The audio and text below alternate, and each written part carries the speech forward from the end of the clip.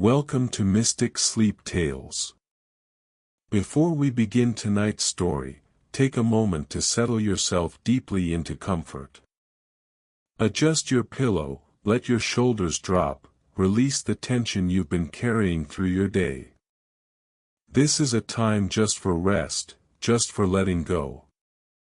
Tonight's tale will carry you gently through the quiet hours of a winter evening in London, where routine becomes meditation, and solitary work becomes peace.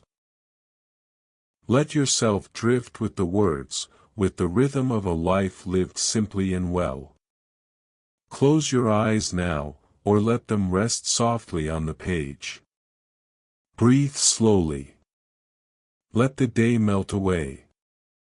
On a December evening in the year 1887, when the light had long since faded from the narrow streets of London and the fog was beginning its slow ascent from the Thames, a man named Arthur Pemberton made his way along a cobbled lane in the district of Holborn. The fog had not yet grown thick, but it moved with purpose through the alleyways, curling around lampposts and settling into doorways with the patience of something that knew it would, before morning, claim the entire city for its own. The gas lamps were already lit, their glow softened by the gathering mist, and the few pedestrians still abroad moved quickly, their footsteps echoing against the brick facades that rose on either side of the street. Mr. Pemberton walked with a measured pace, his hands tucked into the pockets of a dark woolen overcoat that had seen many winters but remained serviceable.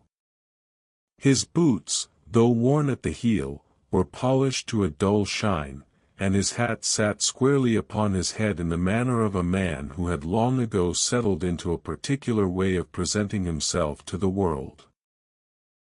He was neither young nor old, his face marked by lines that suggested quiet thought rather than dramatic experience, and his eyes held the steady, unremarkable clarity of someone accustomed to long hours of close attention. The building to which he walked stood 4 stories high, its brick darkened by decades of coal smoke until it had taken on the color of old leather. It occupied a corner where 2 lanes met at an angle that seemed almost accidental, as though the streets had been laid down in haste and never quite corrected. The ground floor housed a stationer's shop, its windows now dark and shuttered, and above it rose 3 floors of offices, each floor divided into cramped rooms where clerks and bookkeepers and small solicitors conducted their business with varying degrees of success. Mr. Pemberton's office occupied a room on the 3rd floor, reached by a narrow staircase that began just beside the stationer's entrance. The door to the stairs was painted a green so dark it appeared almost black in the evening light, and it bore a small brass plate that read simply, "Offices," without further elaboration. He drew a key from his waistcoat pocket and unlocked this door, stepping into the close darkness of the stairwell beyond. The stairs were steep and uncarpeted, their wooden treads worn smooth by countless passages, and they creaked in specific places that Mr. Pemberton knew by heart. The 3rd step from the bottom, the 7th, the 11th. These sounds were familiar to him, nearly comforting in their predictability. He climbed slowly, one hand trailing along the wall where the plaster had been worn to a polish by other hands doing the same, and as he ascended, the sounds of the street below gradually faded until he could hear only his own breathing and the soft protest of the old wood beneath his feet. At the first landing, a window looked out over a courtyard that lay in permanent shadow. At the second landing, another window faced the street, though the glass was so begrimed that it admitted little light even at midday.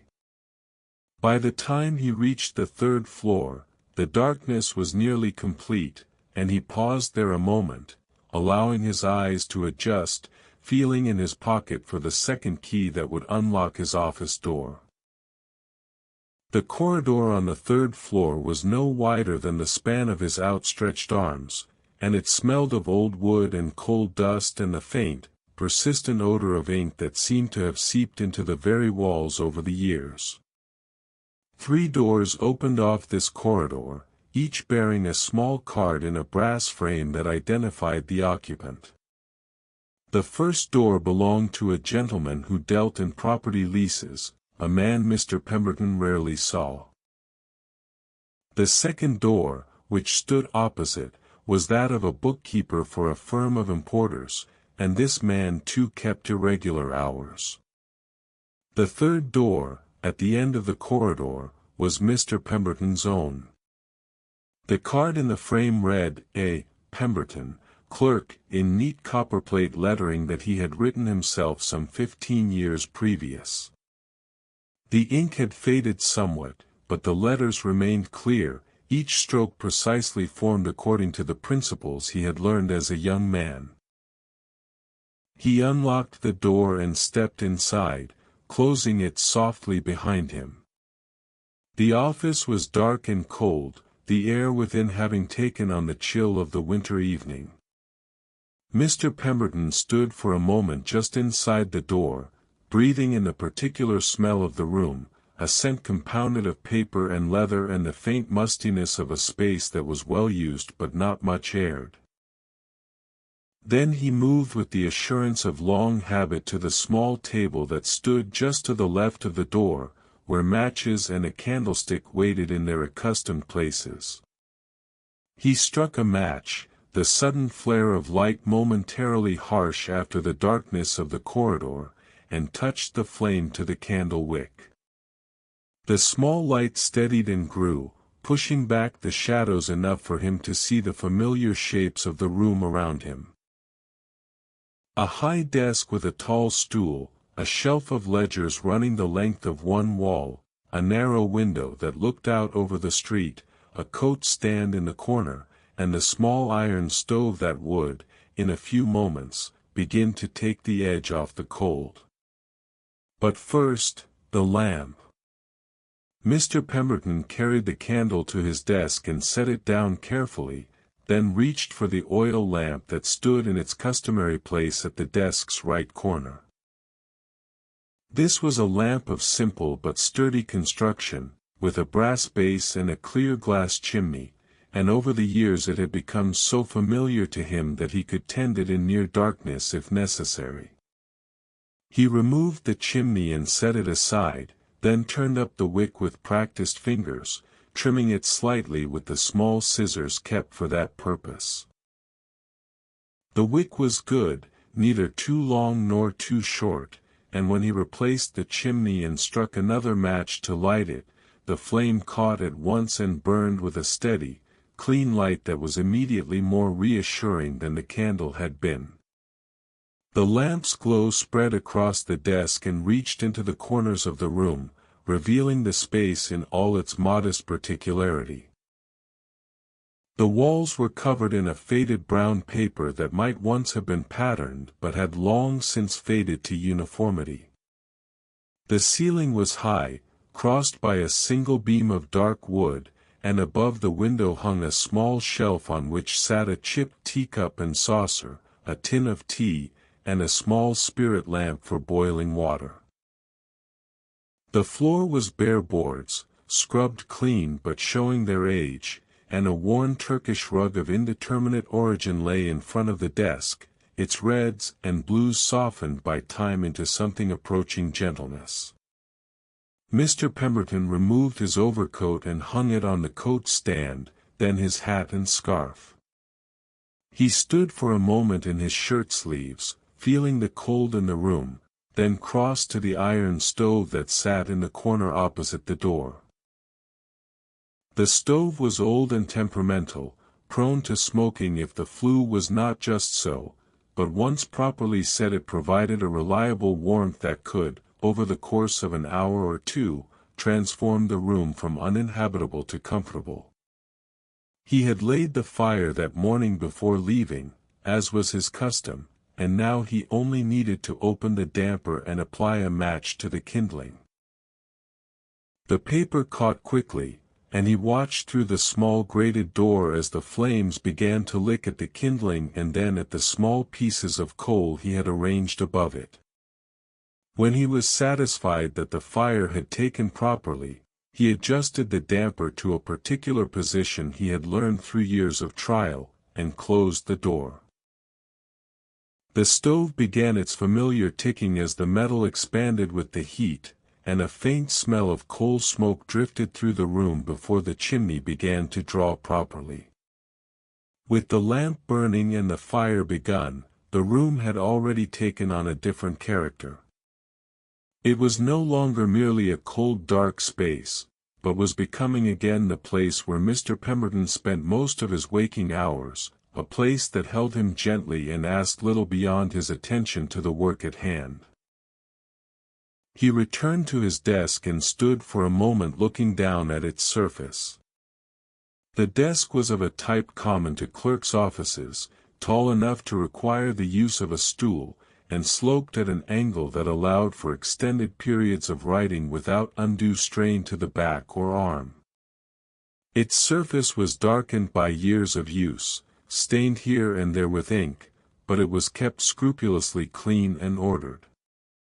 An inkwell sat in a carved depression at the top right, its brass lid polished to a soft gleam.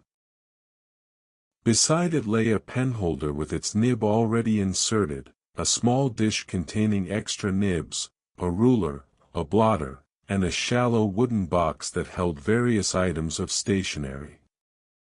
To the left of the desk, within easy reach, stood a tall bookstand on which rested the current ledger, a volume bound in dark green morocco with marbled end papers and pages of heavy wove paper ruled in faint blue lines. This ledger was the primary object of Mr.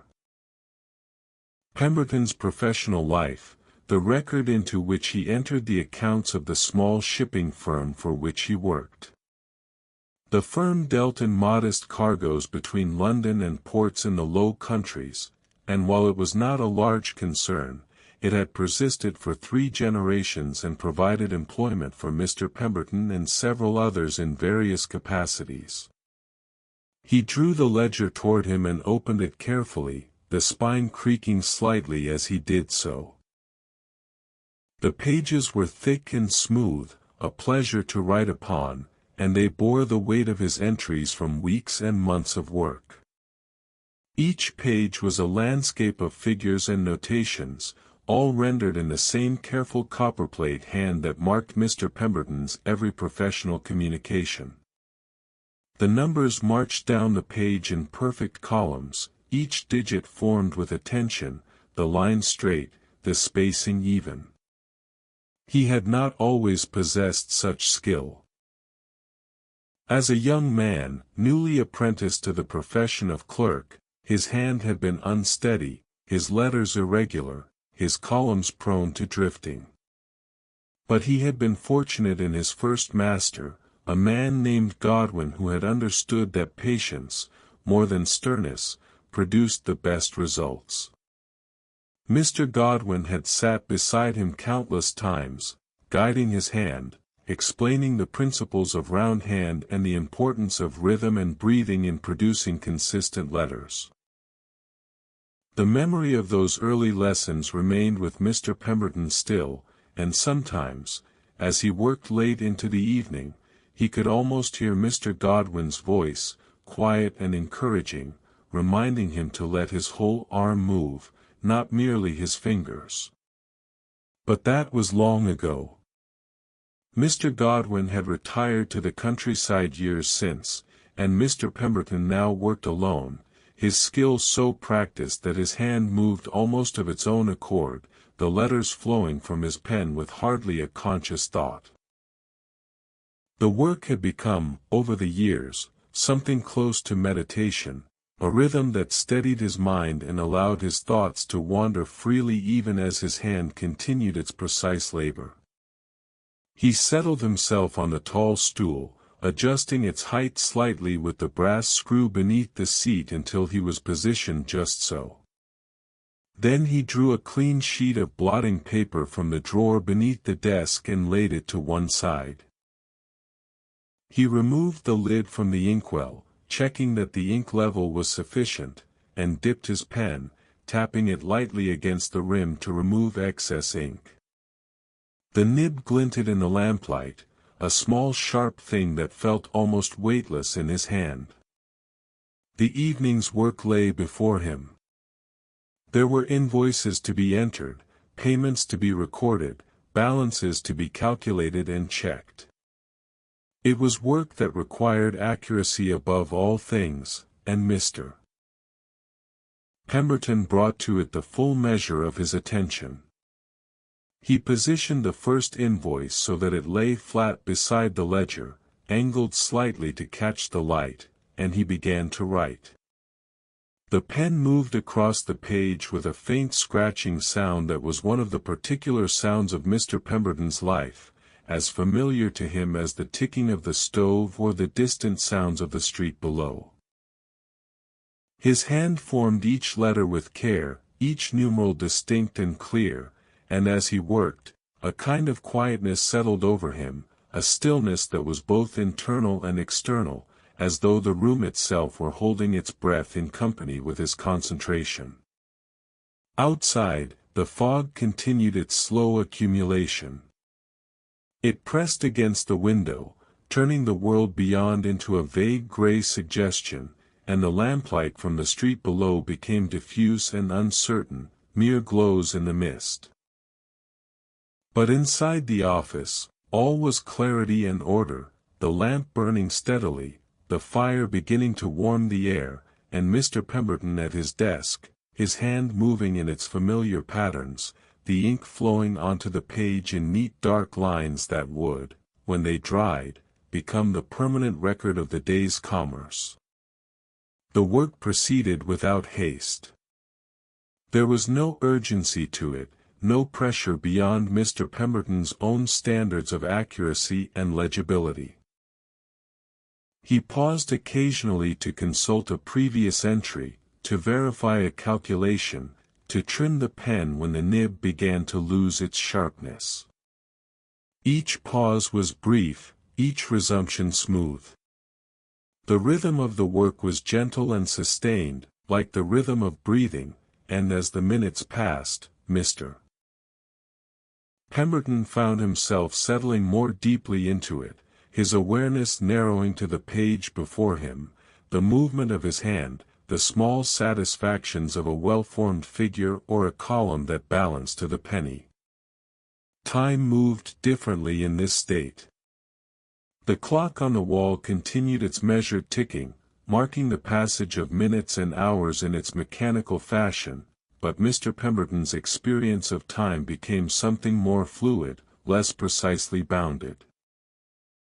He was aware of the evening deepening outside, of the fire burning down and requiring another piece of coal, of the occasional sound from the street below growing less frequent as the night advanced. But these were peripheral things, noticed but not dwelt upon. His true attention was on the ledger, on the steady accumulation of entries, on the quiet fulfillment of the task at hand. The lamp burned on, its light unwavering, and in that circle of illumination, Mr. Pemberton continued his work, his figure bent slightly forward over the desk, his hand moving with its practiced grace, marking time in the only way he knew, with ink and paper and the careful preservation of accuracy in a world that was, he well knew, profoundly uncertain in most other respects. The stove ticked and settled. The fog pressed closer against the window. The evening deepened into night. And Mr. Pemberton wrote on, one entry following another, each letter formed as though it mattered, because to him, in this quiet room at this particular hour, it did. The ledger page before him was perhaps a third complete when Mr. Pemberton paused to flex his fingers, opening and closing his hands several times to relieve the slight stiffness that had begun to settle into the joints. This was one of the small discomforts of the profession, this tendency of the hand to tighten during extended periods of writing, and he had learned over the years to attend to it before it became truly bothersome. He set down his pen carefully on the brass pen rest that stood just behind the inkwell, a small device shaped like a miniature bridge, and he sat back on his stool, allowing his shoulders to drop and his spine to straighten. The clock on the wall indicated that it was 7:30. He had been working for nearly an hour, and the room had grown noticeably warmer. The stove radiated heat now in a steady way, and the chill that had greeted him upon entering had been replaced by something approaching comfort. Not warmth exactly, for the room was too large and too poorly insulated to ever become truly warm in winter, but a temperate state in which the cold no longer intruded upon his awareness. He rose from the stool and crossed to the window, drawn by some obscure impulse to see what the fog had made of the street below. The window was a sash window of the old style, its frame painted a cream color that had yellowed with age, and the glass was made up of small panes held together by lead strips that had oxidized to a dull gray. He placed his hand against the glass and felt its coldness, felt too the dampness that had condensed on the inside surface, leaving small rivulets of water that ran down to gather on the wooden sill. Below, the street was almost invisible. The fog had thickened considerably since his arrival, and what had been merely a presence in the air had now become a dense medium through which light moved strangely, bending and diffusing until the gas lamps appeared not as distinct sources but as soft halos of amber in a sea of gray. Occasionally a figure would pass, dark and indistinct, moving quickly, and the sound of footsteps would rise for a moment before fading again into the general muffled silence that fog brings to a city. Mr. Pemberton watched for a while, his hand still pressed against the cold glass, his breath fogging the pane in small clouds that dissipated almost as quickly as they formed. There was something oddly peaceful about the fog, he thought, despite its inconvenience. It enclosed the city in a kind of privacy, separating each small pool of light from every other, making of each window and doorway a world unto itself. The great mass of London, with its endless noise and motion, was reduced to a series of isolated moments, and there was comfort in that reduction, a sense that the overwhelming complexity of the city had been temporarily simplified, made manageable. He had always been drawn to simplicity, to the paring away of excess until only the essential remained. It was perhaps this inclination that had made him suited to the work of a clerk, where clarity and precision were valued above all else. The ledger did not admit ambiguity. Its columns either balanced or they did not. Its entries were either accurate or they were errors. There was a kind of honesty in that, a relief from the murky complications of social life, where meanings were often obscure and intentions difficult to discern. Turning from the window, he returned to his desk and stood for a moment looking at the objects arranged upon it. Each item had its place, its purpose, and he could have found any of them in the dark if necessary. The inkwell, the pen rest, the blotter, the ruler, the small wooden box with its spare nibs and wafers and pieces of sealing wax. These were the tools of his trade, modest things, none of them expensive, but together they constituted the means by which he conducted his life's work. His eye fell upon the teacup on the shelf above the window, and he realized that he would like some tea. It was a small desire, easily satisfied, and yet the satisfaction of it would provide a moment of warmth and comfort that would make the remainder of the evening's work more pleasant.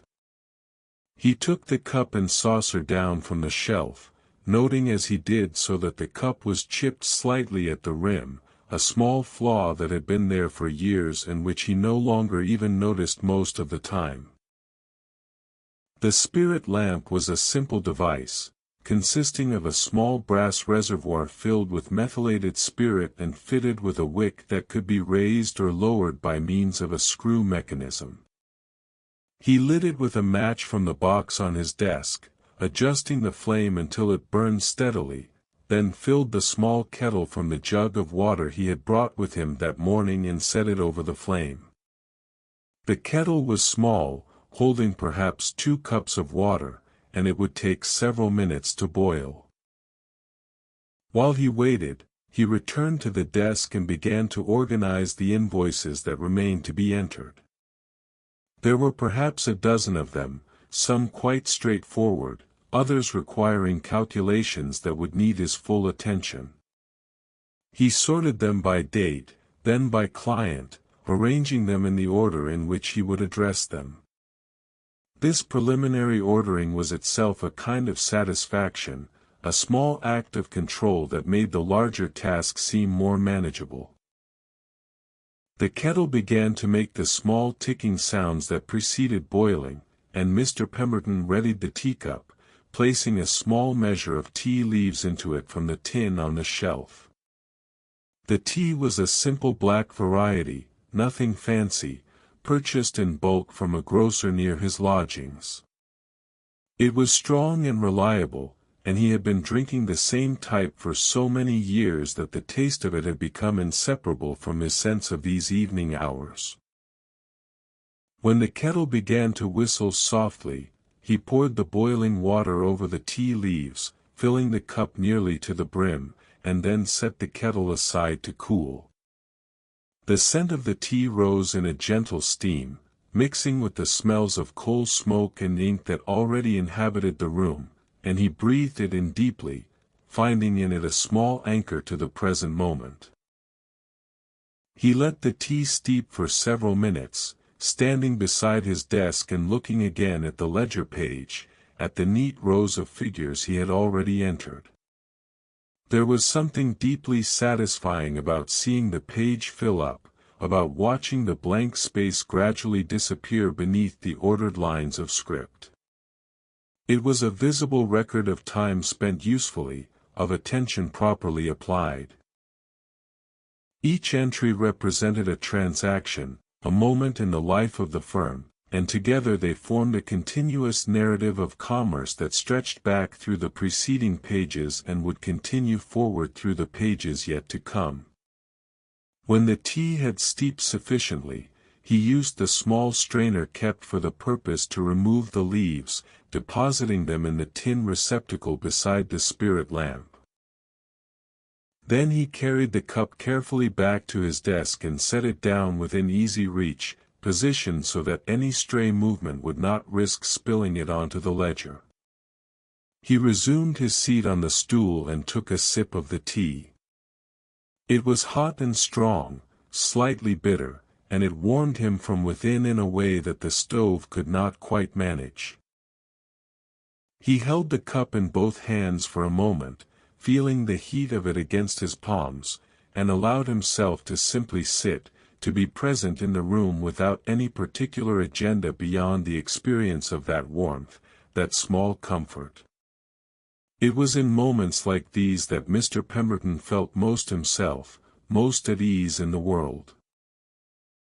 Not in company, where conversation required an alertness to the expectations and reactions of others, not in the crowded streets where the press of humanity could feel overwhelming, but here, alone in his office, with his work before him and the fog pressing close outside, he found a kind of peace that seemed increasingly rare in the modern city.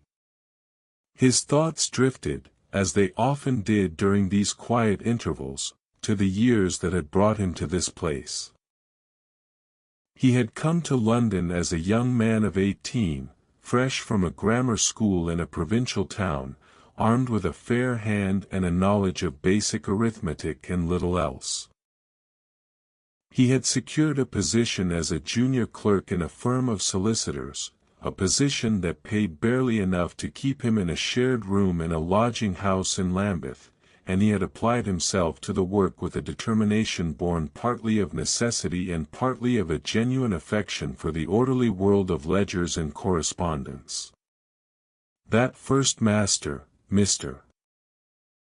Godwin, had recognized something in him, some aptitude or perhaps simply a willingness to learn, and had taken the time to teach him properly.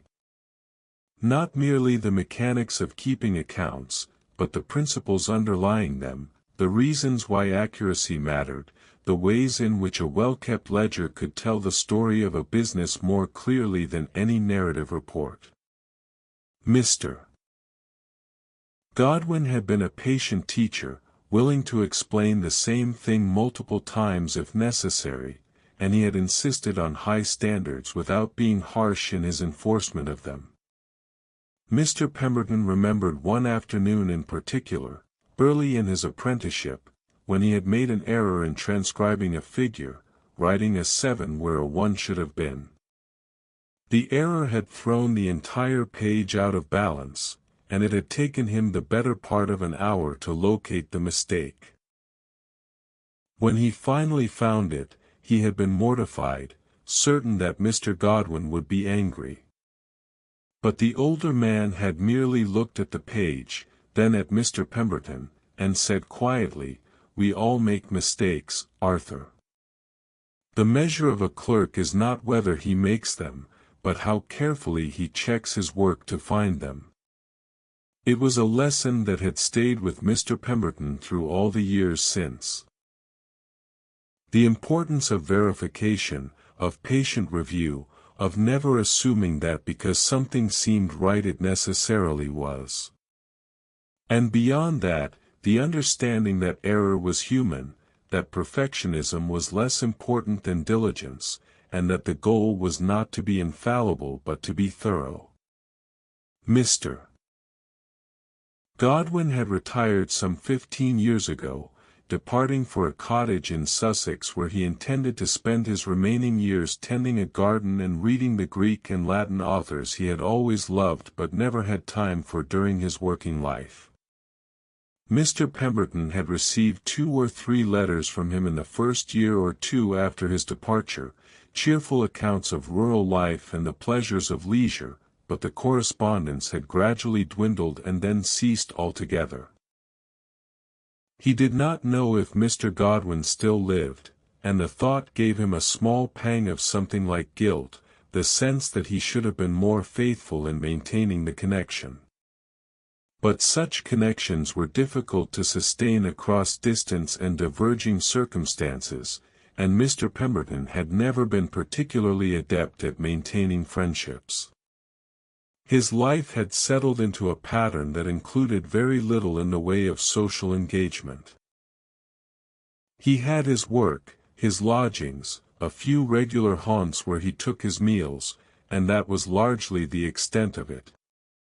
On Sundays he attended church, more from habit than from any deep religious conviction, and occasionally he would visit a museum or take a walk through one of the parks, but these were solitary activities, pursued for their own sake rather than as opportunities for companionship. He was not, he thought, particularly lonely. Loneliness implied a want, a desire for company that went unsatisfied, and he did not feel that want with any intensity. He was content in his solitude, or if not content, then at least accustomed to it, and accustomedness was, in many respects, a more reliable source of peace than the restless pursuit of connection. The tea had cooled enough to drink more freely, and he took several swallows, feeling the warmth spread through his chest. Then he set the cup aside and reached again for his pen. The invoices waited, the ledger page was only partly filled, and the evening stretched ahead with ample time for the completion of the work. He dipped the pen, tapped away the excess ink, and positioned the next invoice where he could read it easily. The entry was straightforward, a shipment of timber from Rotterdam, payment received in full. He entered the date, the client's name, the particulars of the cargo, and the amount, his hand moving with the easy fluency of long practice. The letters formed themselves almost automatically, each one a small act of precision, and the line of script grew across the page in a steady progression from left to right. When he reached the end of the line, he blotted it carefully, then moved to the next entry. And then the next. The work developed its own momentum, carrying him along, and he found himself settling once more into that state of absorbed attention where time became irrelevant and the world contracted to the small space illuminated by his lamp, the movement of his hand, the accumulation of figures in their ordered columns. The stove crackled softly, the coal shifting as it burned. The fog outside grew denser still, muffling all sound from the street until the office seemed suspended in a gray silence, disconnected from the city around it. And Mr. Pemberton wrote on, his figure bent over the desk, his face calm and intent, finding in the repetitive precision of his labor a kind of satisfaction that was difficult to name but easy to recognize, a feeling of being exactly where he should be, doing exactly what he was meant to do. The lamp's flame burned steady and bright, throwing his shadow against the wall behind him, large and dark and unchanging. The hours passed, marked by the clock but unmarked in his consciousness, which remained focused on the page, on the work, on the small acts of care that constituted his contribution to the world's order. It was perhaps 9 o'clock, perhaps later, when he reached a natural pause in the work, having completed the entry of all the invoices that had required immediate attention. He sat back, setting down his pen, and surveyed what he had accomplished. The page was nearly full now, its columns complete and balanced, each entry legible and correct. He had checked each figure twice as he entered it, and he would check the entire page once more before he was done, but he felt confident that it was accurate. This confidence was itself a kind of reward, the knowledge that he had done the work well, that whoever examined these entries in the days or weeks or years to come would find them clear and reliable. It was not glory, not recognition of any public sort, but it was a form of integrity, a quiet pride in work done as it should be done. He reached for his tea, forgetting for a moment that he had already finished it, and found the cup empty. The realization brought a small smile to his face, a brief acknowledgment of the trick his mind had played on him, so absorbed had he been in the work that he had lost track even of such simple things as whether he had drunk his tea. The room had grown quite warm now, almost stuffy, and he rose from his stool and crossed to the window, thinking to open it slightly and admit some fresh air. But when he tried the sash, he found it stuck, swollen perhaps by the dampness, and after a moment's effort he gave up the attempt. The room was comfortable enough as it was, and there was no real need to struggle with the window. Instead, he stood looking out once more at the fog, which showed no signs of lifting. The street below was completely obscured now, invisible except for the occasional vague suggestion of movement, the brief appearance of a shadow that might have been a person or might have been merely a trick of the shifting fog. The gas lamps were pale smudges of light, so diffused that they seemed to have no center, and the fog itself had taken on a yellowish tinge from the coal smoke that pervaded it, giving it a quality that was neither quite day nor quite night but something in between, a perpetual twilight. Mr.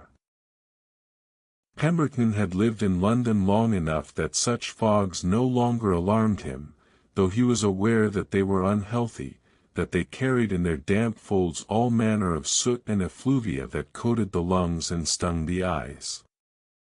In the morning, he knew, his handkerchief would be gray with the residue of the fog he would breathe walking to and from his lodgings.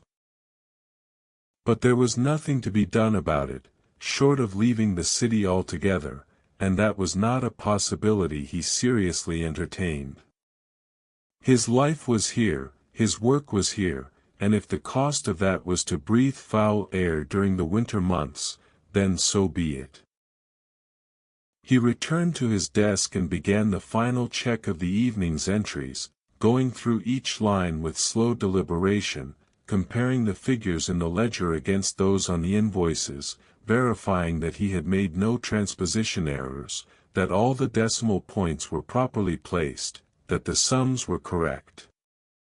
This checking was as important as the initial entry, perhaps more so, for it was at this stage that errors were most likely to be caught and corrected. He found none. The page was clean, accurate, complete. He blotted it one final time, then closed the ledger carefully and returned it to its place on the bookstand. The invoices he gathered together and placed in the wooden box where they would remain until they could be filed properly in the morning. His desk he cleared of all but the essential items, wiping away a small smudge of ink with a dampened cloth, straightening the ruler and the pen rest until everything was precisely aligned. These small acts of tidying were part of his evening ritual, as much a part of the work as the entries themselves. He could not bear to leave the office in disarray, to arrive in the morning to a desk that bore evidence of haste or carelessness. The office was his domain, and he kept it as he kept his ledgers, with attention and care. When the desk was ordered to his satisfaction, he turned his attention to the lamp. The oil reservoir was perhaps half full, sufficient for several more hours if needed, but tonight's work was done, and there was no reason to waste oil. He turned down the wick slowly, watching as the flame diminished and finally guttered out, leaving only a thin trail of smoke that rose briefly before dissipating. The room, suddenly darker, seemed to contract around him. The fire in the stove still provided some light, a red glow that showed through the grates, but it was a much dimmer illumination than the lamp had provided, and it took his eyes a moment to adjust. He stood in the near darkness, allowing himself a final moment of stillness, of presence in the space he had occupied for so many hours. Then he began the process of preparing to leave. He moved to the stove and opened its small door, peering inside at the bed of coals that still glowed with residual heat. They would burn themselves out over the course of the night, leaving only ash to be cleared in the morning, and he considered for a moment whether he should damp them down now or simply let them expire naturally. After a brief deliberation, he decided to leave them as they were. The room would grow cold again in any case, and there was something wasteful in extinguishing heat that would simply dissipate on its own. He closed the stove door and turned the damper to its smallest opening, reducing the draft to a minimum. The ticking of the cooling metal continued, a sound that would persist for some time yet, gradually slowing as the iron gave up its warmth to the surrounding air. It was a companionable sound, he had always thought, suggestive of life and process, of things running their natural course. From the coat stand he retrieved his scarf first, wrapping it around his neck with care, tucking the ends inside his waistcoat. Then his overcoat, which he shrugged into, feeling its familiar weight settle onto his shoulders.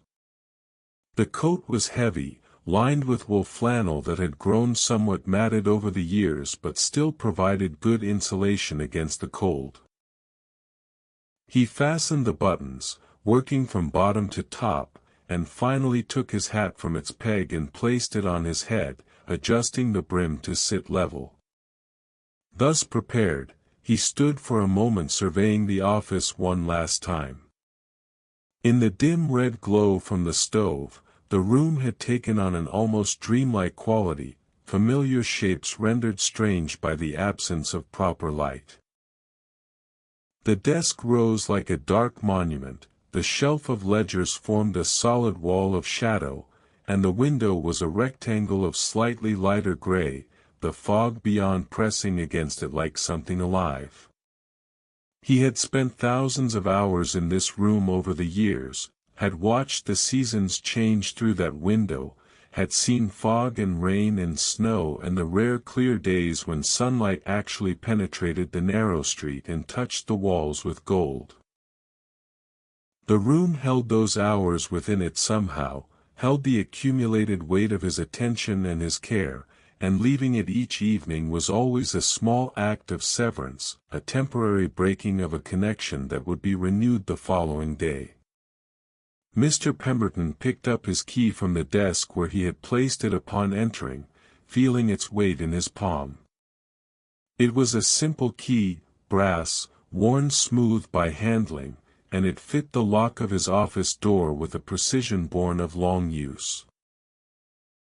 He crossed to the door and opened it, stepping out into the corridor beyond, then turned back to secure the lock. The mechanism engaged with a solid click that echoed briefly in the narrow space. He tested the handle to ensure it was properly locked, then slipped the key into his waistcoat pocket where it would remain until morning.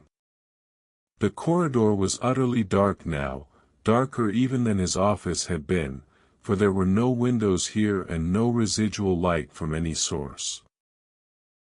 He felt his way along the wall toward the stairs, his fingers trailing over the familiar roughness of the plaster, counting the paces almost unconsciously. At the head of the stairs he paused, allowing his eyes time to adjust to the deeper darkness, and as he stood there he became aware of sounds from the other offices, faint but distinct in the silence. From behind one of the doors came the scratch of a pen, someone else working late into the evening. From another, or perhaps from a floor below, came the low murmur of voices, though whether in conversation or simply someone speaking to themselves he could not tell. The building held its inhabitants in separate cells, each occupied with their own concerns, rarely intersecting, and yet there was something comforting about these evidences of other lives being lived in proximity to his own. He began his descent carefully, one hand on the wall, the other reaching forward into the darkness to feel for each step before committing his weight to it. The stairs creaked in their accustomed places, and the sounds they made seemed louder in the darkness than they ever did in daylight, as though the absence of visual information made the ear more acute. At the second landing he could make out the faint glow from the begrimed window, a barely perceptible lightening of the darkness that suggested the presence of gas lamps somewhere beyond the glass, and at the first landing the window looking onto the courtyard showed nothing at all, merely a black rectangle that might have been painted on the wall for all the information it provided. When he reached the ground floor, he found that someone had left a single candle burning in a wall sconce near the street door, a small courtesy that was sometimes observed and sometimes not, depending on who had last departed. The candle was nearly burned down to its socket, the flame guttering slightly in some draught he could not feel, but it provided enough light to see the door handle and the lock. He drew the second key from his pocket, this one larger and heavier than the one for his office, and fitted it into the lock. The mechanism was stiff, requiring a firm turn to engage, and when it did the bolt shot home with a sound that seemed to carry into the street beyond. He tried the handle to verify that it was secure, then stepped out onto the pavement, pulling the door closed behind him. The fog enveloped him immediately, a physical presence that seemed to have weight and substance. It pressed against his face, cool and damp, carrying with it the acrid smell of coal smoke and something else, something organic and slightly foul that might have been the river or might simply have been the accumulated effluvia of the city itself. He stood for a moment on the threshold, letting his eyes adjust to the altered quality of light, such as it was. The street was transformed. What in daylight was a narrow but navigable thoroughfare had become a mysterious passage through an undefined space. The buildings on either side were visible only as darker masses against the general grayness, their details obscured, their familiar proportions altered by the fog's distorting presence. The pavement beneath his feet was slick with moisture, and when he looked down he could barely see his own boots. The gas lamp nearest the door stood perhaps 10 feet away, and its light created a sort of halo in the fog, a sphere of yellowish illumination that extended only a short distance before being swallowed by the surrounding murk. Within that sphere, individual droplets of moisture could be seen suspended in the air, drifting slowly downward, and the light had an almost tangible quality, as though it were a substance rather than merely the absence of darkness. Mr.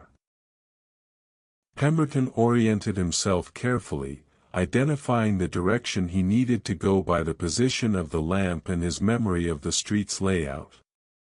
His lodgings lay some quarter-mile distant, in a narrow lane off Lamb's Conduit Street, and the route he would take was one he had walked countless times, in all weathers and at all hours. He knew it well enough to navigate by touch if necessary, counting turnings and landmarks, and the fog, dense as it was, would not prevent him from finding his way.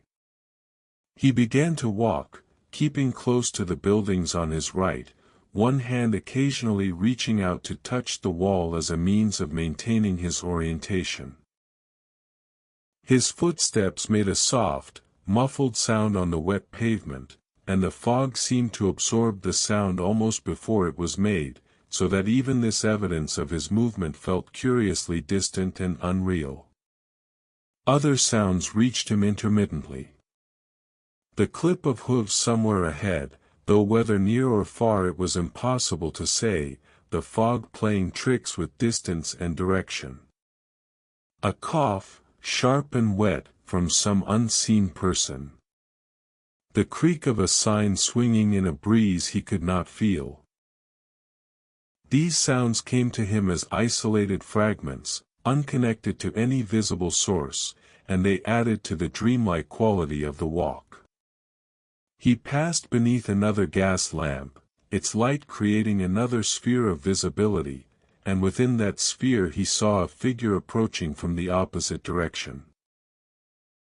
It was a woman, bundled in a shawl and moving quickly, her head down, and they passed each other with barely a glance, two strangers sharing the fog-bound street for a moment before continuing on their separate ways. She was gone almost before he had fully registered her presence, swallowed by the grayness behind him, and he found himself wondering idly where she had come from and where she was going with such evident purpose.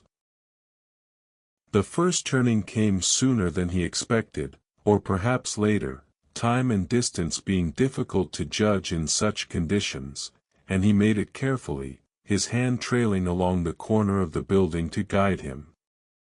This new street was narrower than the last, hardly more than an alley, and the buildings pressed close on either side, their upper stories seeming to lean inward, though that might have been merely an effect of perspective in the fog. A cat materialized suddenly at his feet, appearing out of nowhere with that peculiar silent grace cats possess, and it paused to regard him with luminous eyes before slipping away into the darkness beneath a set of steps. The encounter, brief as it was, gave him a small start, his heart quickening momentarily before settling again to its regular rhythm. He walked on, his pace steady and unhurried. There was no point in trying to move quickly in such conditions, when each step had to be taken with care to avoid stumbling on the uneven pavement or colliding with some obstacle rendered invisible by the fog. Better to proceed slowly, methodically, trusting to his knowledge of the route and his ability to navigate by feel and memory. The buildings he passed showed occasional signs of life. Here a window glowed with lamplight, the curtains drawn but the light seeping around their edges. There a door stood slightly ajar, revealing a narrow hallway and a staircase ascending into darkness. From one doorway came the smell of cooking, something involving onions and mutton, and from another the sound of a child crying, a high, wavering sound that persisted for a moment before being hushed by some adult voice too low to make out the words. These glimpses into other lives, fragmentary and incomplete, always moved Mr. Pemberton in a way he found difficult to articulate. Each lighted window represented a world entire, a set of circumstances and relationships and daily struggles that he would never know or understand. The people who lived behind those windows had their own concerns, their own small triumphs and defeats, their own reasons for rising in the morning and retiring at night, and he was connected to them only by the accident of proximity, of happening to walk past their homes on his way to his own. Yet the connection, tenuous as it was, felt meaningful. They were all inhabitants of the same city, all breathing the same foul air, all making their way through the same difficulties of daily existence. The clerk and the shopkeeper and the seamstress and the porter, each pursuing their particular path through life, each contributing in some small way to the vast, incomprehensible mechanism that was London. Another turning, this one onto a slightly wider street where a few other pedestrians could be seen, or at least sensed, as moving shadows in the fog. Mr. Pemberton kept to the edge of the pavement, giving way when necessary to those moving in the opposite direction, exchanging no words but participating in the small, silent courtesies that made such navigation possible.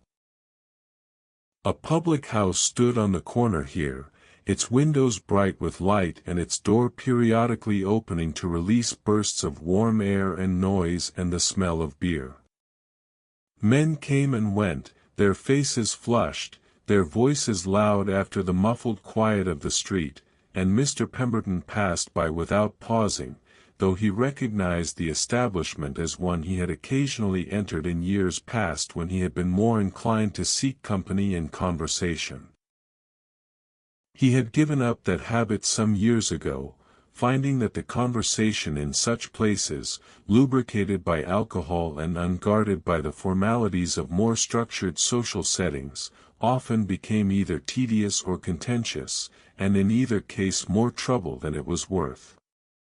He preferred now to spend his evenings at his work, or if not working, then reading in his rooms, or simply sitting quietly with his own thoughts.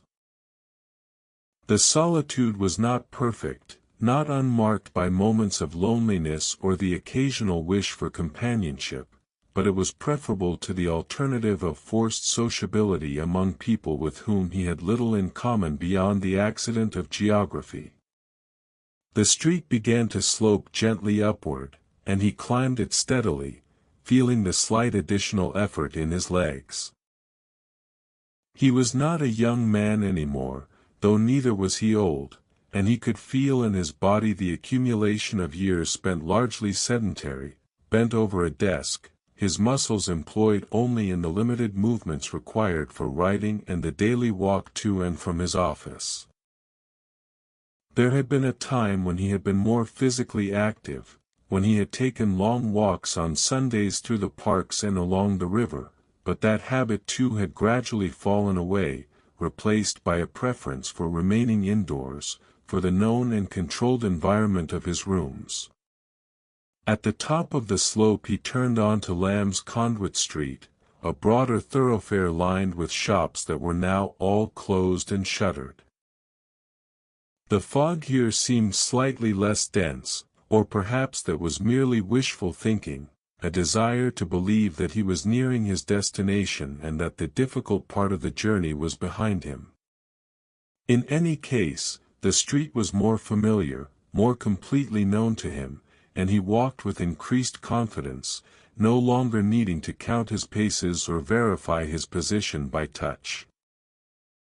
His lodgings lay in a building halfway down the street, set back slightly from the pavement behind a small iron railing. The building was 4 stories tall, narrow, and respectable, housing perhaps a dozen tenants in rooms of various sizes. Mr. Pemberton's room was on the 2nd floor, at the back of the building, overlooking a small courtyard that provided minimal light and less prospect but had the advantage of being quiet, removed from the noise of the street. He opened the gate in the railing, which squeaked on its hinges in a way it had squeaked for as long as he had lived there, and climbed the 3 steps to the front door. This door was never locked, the building being the sort where tenants came and went at all hours and where the landlady had long ago given up any attempt to monitor or control their movements. He pushed it open and stepped into the entrance hall, a narrow space lit by a single gas jet that burned with a low, economical flame. The hall smelled of boiled cabbage and damp and the peculiar mustiness that seemed to permeate all such buildings, a smell compounded of old wallpaper and worn carpets and too many lives lived in too little space.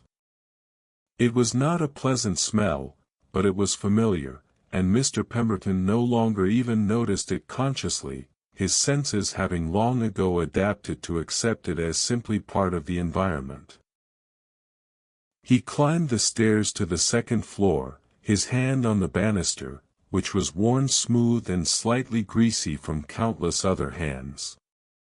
The stairs were covered in a carpet runner that had once been red but had faded to a mottled brown, and several of the treads creaked under his weight, producing sounds that were as much a part of the building's character as the smell or the narrow dimensions of the hallways. His door was the 2nd on the left, marked with a small brass number 2 that hung slightly askew no matter how many times he straightened it. He unlocked it with his 3rd key, this one smaller than the others, and stepped into his room. It was cold and dark, of course, no fire having been lit since morning, and he stood for a moment in the doorway, feeling for the matches he kept on the small table just inside. When he found them, he struck one and lit the candle that waited there, and by its light he could see the room that had been his home for the past 12 years. It was not large, perhaps 12 feet by 15, with a single window that looked out over the courtyard. The furnishings were simple and few. A narrow bed against one wall, a wardrobe against another, a small table and chair near the window, a washstand with its basin and pitcher, and a bookshelf that held perhaps 24 volumes, carefully chosen over the years. The walls were papered in a pattern of faded flowers, and the floor was covered by a worn rug of indeterminate color. It was not much, Mr. Pemberton knew, not by the standards of those who lived in houses with multiple rooms and servants to tend them. But it was his, and it was sufficient to his needs, and he had long ago made peace with the modesty of his circumstances. He was a clerk, not a merchant or a professional man, and a clerk's wages supported a clerk's lodgings, and that was simply the way of the world. He removed his hat and coat and hung them on the hooks behind the door, then unwound his scarf and added it to the collection. The room felt even colder now that he had stopped moving, and he considered lighting a fire in the small grate, but decided against it. It was late, he would be going to bed soon, and the expense of coal was something he tried to manage carefully. Better to warm himself under the blankets and save the fire for the morning, when he would need it to make the room habitable for dressing. Instead, he went to the washstand and poured water from the pitcher into the basin, noting as he did so that the water was quite cold, nearly icy. He splashed some on his face, gasping slightly at the shock of it, then dried himself with the towel that hung beside the stand. The cold water had the effect of waking him slightly, of cutting through the gentle drowsiness that had been settling over him during the walk home. He crossed to the window and looked out, though there was little to see. The courtyard below was lost in fog and darkness, and the windows of the other rooms that looked onto it showed only a few scattered lights, other tenants engaged in their own evening routines. He stood there for a moment, his hand on the cold glass, thinking of nothing in particular, simply allowing his mind to rest after the concentrated effort of the evening's work. Then he turned away and began to prepare for bed, moving through the familiar sequence of actions with the ease of long habit. He removed his collar and cuffs, folding them carefully and placing them on the table. He unbuttoned his waistcoat and shirt, draping them over the back of the chair. His trousers he hung in the wardrobe, and he changed into the nightshirt that hung on a hook inside the wardrobe door. Thus prepared, he knelt beside the bed for a moment, a gesture toward prayer that was more habitual than devotional, and when he rose he pulled back the blankets and climbed into bed, drawing the covers up to his chin. The sheets were cold, and he curled slightly, waiting for his body heat to warm them, knowing from experience that this would take several minutes. As he lay there in the darkness, the candle extinguished and the sounds of the building settling around him, Mr. Pemberton found his thoughts returning to the office, to the ledger page he had completed, to the satisfaction of work well done. It was always the last thing he thought of before sleep, this review of the day's labor, this quiet accounting of how he had spent his hours. Tomorrow he would rise and dress and walk through the fog again, if it had not lifted, and he would climb the stairs to his office and light the lamp and open the ledger to a fresh page. There would be new invoices to enter, new calculations to make, new columns to balance. The work would continue, as it had continued for years, as it would continue for years to come, each day a repetition of the last with only the smallest variations. Some might find such a life monotonous, lacking in excitement or ambition or the pursuit of larger purposes. But Mr. Pemberton had never sought excitement, had never harbored great ambitions, had never felt the lack of larger purposes as a deficiency. His purpose was in the work itself, in the daily practice of attention and care, in the small satisfactions of accuracy and order. He thought of the ledger sitting on its stand in the office, waiting for him. He thought of the lamp that would burn again tomorrow evening, casting its steady light across the page. He thought of his hand moving in its practice patterns, forming the letters that would record another day's commerce, another increment in the long narrative of figures and transactions that constituted his working life. And thinking these thoughts, feeling the warmth beginning to gather beneath the blankets, hearing the distant sounds of the city muffled by fog and walls and the simple fact of distance, Arthur Pemberton closed his eyes and allowed sleep to find him, as it always did, patient and gentle and inevitable as the turning of the earth. The morning came as it always did, announced not by light, for the fog still held the city in its gray grip, but by sound.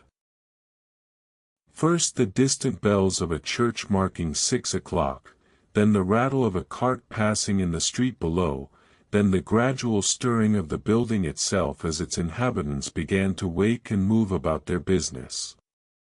Mr. Pemberton heard these sounds in the half-state between sleep and waking, registering them without quite consciousness, and then he opened his eyes to the familiar darkness of his room.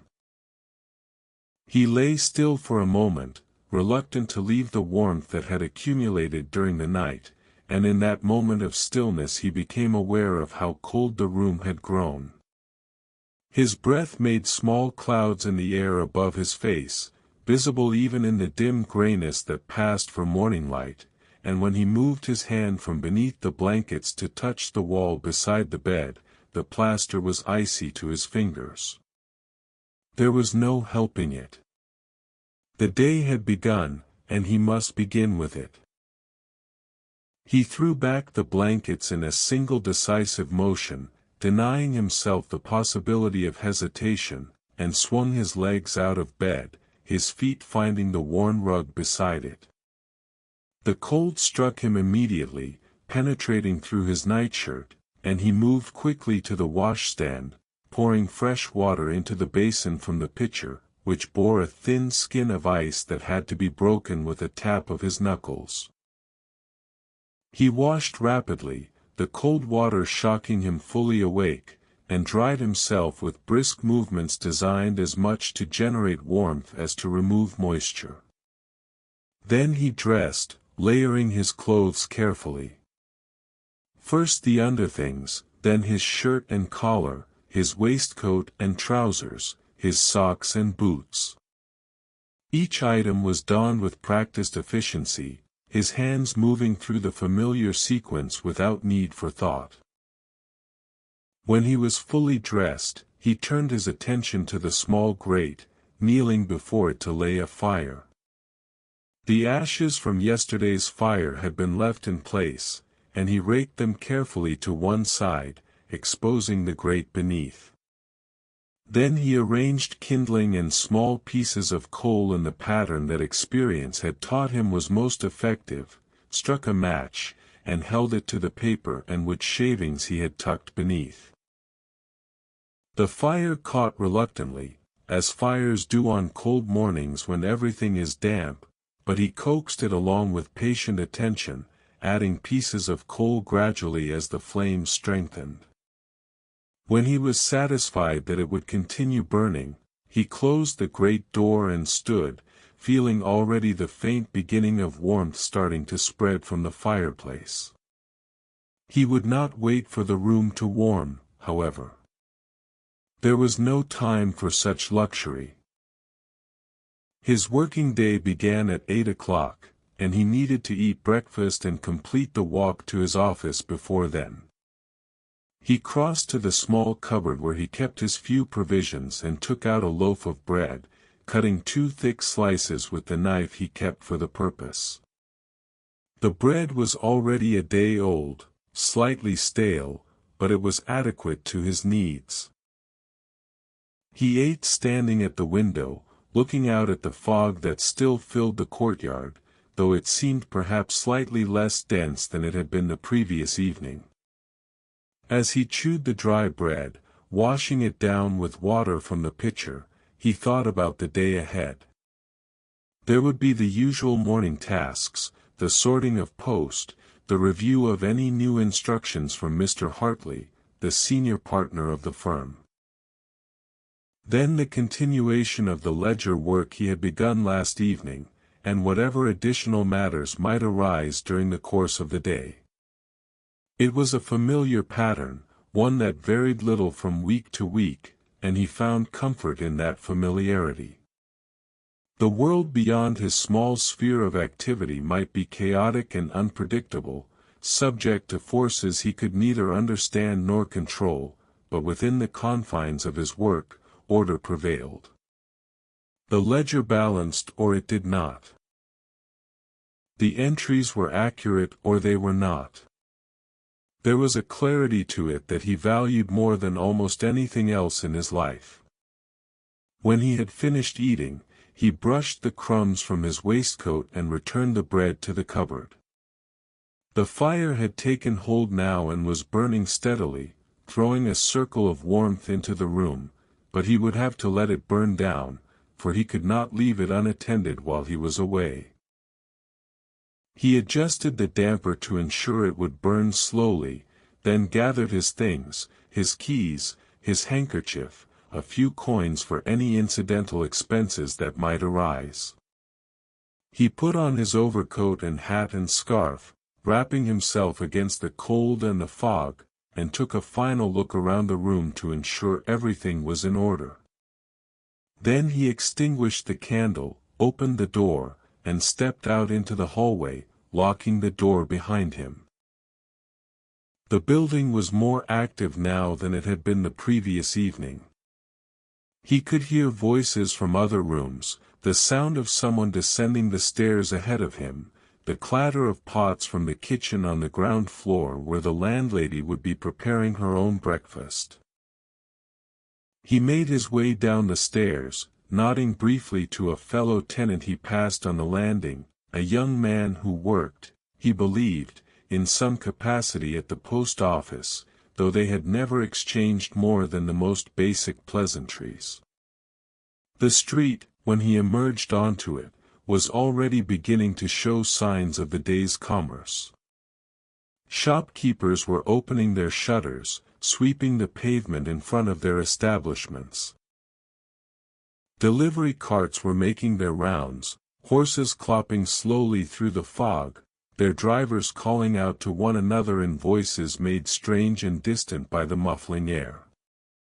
Pedestrians moved along the pavements with the purposeful haste of those who had somewhere to be, their faces half hidden by scarves and collars turned up against the damp. Mr. Pemberton joined this flow of humanity, moving with the same measured pace he had adopted the previous evening, unhurried but steady. The fog was indeed lighter than it had been, though still thick enough to reduce visibility to perhaps 20 or 30 yards, and the gas lamps, which had burned all night, were now being extinguished by the lamplighter making his rounds, leaving the street to rely on the weak gray daylight that filtered through the overcast sky. He walked the familiar route in reverse, retracing his steps from the previous evening, and as he walked he found his mind beginning to organize itself around the day's tasks. There would be correspondence to review, invoices to verify, possibly some discrepancies to investigate if any of the previous day's shipments had encountered difficulties. The work was routine, but routine required no less attention for being familiar. Indeed, it was precisely the routine nature of the work that made attention so crucial, for it was easy to become complacent, to assume that because something had been done correctly 100 times it would necessarily be done correctly the 101st time. He passed the public house from the night before, now closed and shuttered, its windows dark. He passed the narrow alley where the cat had crossed his path, though there was no sign of the creature this morning. He descended the gentle slope and turned onto the narrower street that led to his office building, and with each step he felt himself transitioning from the person who inhabited his lodgings to the person who inhabited his office, from the private self to the professional self, though the boundary between these selves was, he knew, largely artificial, a convenience rather than a reality. The green door to the stairwell stood before him, and he unlocked it and began his ascent, his hand trailing along the wall, his feet finding the familiar creaking steps. The building was quieter this morning than it had been the previous evening, most of its occupants not yet arrived, and when he reached the 3rd floor he found the corridor empty, the doors to the other offices still locked. He unlocked his own door and stepped inside, and immediately he was enveloped by the particular atmosphere of the office, the smell of it, the feel of it, the quality of light that filtered through the begrimed window.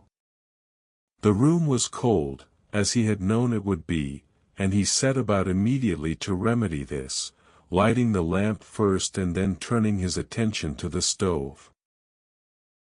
The fire from the previous evening had long since gone out, leaving only cold ash in the grate, and he cleared this carefully into the metal pail he kept for the purpose, then laid a fresh fire with the same care he brought to all his tasks. When it was lit and burning properly, he closed the door and adjusted the damper, then turned his attention to his desk. The ledger sat where he had left it on the bookstand, and he opened it to verify that the previous evening's work remained as he remembered it. The page was complete, the columns balanced, the entries clear and legible. Satisfied, he turned to a fresh page, running his hand across the smooth paper, feeling its quality, its readiness to receive the day's inscriptions. But before he could begin the actual work of entry, there were preparatory tasks to attend to. He went to the small cupboard where he kept his supplies and took inventory of what he had. Ink, sufficient for perhaps a week. Paper, adequate. Pens, several good nibs and a few that would need sharpening. Blotting paper, running low and would need to be replenished soon. He made a mental note of what would need to be ordered and when. Then he turned his attention to the morning's post, which had been delivered to the building's common entrance and which he retrieved from the small box mounted on the wall outside his door. There were 3 letters for the firm, each addressed in different hands, and he brought them to his desk to open and review. The first was from a client in Amsterdam, confirming the arrival of a shipment and requesting information about the next scheduled departure. This would require a response, and Mr. Pemberton made a note on a separate sheet of paper to draft a reply later in the day. The second letter was from a customs agent regarding duties on a recent cargo, a routine communication that required no immediate action but would need to be filed appropriately. The third was from Mr. Hartley himself, the senior partner, asking for a summary of the previous month's accounts. This last request was more substantial and would require several hours of work to complete properly. Mr. Pemberton read the letter twice, noting the specific information Mr. Hartley had requested, the format he preferred, the deadline by which he expected to receive it. The deadline was generous, allowing a week for completion, but Mr. Pemberton made a note to begin work on it that very day. There was no advantage in delaying such tasks, and every advantage in completing them well in advance of their due date. He set the letters aside in their appropriate places and turned at last to the ledger, to the fresh page that awaited his entries. The morning light, such as it was, fell across his desk at an angle, illuminating the page but leaving the far corner of the room in shadow. He arranged the invoices that had arrived with the morning's post, sorting them by date and type, and he prepared his pen, checking the nib for sharpness, filling the inkwell to an appropriate level. Then he began to write, and as his hand moved across the page in its familiar patterns, as the letters and figures took shape beneath his pen, he felt the particular satisfaction that always accompanied the beginning of a day's work. The fog pressed against the window, the stove ticked and warmed the air, the lamp burned steadily, and Mr.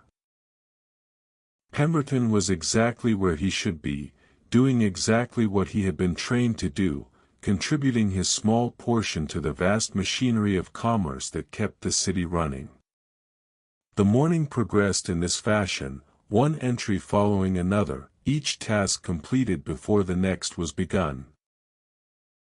At some point he became aware that the other offices on the floor had been opened, that footsteps passed in the corridor outside, that voices could be heard through the walls, though the words themselves were indistinct.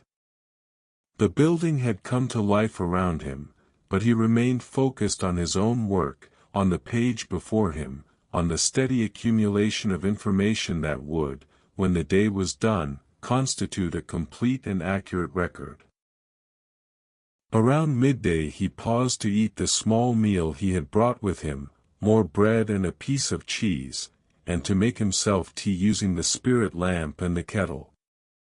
He ate at his desk, not wanting to leave the office, and as he ate he reviewed the morning's work, checking for any errors that might have escaped his notice during the initial entry. He found none, but the checking was itself important, a discipline he imposed on himself regardless of his confidence in his own accuracy. When he had finished eating, he cleared away the remnants of his meal and returned to the ledger. The afternoon's work was much like the morning's, a continuation of the same tasks, the same careful attention to detail. Hours passed, marked by the clock on the wall but barely noticed by Mr. Pemberton, who had entered that state of absorbed concentration where time ceased to have much meaning. It was only when the light began to fail, when the grayness outside deepened toward the darker gray that passed for evening in the fog-bound city, that he became aware of how late it had grown. The clock showed 4:30, and he realized with some surprise that he had been working without interruption for nearly the entire day. His hand ached slightly, and his back was stiff from sitting in the same position for so long, but these were familiar discomforts, the price of his profession, and he accepted them without complaint. He completed the entry he was working on, then set down his pen and stood, stretching carefully to relieve the stiffness in his spine. The room had grown quite warm from the stove's continued burning, almost stuffy, and he crossed to the window thinking to open it slightly. But as before, the sash was stuck, and after a brief effort he abandoned the attempt. Instead, he stood looking out at the street below, at the fog that had persisted throughout the day and showed no signs of lifting.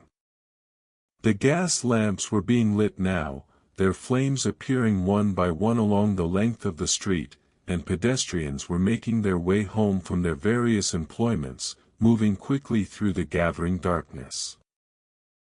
He watched them for a moment, these anonymous figures pursuing their anonymous lives, and he thought about how many such people there were in London, how many thousands upon thousands, each with their own concerns and struggles and small victories. The clerk in his office was merely one among multitudes, distinguished by nothing except perhaps the particular care he brought to his work, the particular integrity he tried to maintain in his professional life.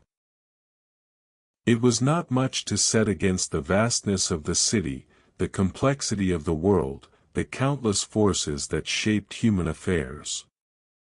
But it was something. It was what he had to offer, and he offered it as faithfully as he knew how. He returned to his desk and began the process of closing his work for the day. The ledger he checked one final time, blotting the last entries carefully, then closing it and returning it to its stand. The invoices he organized and filed. His desk he cleared and straightened. The pen he cleaned thoroughly, removing all traces of ink from the nib before returning it to its place. These actions, performed with the same care he brought to all his tasks, constituted a kind of closing ritual, a way of marking the boundary between work and rest, between the office and the world beyond. When they were complete, he felt a sense of completion that went beyond the mere finishing of tasks. He had done what he set out to do, and he had done it well, and that was enough. He turned down the lamp's wick and extinguished the flame, watching as the light died and the room fell into shadow. The fire in the stove he left to burn itself out, as he had the previous evening. Then he put on his coat and hat and scarf, gathered his keys, and prepared to depart. But before he did, he paused for a moment in the doorway, looking back at the office, at the shapes of furniture barely visible in the dimness, at the window with its rectangle of lesser darkness where the fog pressed close. This room had been his working life for so many years that it had become almost an extension of himself, and leaving it, even temporarily, even knowing he would return the next day, always carried with it a small sense of loss. Then he stepped out into the corridor, locked the door behind him, and began his descent of the stairs.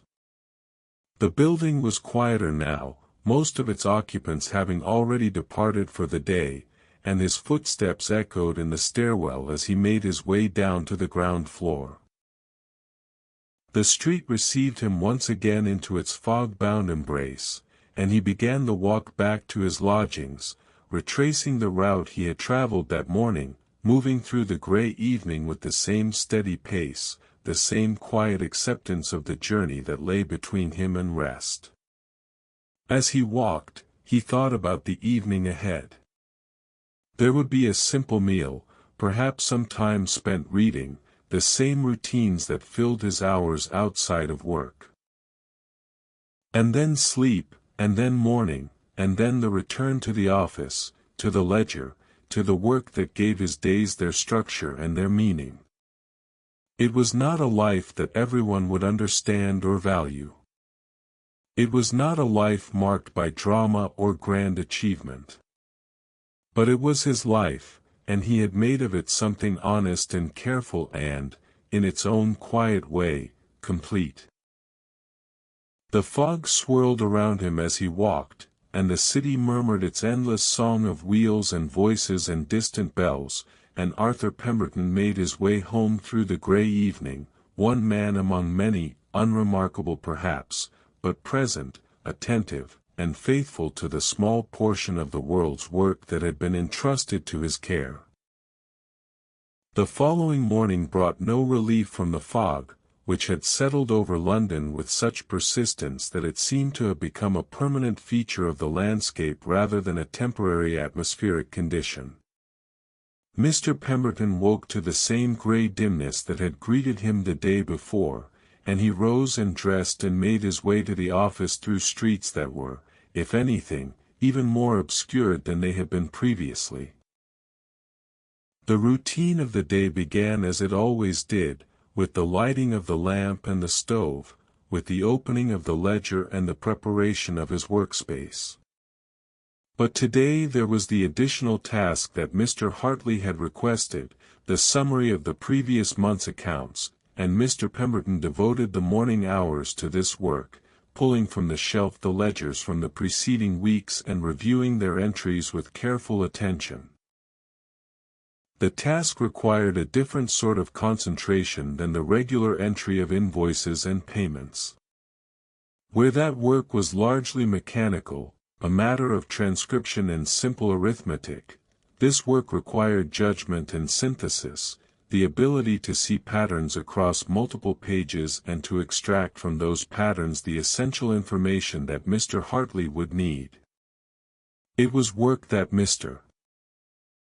Pemberton found particularly satisfying, for it engaged not merely his technical skill but his understanding of the business itself, his sense of how the various transactions related to one another and what they revealed about the firm's health and prospects. He worked steadily through the morning, making notes on a separate sheet as he went, recording totals and calculating percentages, noting any unusual transactions that might require explanation or further investigation. The figures told a story, as figures always did if one knew how to read them, and the story they told was one of modest success, of a business that was neither growing dramatically nor contracting, but maintaining itself at a sustainable level. This stability was, Mr. Pemberton thought, something to be valued. In a city where fortunes were made and lost with alarming rapidity, where businesses expanded recklessly and then collapsed under the weight of their own ambition, there was something admirable about a firm that simply persisted, year after year, providing steady employment and reliable service without seeking to become more than it was. Around noon he became aware that someone was ascending the stairs, footsteps heavier and less familiar than those of the building's regular occupants. The footsteps reached the third floor and paused, then came down the corridor toward his office. There was a knock at the door, firm and businesslike, and Mr. Pemberton set down his pen and rose to answer it. Standing in the corridor was a man he recognized as Mr. Hartley's clerk, a younger man named Simmons who worked directly for the senior partner and occasionally served as a messenger between the various offices and individuals associated with the firm.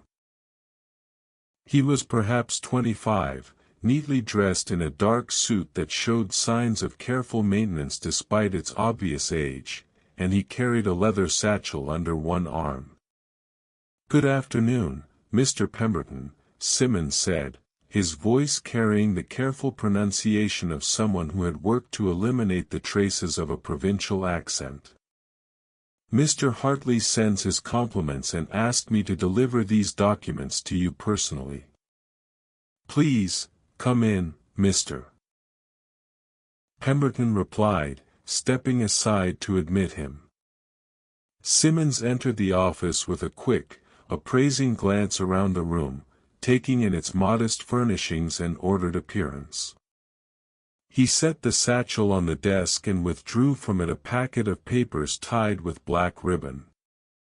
"These are the shipping contracts for the Rotterdam route," Simmons explained, handing the packet to Mr. Pemberton. "Mr. Hartley would like you to review them and prepare a summary of the terms, with particular attention to any clauses regarding liability and insurance. He'll need your summary by Friday at the latest." Mr. Pemberton accepted the packet and examined it briefly. The papers were legal documents, dense with the formal language of contracts, and he could see that the review would require careful reading and considerable time. "I understand," he said. "Please tell Mr. Hartley that I will have the summary prepared well before Friday." Simmons nodded, seeming satisfied with this response. He lingered for a moment, his eyes moving to the ledger open on the desk, and Mr. Pemberton had the impression that the younger man was curious about the work being done there, though he was too well-mannered to ask directly. "You've been with the firm a long time, haven't you, Mr. Pemberton?" Simmons asked, his tone carefully neutral, neither overly familiar nor distant. "Nearly 20 years, Mr. Pemberton replied. I began as a junior clerk, much as you have done with Mr. Hartley, and I have remained in essentially the same capacity since then." 20 years, Simmons repeated, and there was something in his voice that Mr. Pemberton could not quite identify. Wonder, perhaps, or possibly a kind of dismay at the thought of spending so many years in such work. "That's quite a long time to be in one position." "I suppose it is," Mr. Pemberton acknowledged. "Though the time has not seemed particularly long while living through it. The days accumulate, one after another, and suddenly decades have passed without one being quite aware of their passage." Simmons shifted the satchel on his arm, preparing to depart. "Well, I should let you return to your work. Mr. Hartley mentioned that you're preparing the monthly summary, and I'm sure that requires considerable concentration. Thank you for bringing the contracts, Mr. Pemberton said, moving toward the door to see him out. "Please give Mr. Hartley my regards." When Simmons had gone, his footsteps receding down the corridor and then descending the stairs, Mr. Pemberton returned to his desk and sat for a moment in thought. The young man's comment about 20 years had lodged in his mind, not because it contained any criticism or judgment, but because it had caused him to reflect on the passage of time in a way he did not usually do. 20 years. It seemed both very long and very short, depending on how one considered it. Long when measured in days and weeks, in the countless entries made in countless ledgers, in the thousands of invoices processed and payments recorded. Short when measured against the span of a life, against all the years that had preceded his employment with the firm and all the years that might, if he were fortunate, still lie ahead. He had been 28 when he first came to work for the firm, a young man with modest ambitions and a reputation for careful work. Now he was approaching 48, middle-aged by any reasonable measure, and his circumstances had changed remarkably little in all that time. The same lodgings, or ones very similar. The same daily routine of walking to the office and returning home. The same work, performed with the same attention to detail. Some might view such constancy as a kind of failure, a lack of progress or advancement. But Mr. Pemberton did not see it that way. He had never desired advancement in the conventional sense, had never sought to rise through the ranks to a position of greater responsibility or authority. His satisfaction came from the work itself, from the daily practice of his skills, and from the knowledge that he performed his duties well. Still, the reflection left him with a vague sense of unease, a feeling that was difficult to name but which lingered at the edges of his awareness as he returned to the task of preparing Mr. Hartley's summary. He worked through the afternoon, trying to focus his attention on the figures before him, but the concentration did not come as easily as it usually did, and he found his mind wandering to thoughts of time and change and the curious way in which a life could be both purposeful and somehow incomplete. By evening he had made good progress on the summary, though it was not yet finished, and he set it aside to return to the regular work of entering the day's invoices. This work he found more calming, more conducive to the state of absorbed attention that usually characterized his hours at the office. The pen moved across the page, the letters formed themselves in their accustomed patterns, and gradually the unease that had troubled him earlier began to recede. The lamp burned, the stove radiated its warmth, and the fog pressed against the window as it had for days now. The city beyond was invisible, reduced to occasional sounds that penetrated the muffled silence. A cart passing in the street below. The distant whistle of a train. Voices raised in some brief exchange before fading away. Mr. Pemberton worked until the clock showed 7, then put away his materials and prepared to leave. The routine was the same as it had been the previous evening, the same careful tidying, the same extinguishing of the lamp, the same locking of the door. But as he descended the stairs and stepped out into the fog-bound street, he found himself thinking again about Simmons's comment, about the 20 years he had spent in the service of the firm. The walk home proceeded as it always did, through streets made strange and unfamiliar by the persistent fog. He passed the same landmarks, the same shops and public houses, the same corners where he turned left or right according to the route he had traveled countless times before. But tonight he found himself noticing details he usually overlooked, small things that caught his attention in a way they normally did not. A child's toy abandoned in a doorway, a wooden horse on wheels, its paint chipped and faded. A shop window displaying wares that seemed designed for a life very different from his own, fine gloves and walking sticks and items of personal adornment. A man standing alone under a gas lamp, smoking a pipe, his face illuminated briefly before Mr. Pemberton passed and the fog swallowed him again. These glimpses of other lives, other possibilities, stirred something in Mr. Pemberton that he could not quite articulate. It was not dissatisfaction, exactly, nor regret for choices made or opportunities missed. It was more a kind of wistfulness, a wondering about the paths not taken, the versions of himself he might have become had circumstances been different. When he reached his lodgings, he found that he was not ready to go inside, to climb the stairs to his room and resume the familiar evening routine. Instead, he stood for a moment on the pavement outside, his hand on the iron railing, looking up at the building's dark facade. The windows showed scattered lights where other tenants were settling in for the evening, and from somewhere within came the sound of a piano, someone practicing scales with hesitant fingers. He thought about the room waiting for him upstairs, about the cold grate that would need to be lit, about the simple meal he would prepare and eat alone, about the book he might read before going to bed. It all seemed suddenly very empty, very small, and he felt a longing for something he could not name, some connection or warmth or sense of being part of something larger than his own narrow existence. But the feeling passed, as such feelings always did, worn away by the practical necessities of the moment.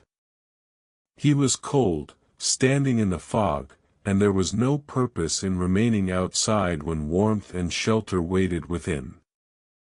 He opened the gate and climbed the steps and entered the building, making his way up to his room with the familiarity of long habit.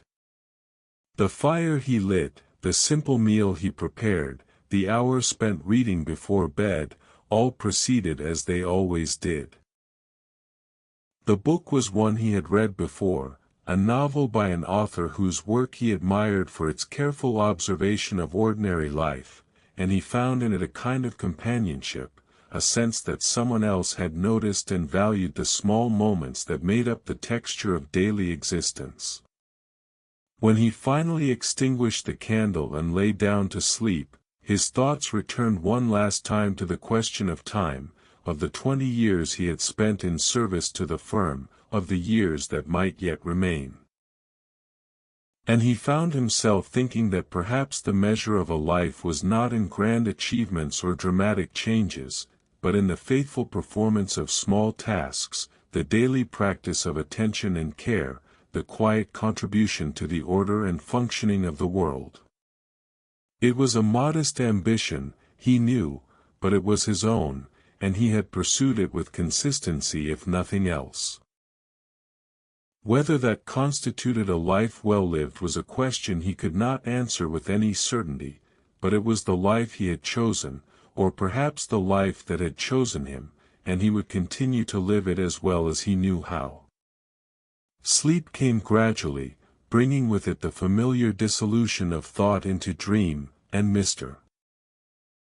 Pemberton surrendered to it gladly, grateful for the temporary respite from reflection, from the uncomfortable awareness of time's passage and the questions such awareness inevitably raised.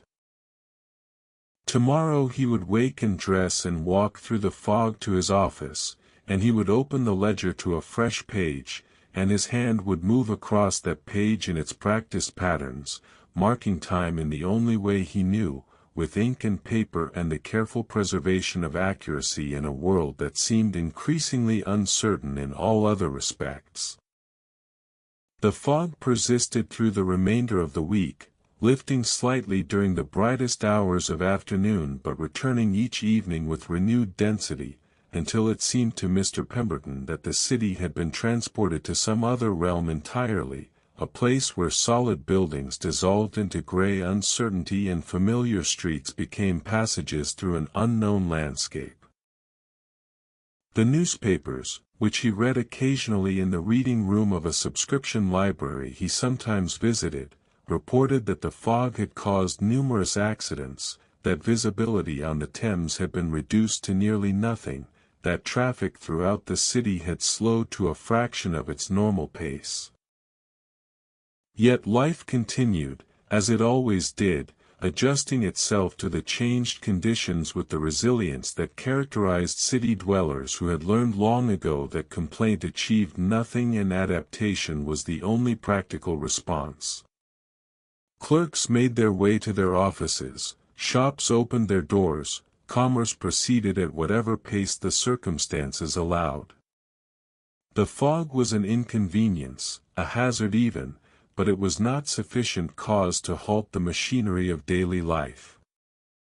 Mr. Pemberton completed the summary that Mr. Hartley had requested, working on it during the quiet hours of Thursday evening when the office was particularly still and his concentration could extend unbroken across several hours. The work went well, the figures organizing themselves into clear patterns, and when he finally set down his pen shortly before 9 o'clock, he felt a sense of satisfaction that went beyond the mere completion of a task. He had produced something of quality, a document that was not only accurate but also clearly presented, easy to understand, useful in the way that good clerical work should be useful. On Friday morning he delivered the summary to Mr. Hartley's office, which occupied a much larger and better appointed space in a building several streets away from his own. The office had proper windows that let in abundant light, even on foggy days, and the furniture was of good quality, dark mahogany that gleamed with regular polishing. Mr. Hartley himself was a man in his middle 60s, gray-haired and dignified, with the bearing of someone who had spent his life managing affairs of consequence and had learned to carry authority lightly. He received Mr. Pemberton's summary with a nod of acknowledgment and spent several minutes reviewing it while Mr. Pemberton stood waiting, his hat held in both hands. The silence in the room was broken only by the ticking of a large clock on the mantelpiece and the occasional rustle of paper as Mr. Hartley turned from one page to the next. "This is excellent work, Pemberton," Mr. Hartley said at last, looking up from the document. "Clear, thorough, exactly what I needed. I particularly appreciate the attention you've given to the seasonal variations in the Rotterdam trade. That's the sort of analysis that helps me make informed decisions about future contracts." "Thank you, sir," Mr. Pemberton replied, feeling a warmth of pleasure at the praise. Such acknowledgment was rare, not because Mr. Hartley was unappreciative, but because good work was simply expected and comment was reserved for those occasions when something exceeded the standard or fell notably short of it. "I wonder," Mr. Hartley continued, setting the summary aside and regarding Mr. Pemberton with a thoughtful expression, "whether you might have time to take on an additional responsibility. I'm considering expanding our record-keeping system to include more detailed tracking of individual shipments, and I would value your thoughts on how such a system might be organized." Mr. Pemberton felt a flutter of something that might have been excitement or might have been apprehension, he could not quite tell which. Additional responsibility meant additional work, but it also meant trust, recognition that his judgment was valued beyond the mere mechanical execution of assigned tasks. "I would be happy to consider the matter, sir," he said carefully. "Though I would want to ensure that any new system we implemented would be sustainable over the long term and would not create burdens that would be difficult to maintain." "Precisely the sort of practical thinking I was hoping for, Mr. Hartley said with a small smile. "Take some time to think about it, and perhaps you could prepare some preliminary thoughts for me to review. There's no immediate urgency, but I would like to have something in place before the end of the quarter." They spoke for a few minutes more about the specifics of what Mr. Hartley had in mind, and then Mr. Pemberton took his leave, making his way back through the fog-shrouded streets to his own office. As he walked, he found himself turning over the conversation in his mind, considering what the new responsibility might entail and how he might approach it. It was unusual for Mr. Hartley to consult him in this way, to ask not merely for the execution of work but for his opinion on how work should be organized. In all his years with the firm, Mr. Pemberton had been a faithful executor of others' decisions, a reliable pair of hands and a careful mind applied to tasks that were defined by those in positions of authority. To be asked now to contribute to the shaping of those tasks represented a subtle but meaningful shift in his role. The thought both pleased and unsettled him. He was comfortable in his accustomed place, in the familiar boundaries of his responsibilities.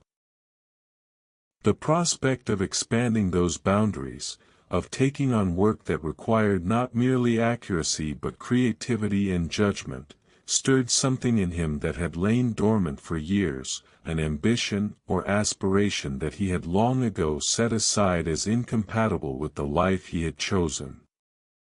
When he returned to his office, he found it difficult to settle back into the routine work that awaited him.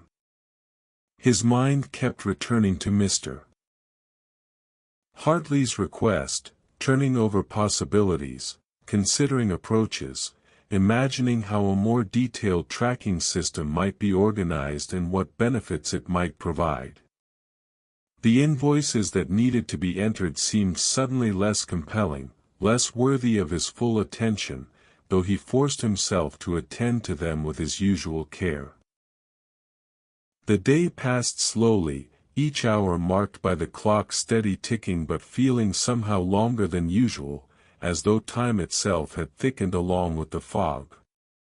When evening came and he began his preparations to leave, Mr. Pemberton found himself reluctant to depart, reluctant to return to his lodgings where the evening would be spent in the same familiar routines that now seemed, in light of the day's developments, somehow insufficient.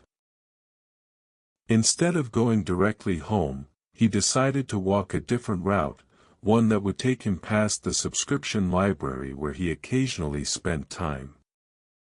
The library was housed in a building that had once been a private residence, its rooms now filled with shelves of books and furnished with reading tables where subscribers could sit in relative comfort and warmth.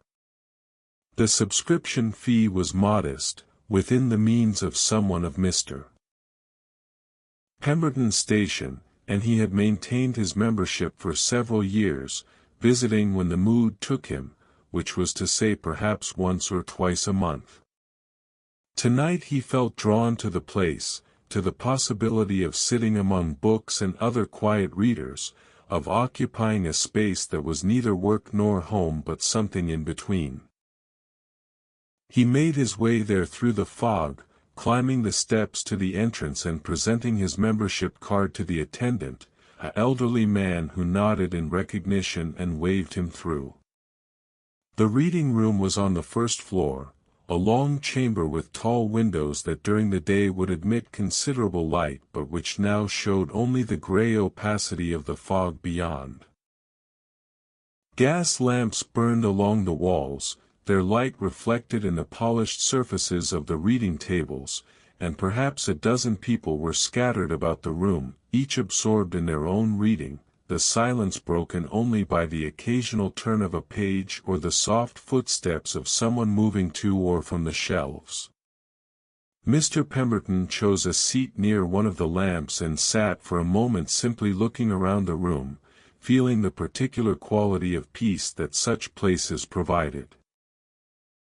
There was something about being in the presence of books, surrounded by the accumulated knowledge and imagination of countless writers, that made him feel connected to something larger than his own small life. Each book represented hours of thought and effort, years sometimes, and together they formed a kind of conversation that spanned centuries and continents, a great collective endeavor to understand and express what it meant to be human. He had no particular book in mind to read, no specific information he was seeking, and after sitting quietly for a few minutes he rose and moved to the shelves, letting his eyes wander across the spines, reading titles at random, pulling out an occasional volume to examine more closely before returning it to its place. Eventually his hand fell upon a book he had not seen before, a recently published work on the history of London's commercial development. He carried it back to his seat and opened it, finding himself immediately absorbed in the author's account of how the city had grown and changed over the centuries, how trade routes had been established and modified, how the very streets he walked each day had been shaped by forces economic and social and geographical. The book described the work of countless individuals, merchants and clerks and laborers, each contributing in their small way to the vast enterprise that was the city's commerce. There were no heroes in this history, no great figures whose names would be remembered. Instead, there was the cumulative effect of ordinary people doing ordinary work, day after day, year after year, building something that none of them individually could have created but which their collective efforts made possible. Mr. Pemberton read with growing interest, recognizing in the author's account a validation of his own life's work, a suggestion that the daily labor of clerks and bookkeepers and all those who maintained the records and systems that allowed commerce to function was not merely mechanical drudgery but something that mattered, that contributed to the larger pattern of human endeavor. The hours passed without his being aware of them, and when he finally looked up from the book, he saw that the reading room had emptied considerably, that only 2 or 3 other readers remained, and that the attendant was moving about the room with a candle snuffer, extinguishing some of the lamps in preparation for closing. He marked his place in the book and approached the desk to arrange for borrowing it, a privilege his subscription allowed, and the attendant made a note in the ledger kept for that purpose. His handwriting, Mr. Pemberton noticed, surprisingly neat for someone who was not professionally employed in clerical work. "Interesting choice," the attendant remarked, glancing at the book's title. "Not many take an interest in the commercial history. They prefer the dramatic bits, the fires and plagues and royal scandals.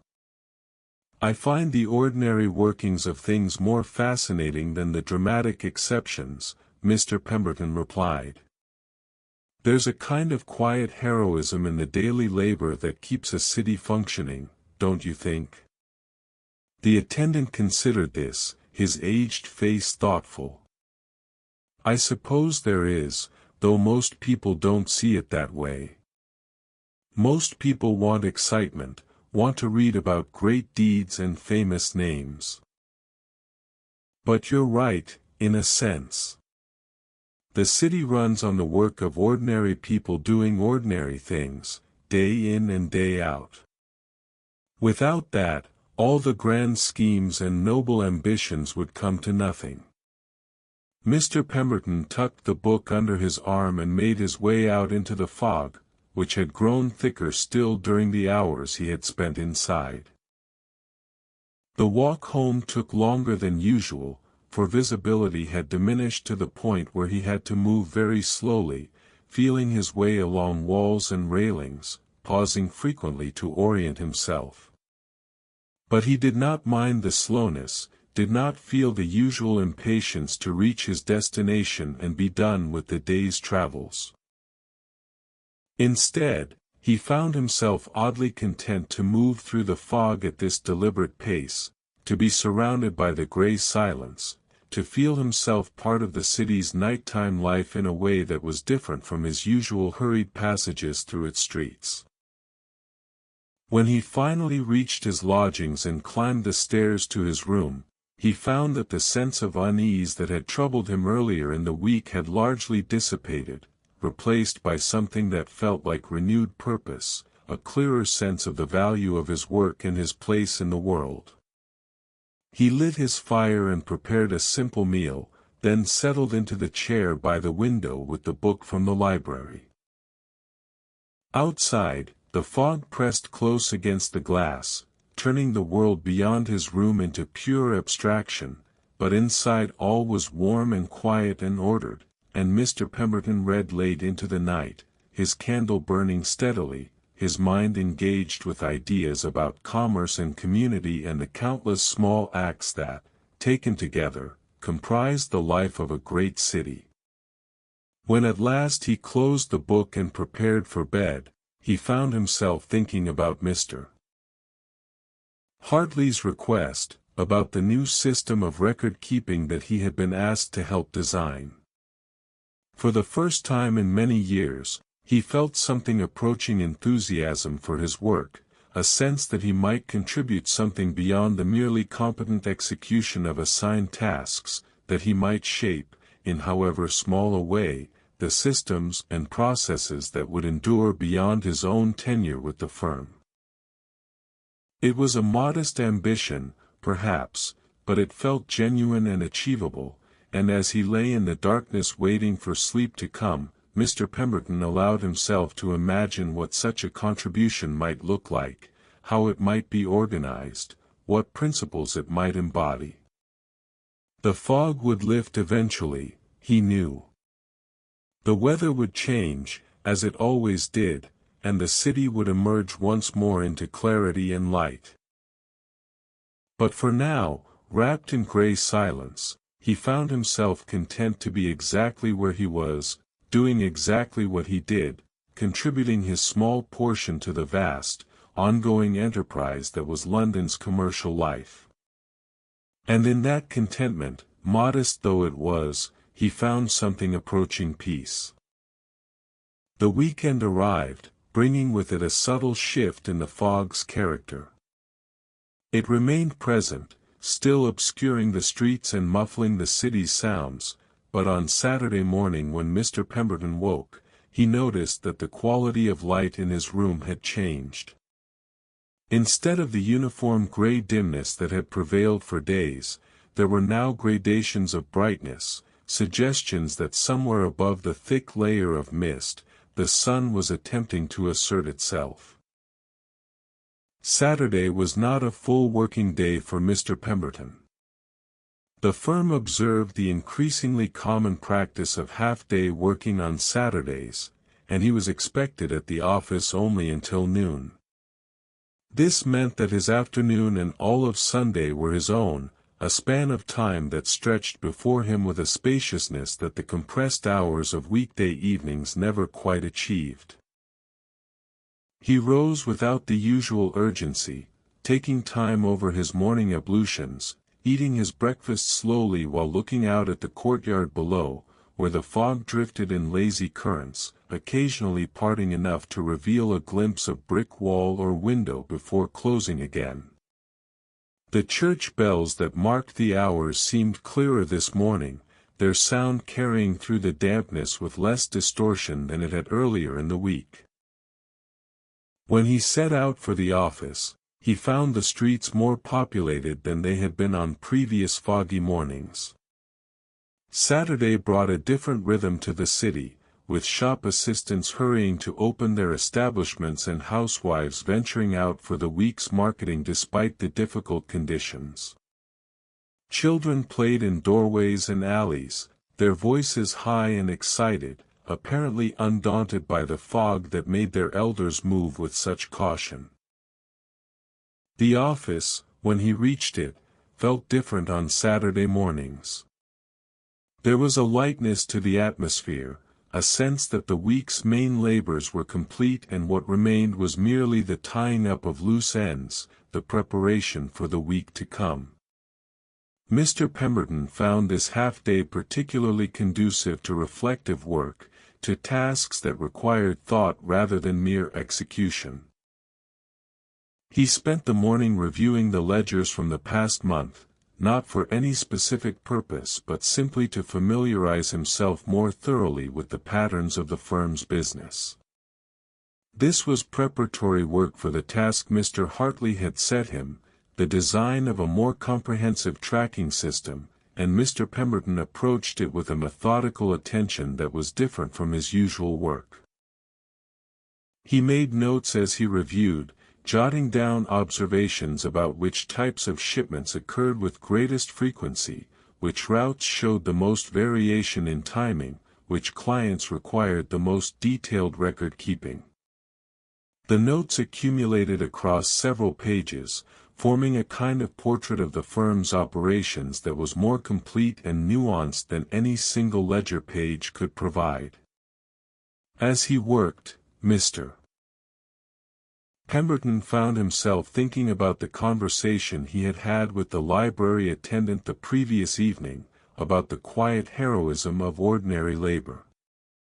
It occurred to him that what he was doing now, this careful analysis of patterns and practices, was itself a kind of contribution that went beyond the mechanical. He was not merely recording what had happened but trying to understand it, to discern the underlying logic that would allow for better organization in the future. The clock struck 12, and Mr. Pemberton set aside his notes with a sense of having accomplished something useful, though it would be days or perhaps weeks before that usefulness became fully apparent.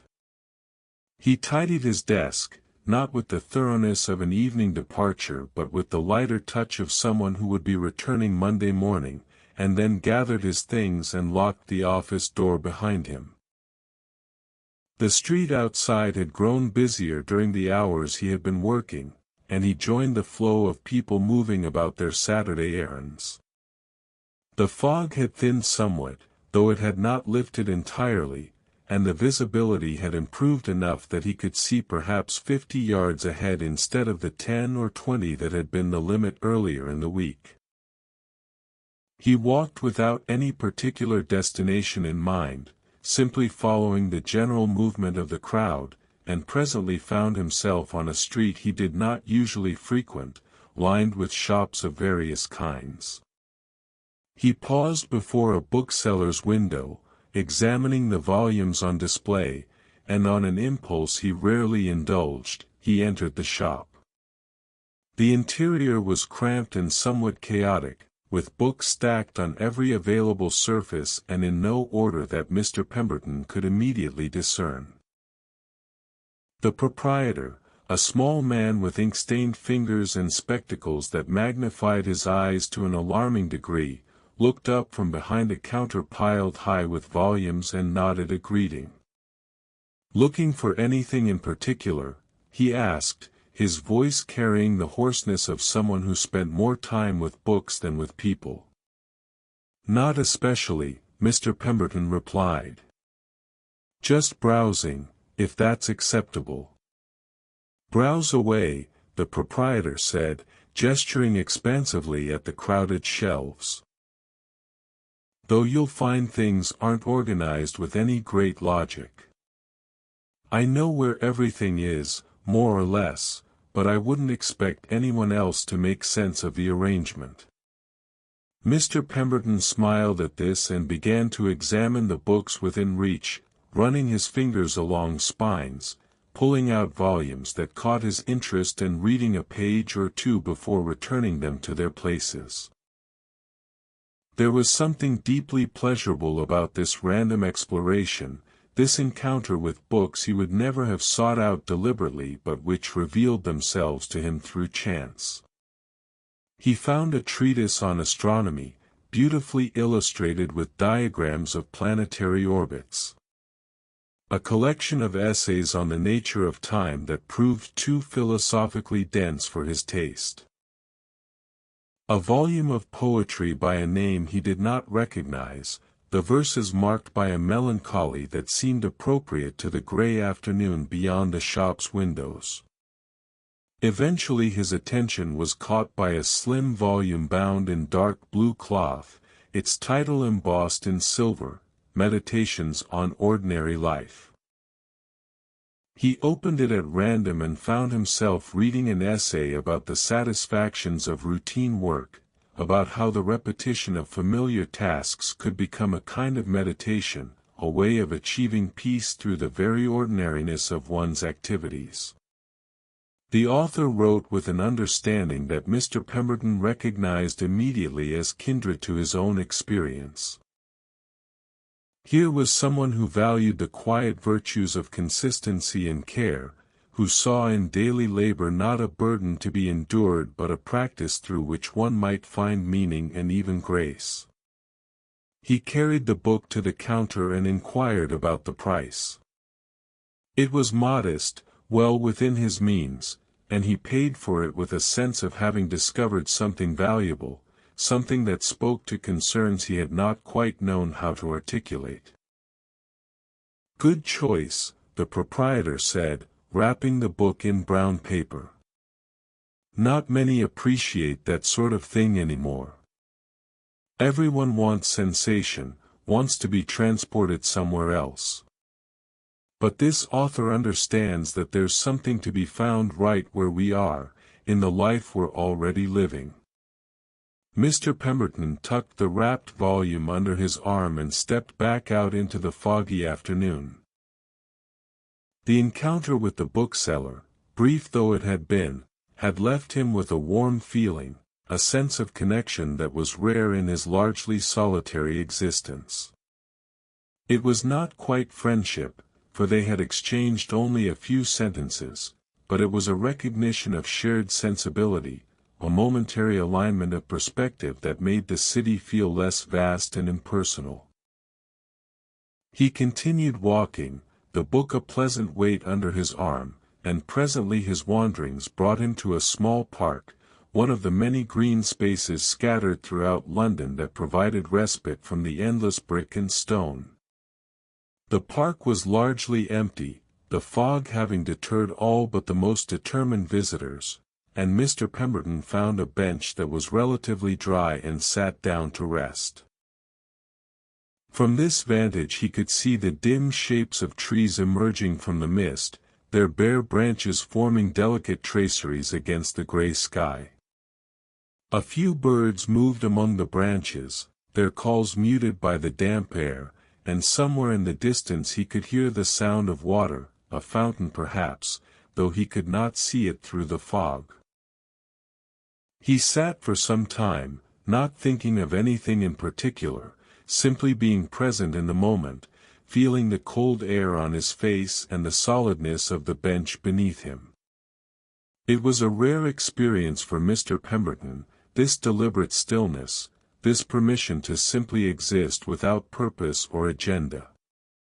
His life was so thoroughly organized around work and its necessities that he had few opportunities for such undirected time. But sitting here now, in the fog-wrapped park, he found himself grateful for the slowness that the weather had imposed on the city, for the way it had created pockets of quiet in what was usually a place of relentless motion and noise. The fog had isolated him, certainly, had made travel difficult and had shrouded the world in uncertainty, but it had also simplified things, had reduced his world to manageable proportions. After perhaps half an hour, he rose from the bench and resumed walking, making his way gradually in the direction of his lodgings. The afternoon was advancing, and he thought about how he might spend the evening. The new book waited to be read, and there was the volume from the library that he had not yet finished. Perhaps he would light his fire early and spend the hours before bed in reading, allowing himself the luxury of extended engagement with ideas and stories. The thought was appealing, and he quickened his pace slightly, anticipating the comfort of his room, the warmth of the fire, the companionship of books. As he walked, he passed other Saturday wanderers, people alone or in pairs, some hurrying with evident purpose, others moving slowly as he did, apparently content to let the afternoon unfold at its own pace. He noticed things he usually overlooked in his weekday rushes to and from the office. The way the fog caught and held the yellow light from shop windows, creating pools of color in the general grayness. The sound of a violin being practiced somewhere above street level, the player working through scales with patient repetition. The smell of baking bread drifting from a baker's shop, warm and yeasty and comforting. These small sensory experiences accumulated into something richer than the sum of their parts, creating a texture of awareness that made him feel more fully present in his own life than he usually did. It was as though the fog, by obscuring the larger world, had forced his attention onto immediate surroundings, onto details that were always there but which he normally moved past too quickly to notice. When he reached his lodgings, he climbed the stairs with a lightness of step that surprised him. His room, when he entered it, seemed almost welcoming despite its coldness and modest furnishings. He set about lighting the fire with more care than strictly necessary, arranging the kindling and coal in a pattern that would produce not just heat but a pleasing visual effect, flames that would be satisfying to watch. While the fire was catching, he unwrapped the book he had purchased and examined it more closely. The binding was of good quality, the pages clean and crisp. He opened it to the table of contents and scanned the chapter titles, each one promising an exploration of some aspect of ordinary existence that was usually passed over in silence or dismissed as too mundane for serious consideration.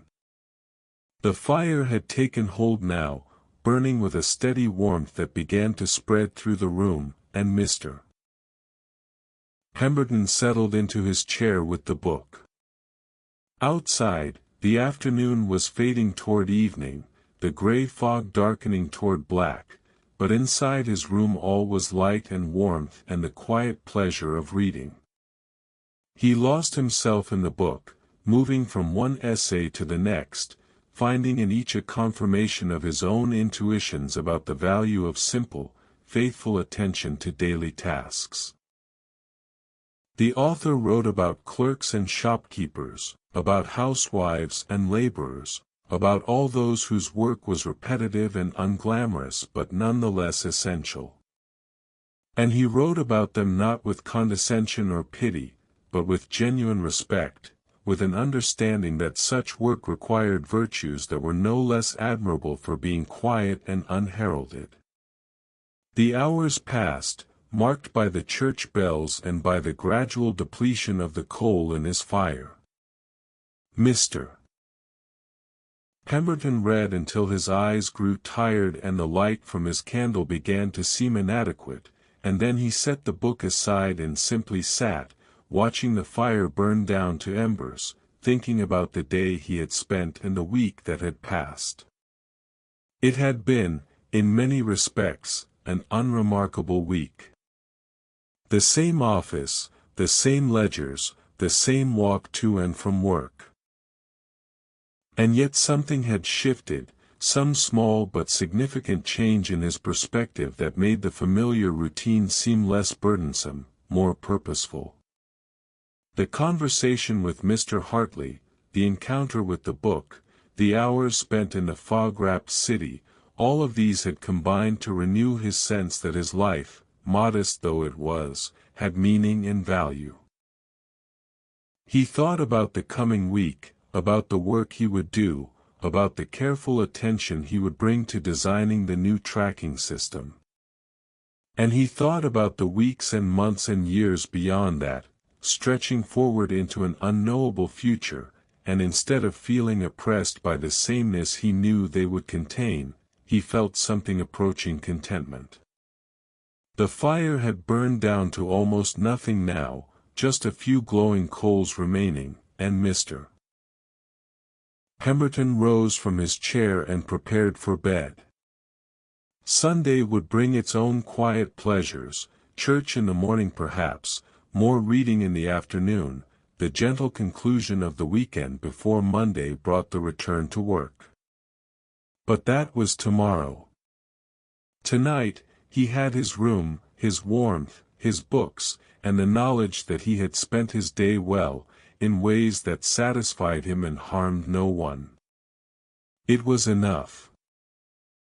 More than enough, really, when he considered how many in the great city beyond his walls had far less security, far less peace, far less certainty about where the next day's bread would come from.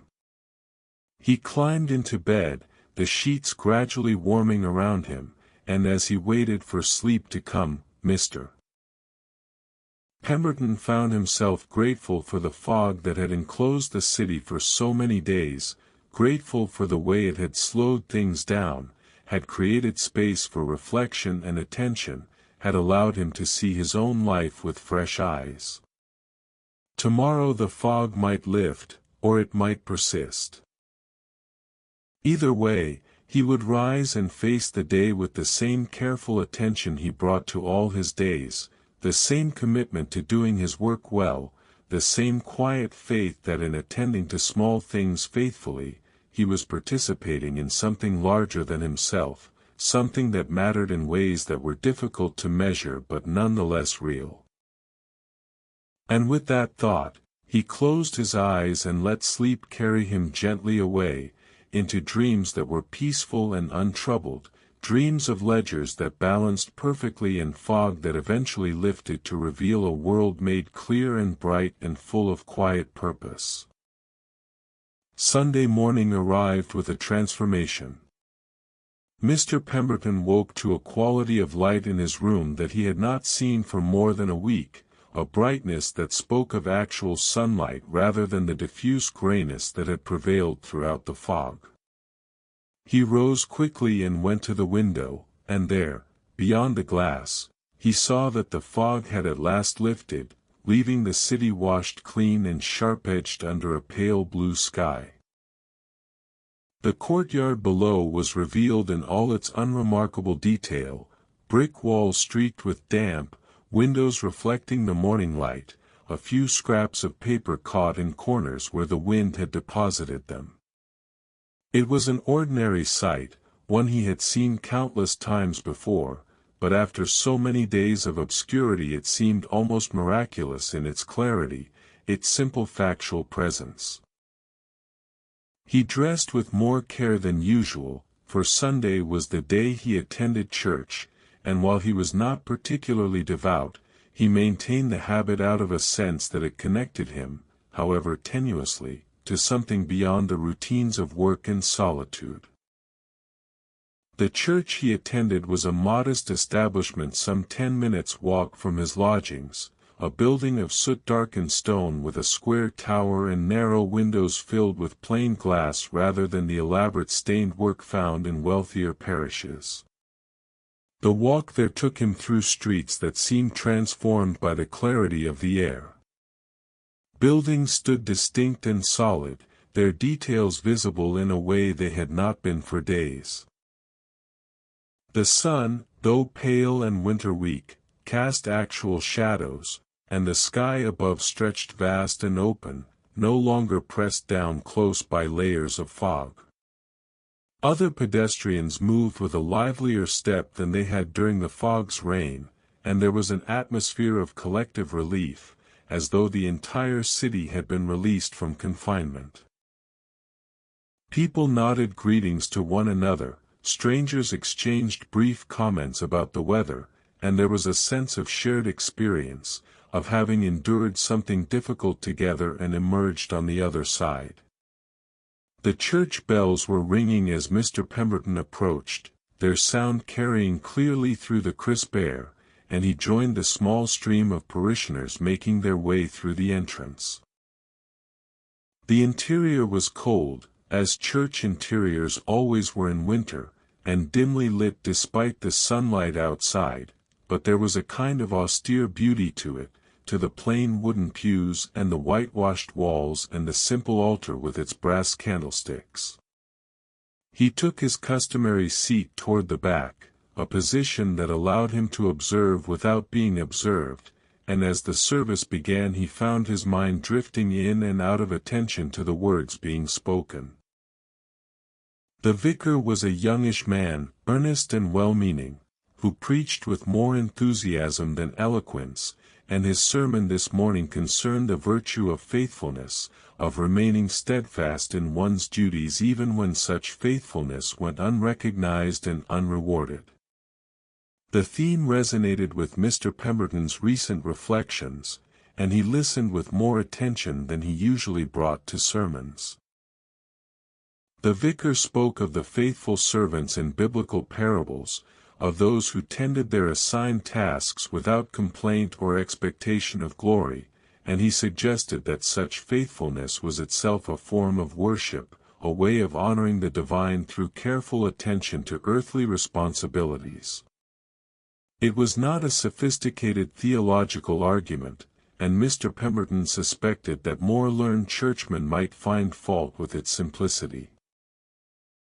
But it spoke to him nonetheless, affirmed something he had been feeling throughout the past week, a sense that his work, humble though it was, had dignity and worth, that the careful maintenance of ledgers and the accurate recording of transactions was not merely a way of earning his living but a contribution to the order and functioning of the world. When the service concluded, he filed out with the other parishioners into the bright cold morning. A few people stood in small groups on the church steps, exchanging news and pleasantries, but Mr. Pemberton did not join them. He had never been comfortable with such casual socializing, never quite mastered the art of light conversation that seemed to come so easily to others. Instead, he walked slowly back toward his lodgings, taking a longer route than necessary, wanting to extend his time in the clear air and sunlight. The city looked different in this light, both familiar and strange, and he found himself noticing architectural details he had overlooked for years. The carved stonework above a doorway, worn almost smooth by weather but still showing traces of its original pattern. The way certain streets caught the morning light at an angle that made the brick facades glow golden.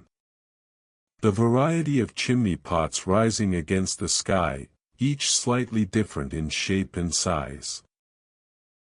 He passed through a market square where vendors were setting up their stalls, arranging vegetables and cuts of meat and household goods with practiced efficiency.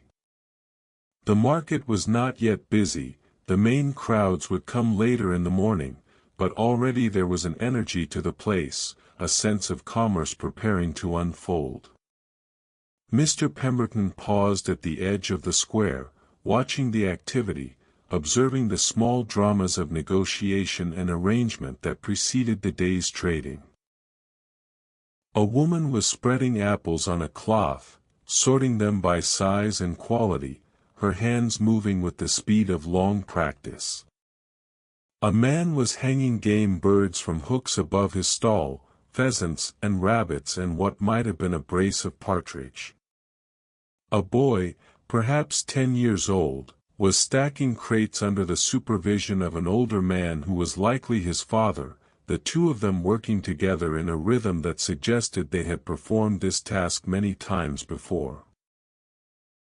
These were ordinary people engaged in ordinary work, and yet watching them, Mr. Pemberton felt a kind of kinship, a recognition that they too were participants in the vast network of labor that sustained the city's life. The woman with her apples, the man with his game, the boy with his crates, each was contributing something essential, each was helping to transform raw materials and effort into the goods and services that people needed. He thought about his own work in the office, the entries he made in ledgers, the invoices he processed, the accounts he balanced. It was different in character from the work being done in this market square, conducted in solitude rather than in public, dealing with abstractions rather than physical goods. But it was connected, part of the same larger enterprise.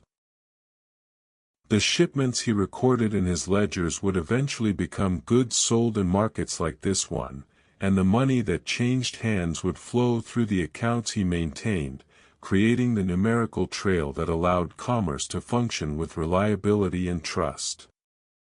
The recognition of this connection filled him with a quiet satisfaction, a sense that his work, removed though it was from the immediate bustle of buying and selling, nonetheless participated in something vital and real. He was not merely pushing numbers around on paper but helping to facilitate the exchange that fed and clothed and housed the city's inhabitants. He resumed walking, making his way through side streets that were beginning to fill with Sunday strollers, families dressed in their best clothes, couples walking arm in arm, children released from the discipline of the schoolroom running ahead of their parents with the excess energy of the young. The sight of so much life, so much varied human activity, both gladdened and saddened him, for it reminded him of his own solitude, of the family life he had never established, the connections he had never made. There had been a time, years ago, when he had imagined that he might marry, might create a household of his own. There had even been a young woman, a niece of his landlady at the time, whom he had thought might be interested in such an arrangement. They had walked out together a few times, had shared tea and conversation, and Mr. Pemberton had allowed himself to imagine a future that included companionship and perhaps children. But the young woman had eventually married someone else, a man with better prospects and a more sociable nature, and Mr. Pemberton had let the possibility go without much protest. He had told himself that he was not suited to domestic life, that his habits were too settled, his temperament too solitary. And perhaps that was true, or perhaps it was merely a convenient story he had told himself to avoid the discomfort of acknowledging that he had been rejected, found wanting in some essential quality that attracted people to one another. In any case, the years had passed, and the possibility had receded until it seemed to belong to someone else's life entirely, a path that might have been taken but was now definitively closed. He had his work, his routines, his small comforts, and if there were times when he felt the absence of deeper connection, well, that was the price of the life he had chosen or the life that had chosen him. He reached his lodgings and climbed the stairs to his room, finding it still relatively warm from the morning's fire. He added more coal to the grate, coaxing the fire back to life, then settled into his chair with the book from the library, the history of London's commercial development that he had been reading earlier in the week. The afternoon passed in this quiet occupation, reading and occasional reflection, the book providing both information and a kind of companionship. The author's voice came through clearly in the prose, a voice marked by curiosity and careful observation, and Mr. Pemberton found himself imagining the person behind the words, wondering what sort of life they led, what motivated them to spend years researching and writing about such seemingly mundane subjects. The light in the room shifted as the sun moved across the sky, and Mr. Pemberton rose periodically to tend a fire or to stand at the window looking out at the courtyard below. The day was passing peacefully, without incident or excitement, and he found himself content with that, grateful for the space the day provided for rest and thought. Around 4 o'clock, as the light was beginning to fade, he prepared himself a simple tea, boiling water over the spirit lamp and steeping the leaves in his chipped cup.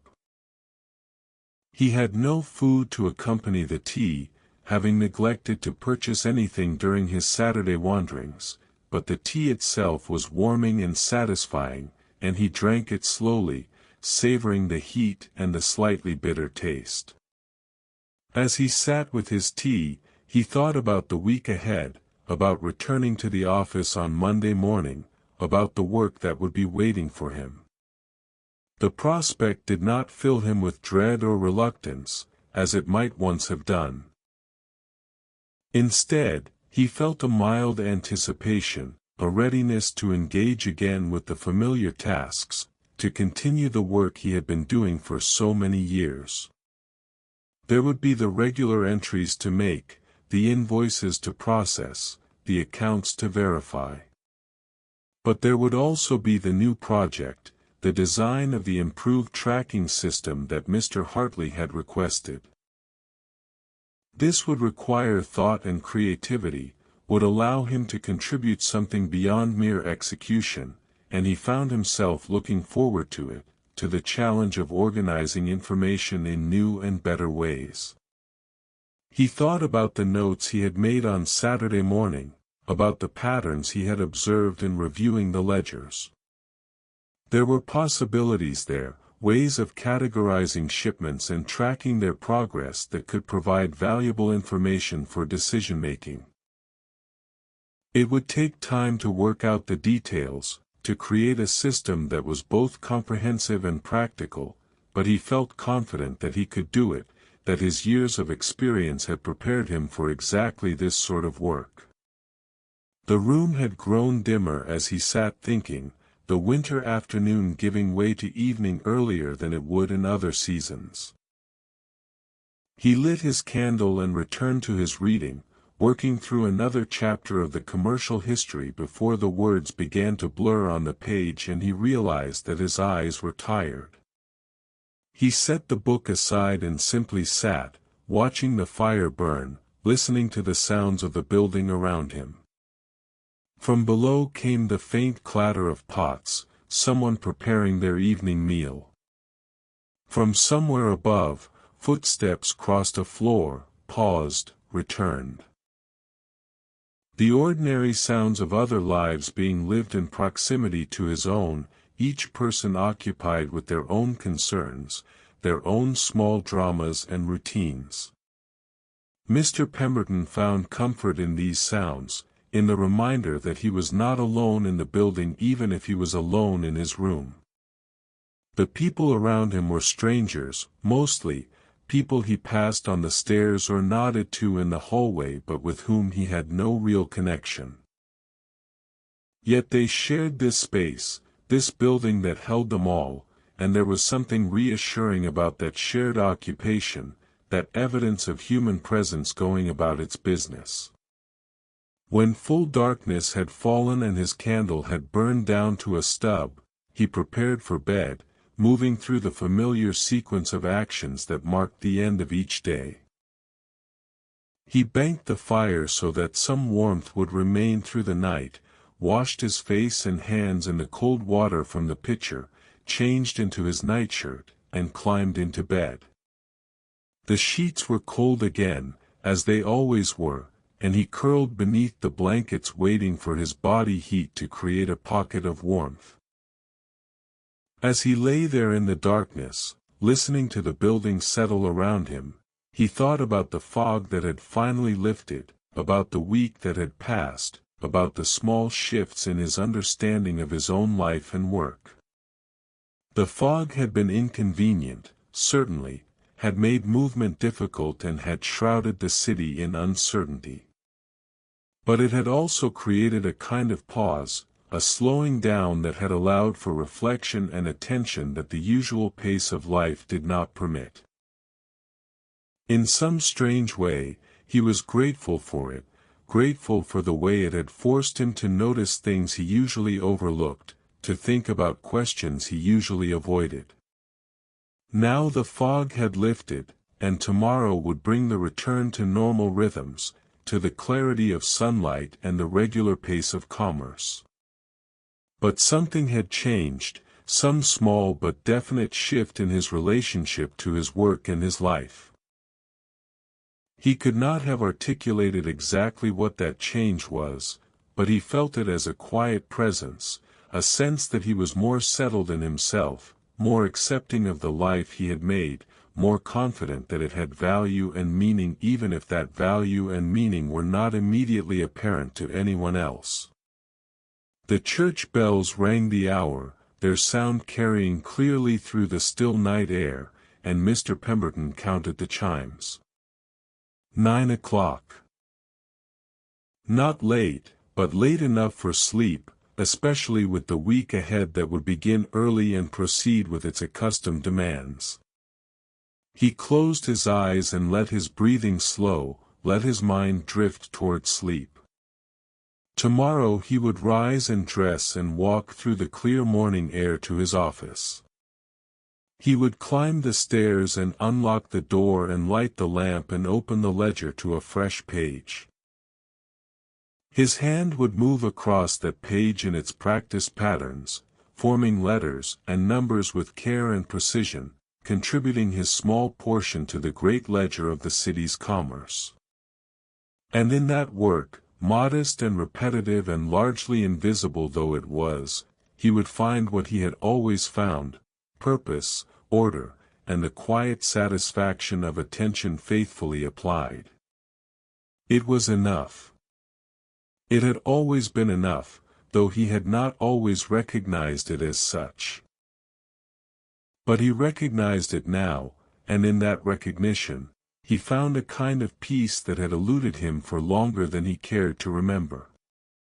Sleep came gently, and with it dreams of sunlight falling across ledger pages, of columns that balanced perfectly, of work well done and days well spent, of a life lived simply and faithfully and, in its own quiet way, complete.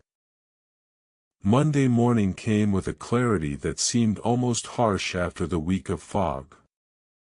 The sun rose into a sky swept clean of clouds, and the cold air had a crystalline quality that made every sound sharper, every outline more distinct.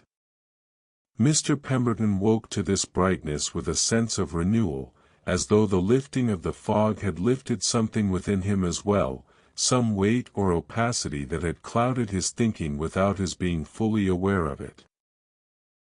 He prepared for the day with his usual methodical care, but he found himself moving with slightly more energy than was typical for Monday mornings. The walk to the office took him through streets that sparkled with frost, the pavement slick in places where water had frozen overnight, and he had to step carefully to avoid slipping.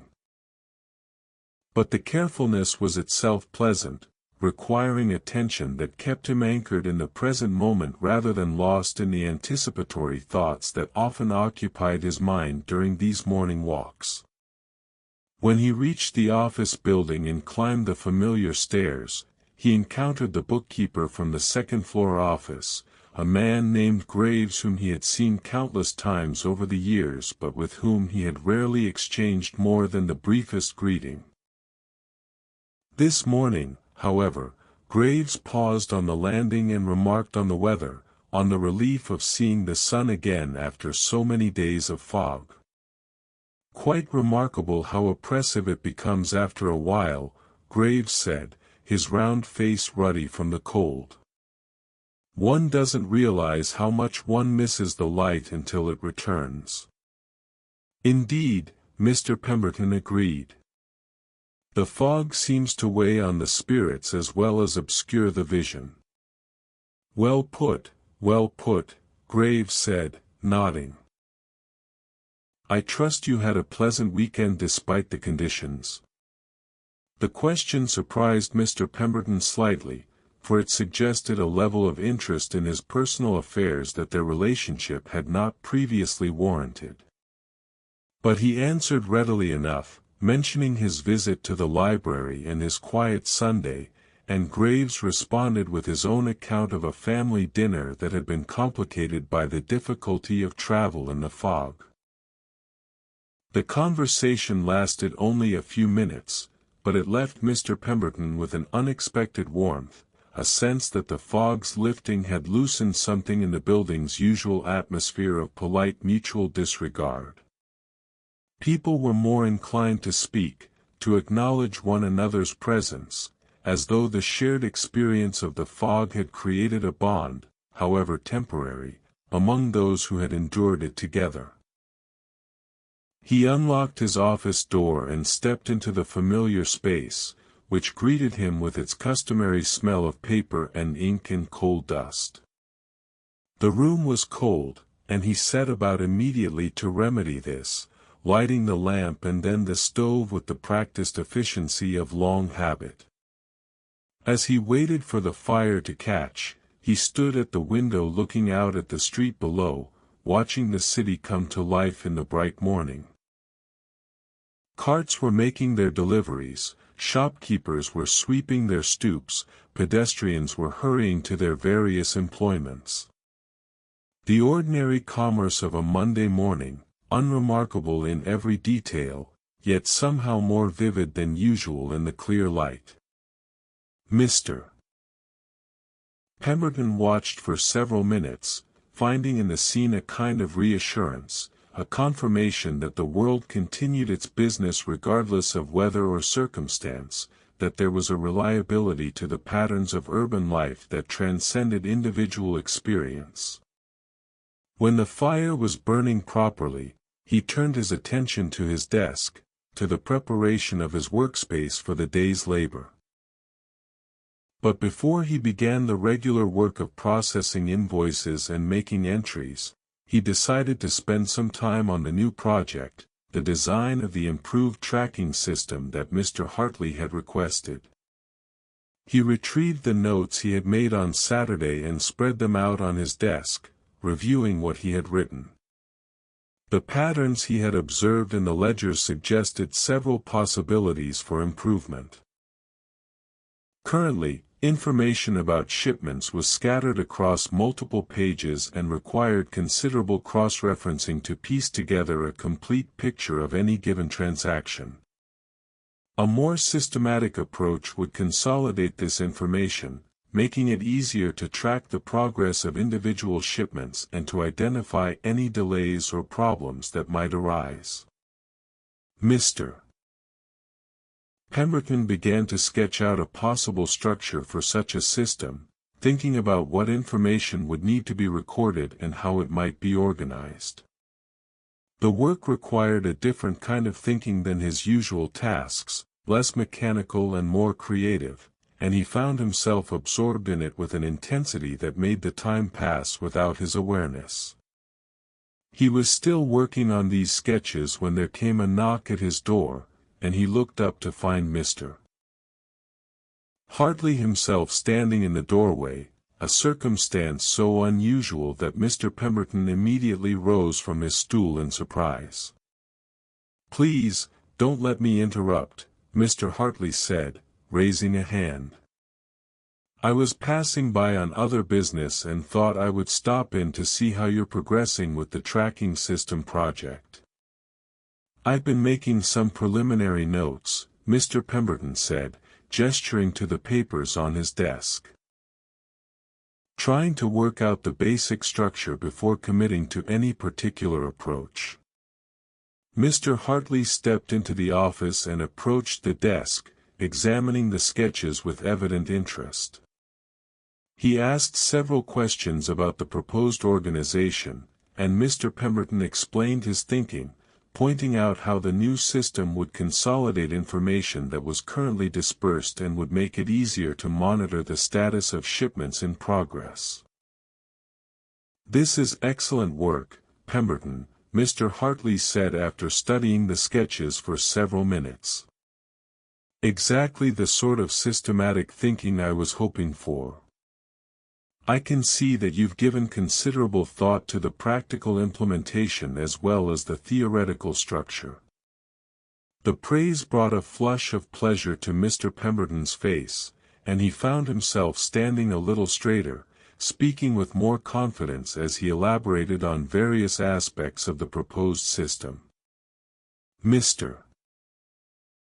Hartley listened attentively, occasionally asking a question or suggesting a refinement, and the conversation took on the character of a genuine collaboration, two minds working together to solve a problem rather than one person merely executing another's instructions. After perhaps 20 minutes, Mr. Hartley glanced at the clock and remarked that he needed to attend to other matters, but he encouraged Mr.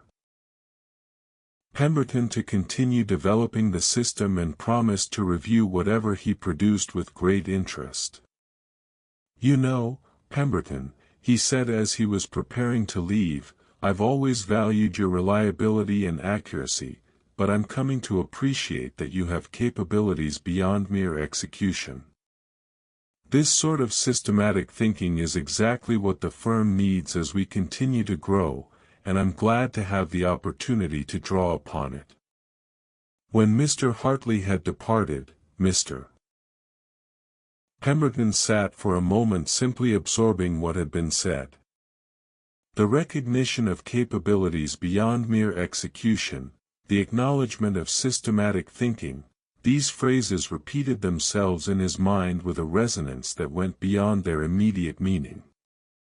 They suggested a view of his work, and of himself, that was broader and more generous than he had held, a recognition that he had something to contribute beyond the careful transcription of figures. The thought was both exhilarating and slightly unsettling, for it challenged the understanding of himself and his place in the world that he had maintained for so many years. He had been content, or had told himself he was content, to be a reliable executor of others' decisions, a faithful maintainer of systems designed by minds more creative than his own. To be told now that he possessed creative capacities, that his thinking was valued in itself rather than merely for its accuracy, required an adjustment in his self-conception that was not entirely comfortable. Yet it was welcome too, this recognition, this invitation to occupy a slightly larger space than he had previously claimed for himself. And as he returned to his work on the tracking system, he found himself approaching it with renewed energy, with a sense that he was not merely completing an assigned task but genuinely contributing to the improvement of the firm's operations. The morning passed in this engaged labor, and when noon arrived, Mr. Pemberton realized with some surprise that he had not yet attended to any of the regular work that would normally have occupied his time. The invoices still sat in their pile, unprocessed, the ledger remained closed on its stand, and he had been so absorbed in the design work that he had neglected the routine tasks that constituted his usual responsibilities. A small flutter of anxiety accompanied this realization, a concern that he had been derelict in his duties, but he reminded himself that Mr. Hartley had explicitly asked him to work on the tracking system, had in fact seemed pleased to find him engaged with it. The regular work would still be there this afternoon, and while it was unlike him to postpone such tasks, there was no real urgency about them. He decided to take a brief break for tea and a simple meal, and as he boiled water and arranged his bread and cheese, he found his thoughts returning to the conversation with Mr. Hartley, to the implications of being recognized as more than a mere transcriber of information. It occurred to him that he had been offered a kind of opportunity, a chance to expand his role within the firm, to become someone whose judgment and thinking were valued in addition to his technical skills. The question was whether he wanted to take that opportunity, whether he was willing to accept the additional responsibility and visibility that would come with it. His life had been built around a kind of comfortable invisibility, around the satisfaction of doing good work without seeking recognition for it. To step into a more prominent role would require a change in that pattern, a willingness to be seen and evaluated in ways that he had previously avoided. As he sat with his tea, looking out the window at the bright cold afternoon, Mr. Pemberton found himself weighing these considerations with unusual care. Part of him wanted to retreat into familiar patterns, to politely decline any expansion of his role and to remain in the comfortable obscurity he had always known. But another part, a part that had been awakened by the events of the past week, felt drawn to the possibility of contributing more fully, of using capacities he had not previously been invited to employ. The afternoon would require a decision, or at least the beginning of one, about how fully he would commit himself to this new project and what it might mean for his understanding of his work and his place within the firm. But for now, he finished his tea and returned to his desk, ready to spend the afternoon hours in the familiar work of processing invoices and making entries, grounding himself once more in the routines that had sustained him for so long. The regular work proceeded with its accustomed rhythm, his hand moving across the ledger pages with practiced ease, the figures accumulating in their neat columns. There was comfort in this work, in its familiarity and predictability, and Mr. Pemberton found himself grateful for it even as he recognized that it might not always be sufficient to satisfy him, that something had shifted in his relationship to his labor that would require acknowledgement and response. The afternoon light slanted through the window, illuminating the page before him, and he worked steadily until the light began to fail and it was time to prepare for departure. The day had been productive in multiple ways, both in the development of the new tracking system and in the completion of necessary routine tasks, and as he tidied his desk and prepared to extinguish the lamp, Mr. Pemberton felt a sense of accomplishment that was more complete than usual. He locked the office door and descended the stairs, emerging into the early evening where the cold had intensified with the failing light. The walk home took him through streets that were already beginning to empty, people hurrying to reach their destinations before full darkness fell, and he moved among them with the same steady pace he had maintained for years, neither hurrying nor dawdling, simply proceeding at the rate that his body had learned through long practice. When he reached his lodgings and climbed to his room, he found it cold as always, but the coldness seemed less oppressive than it had in previous weeks, perhaps because of the day's brightness or perhaps because of some internal warmth generated by the day's unexpected developments. He lit his fire and settled into his evening routine, preparing a meal and sitting with his book from the library, reading until his eyes grew tired. But before he slept, he found himself thinking once more about the choice that seemed to be presenting itself, about whether to embrace the opportunity Mr. Hartley had offered or to remain within the safer boundaries of his established role.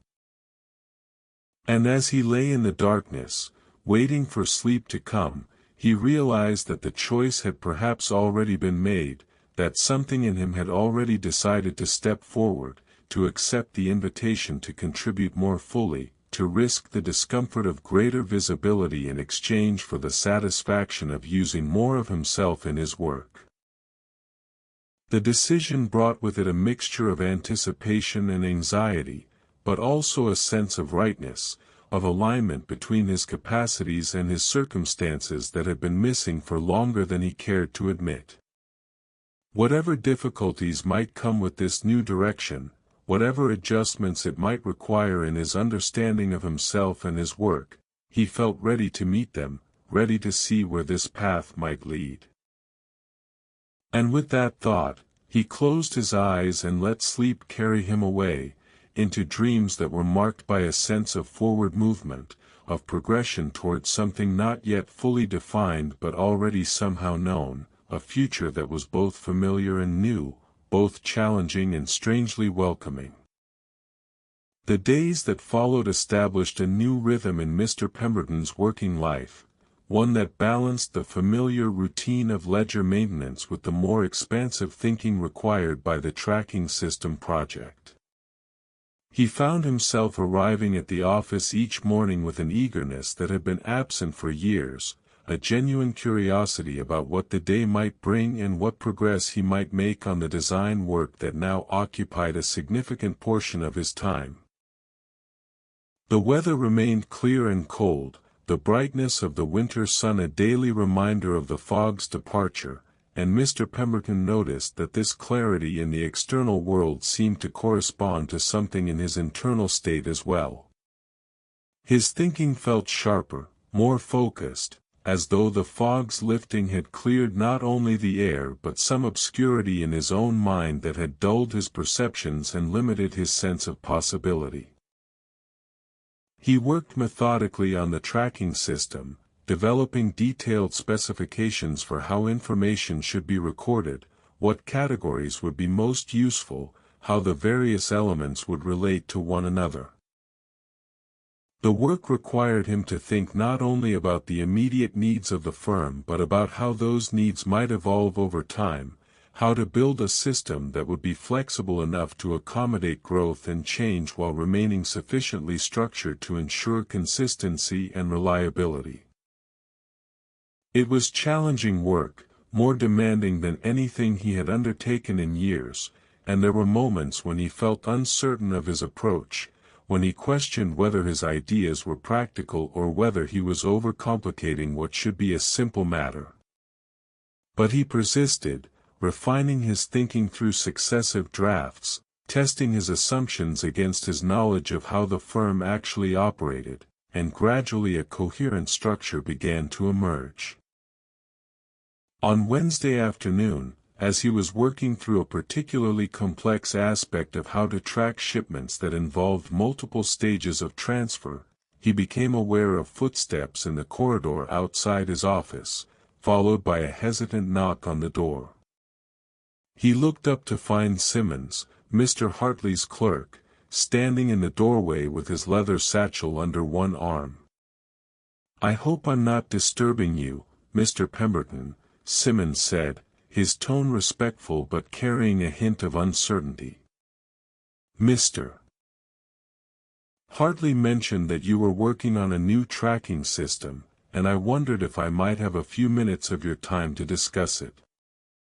"Of course," Mr. Pemberton said, gesturing to the chair that stood against the wall near his desk.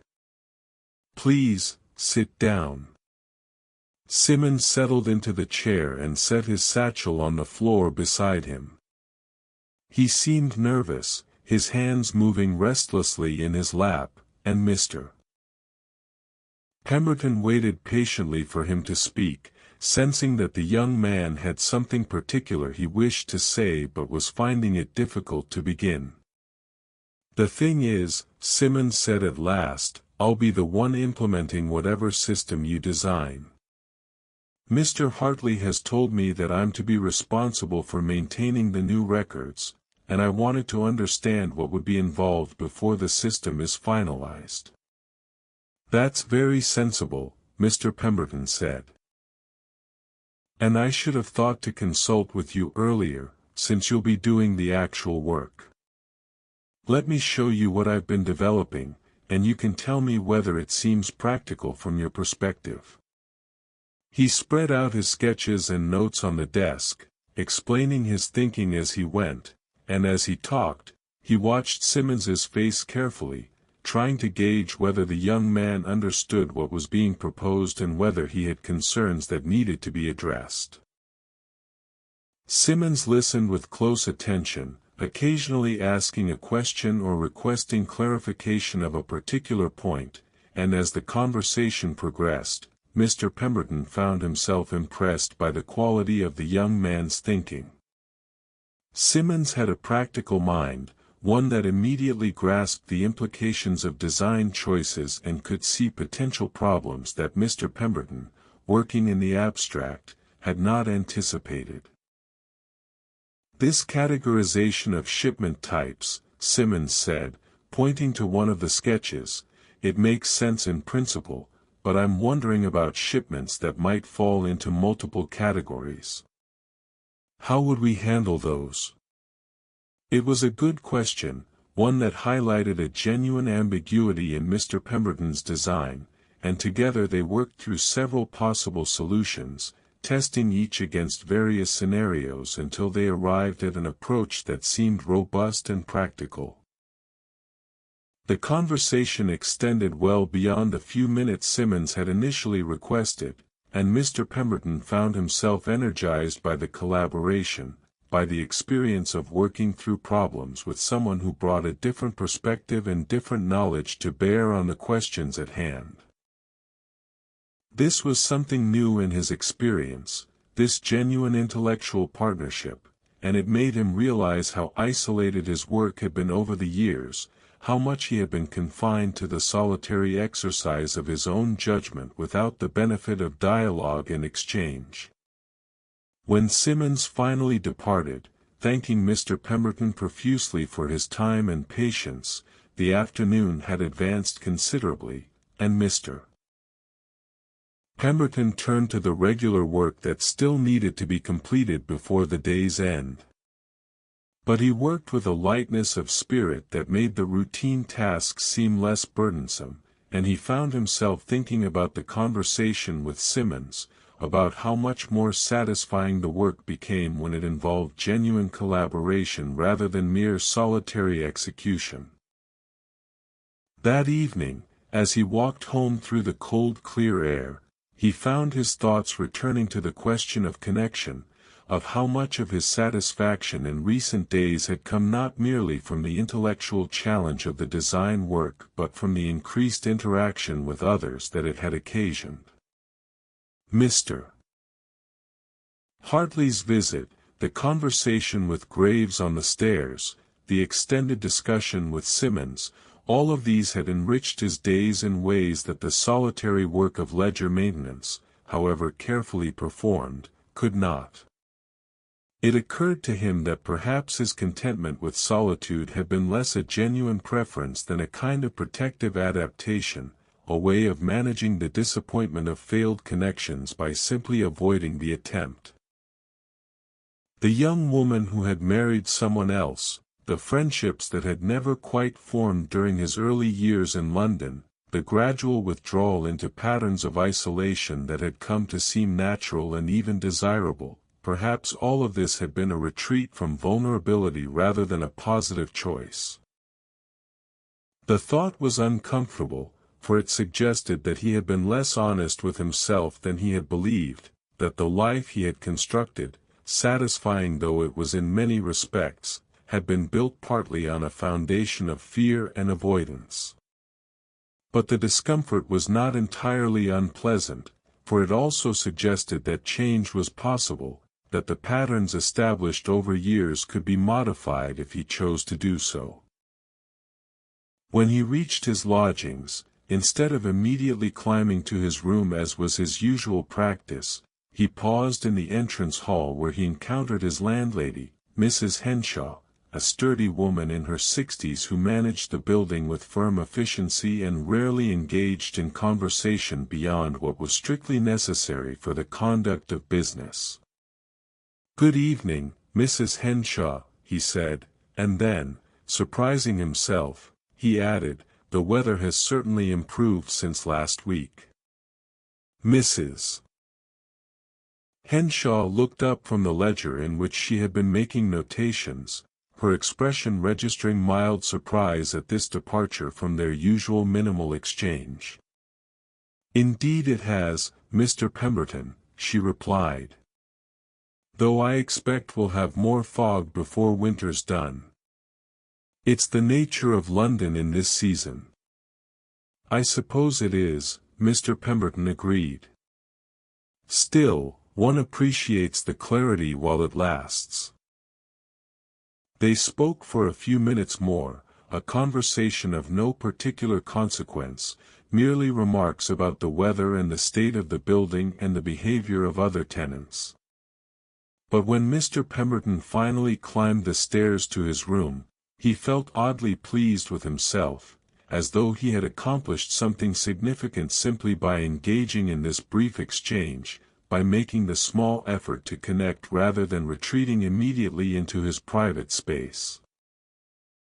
The evening proceeded in its familiar pattern, the fire lit, the meal prepared, the hours spent in reading.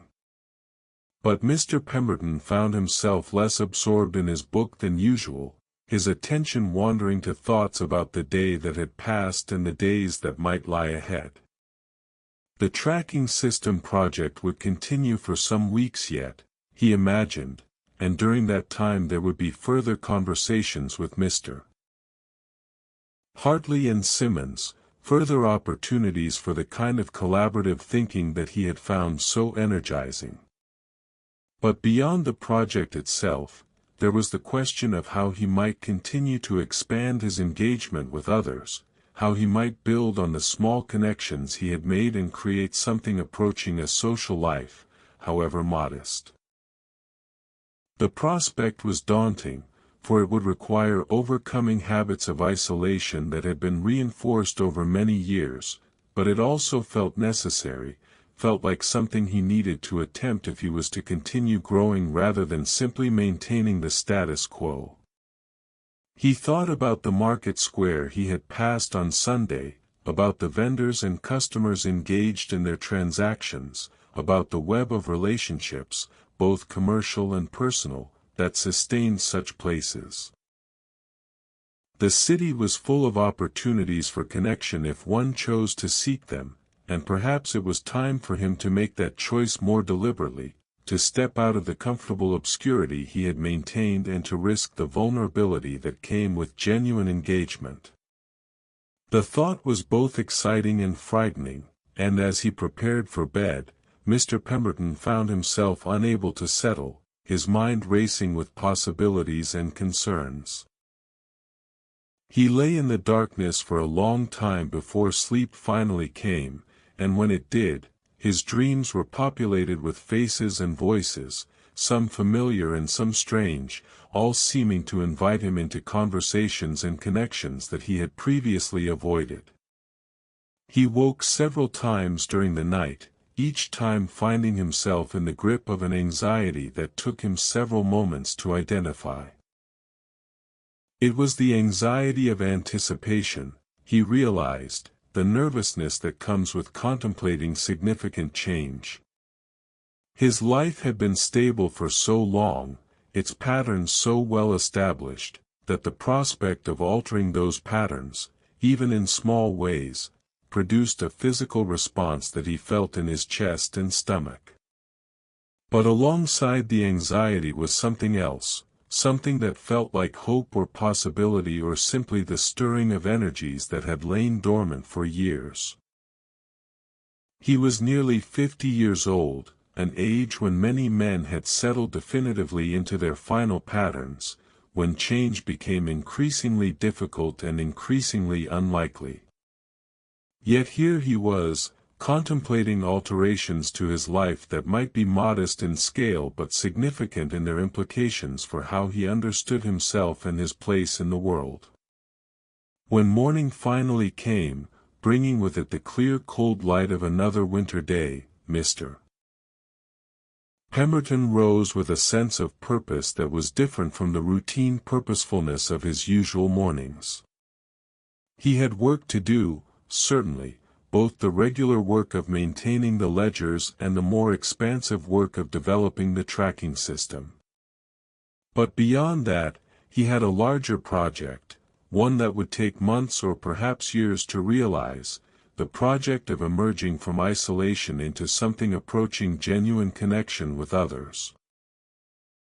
It was an ambitious project for someone of his temperament and habits, and he knew that there would be failures and setbacks, moments when he would want to retreat into the familiar safety of solitude. But he also knew, with a clarity that had been absent until recently, that the attempt was necessary, that whatever satisfaction he had found in his isolated life, there was more to be discovered in engagement with others, in the risk and vulnerability and potential richness of genuine relationship. The walk to the office that morning took him through streets that were becoming increasingly familiar not merely in their physical layout but in their human dimension as well. He noticed the same vendors setting up their stalls, the same shopkeepers sweeping their stoops, the same workers hurrying to their various employments. And instead of moving through this scene as an anonymous observer, he found himself making small acknowledgments, a nod here, a brief greeting there, nothing dramatic or profound, but enough to mark his presence, to signal that he was not merely passing through but was, in however small a way, a participant in the life of these streets. The office, when he reached it, felt less like a refuge from the world and more like a place of engagement with it, a location where his work connected him to the larger patterns of commerce and community that sustained the city. He lit his lamp and his fire with the same care he always brought to these tasks, but he did so with a heightened awareness of their significance, of how even these small acts of preparation were part of the larger work of maintaining order and facilitating the exchange that made human society possible. And when he opened the ledger to a fresh page and took up his pen to begin the day's entries, he did so with a sense that each figure he recorded, each transaction he documented, was a small contribution to something much larger than himself, a vast network of labor and exchange that connected him to countless others, most of whom he would never meet but with whom he nonetheless shared the fundamental project of creating and maintaining the structures that allowed life to flourish. The pen moved across the page in its familiar patterns, and Mr. Pemberton, clerk and solitary man and increasingly someone willing to risk connection, settled into his work with quiet satisfaction, knowing that the day would bring both routine and possibility, both the comfort of the familiar and the challenge of the new. And that balance, he was coming to understand, was perhaps the best that anyone could hope for, the best that life in all its complexity and difficulty and occasional grace could offer to those who approached it with attention and care and a willingness to remain open to whatever might come. The week progressed with a steadiness that Mr. Pemberton found reassuring, each day bringing its measure of routine work and its opportunities for advancement on the tracking system project. By Friday afternoon, he had developed what he considered a complete preliminary design, one that incorporated not only his own thinking but the practical insights that Simmons had contributed during their conversation earlier in the week. He spent the final hours of Friday preparing a formal presentation of the system for Mr. Hartley's review, writing out the specifications in his clearest hand on sheets of good paper, creating diagrams that illustrated how information would flow through the various stages of recording and compilation. The work required the same careful attention to detail that he brought to all his tasks, but it also engaged his aesthetic sense in a way that ledger work rarely did, for he wanted the presentation to be not merely accurate but visually clear and pleasing, easy for the eye to follow and for the mind to grasp. When he finally set down his pen and examined what he had produced, he felt a surge of satisfaction that went beyond the usual pleasure of completing a task well. He had created something, not merely transcribed or maintained something that already existed, but genuinely brought into being a structure that had not existed before. It was a modest creation, to be sure, nothing that would change the world or earn him any fame, but it was his own, the product of his thought and effort, and that made it valuable in a way that his routine work, competent though it was, could never quite be. He gathered the pages carefully and placed them in a leather portfolio that he used for important documents, then locked the portfolio in the drawer of his desk where it would remain safe over the weekend. On Monday morning he would deliver it to Mr. Hartley, and then there would be a period of review and likely some revisions before the system could be implemented. But the major work was done, and Mr. Pemberton allowed himself a moment of quiet pride before turning to the final preparations for departure. The evening was well advanced by the time he locked his office door and descended the stairs to the street. The cold had intensified with nightfall, and his breath made white clouds in the air as he walked. The streets were relatively quiet, most people having already made their way home, and Mr. Pemberton found himself enjoying the solitude of the walk in a way that was different from his usual experience of it. There was a difference, he was discovering, between solitude chosen from fear or habit and solitude experienced as a temporary state within a life that also included connection and engagement. The former was a kind of imprisonment, however comfortable it might seem, while the latter was simply a natural rhythm, a necessary alternation between social interaction and private reflection. As he walked, he thought about how he might spend the weekend. The weather was predicted to remain clear, and he found himself drawn to the idea of venturing beyond his usual limited circuit of lodgings, office, church, and occasional library. Perhaps he would take a longer walk on Saturday, explore parts of the city he had not visited in years, or had never visited at all. The prospect held a mild thrill of adventure that would have seemed absurd to anyone who knew the modest scale of what he was contemplating, but which felt genuine to him nonetheless. When he reached his lodgings, he found a letter waiting for him on the small table in the entrance hall where Mrs. Henshaw left correspondence for the tenants. The sight of it gave him a small start of surprise, for he received letters rarely, perhaps 2 or 3 times a year, usually communications regarding his small savings account at the bank or notifications from the subscription library about books that had been requested. But this letter was different.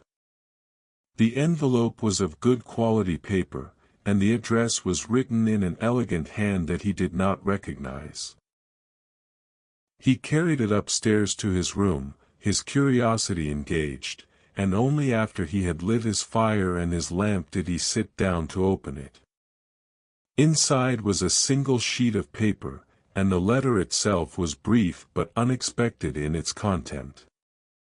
It was from Mr. Godwin, his first master, the clerk who had trained him in the early years of his career and who had retired to the countryside more than a decade ago.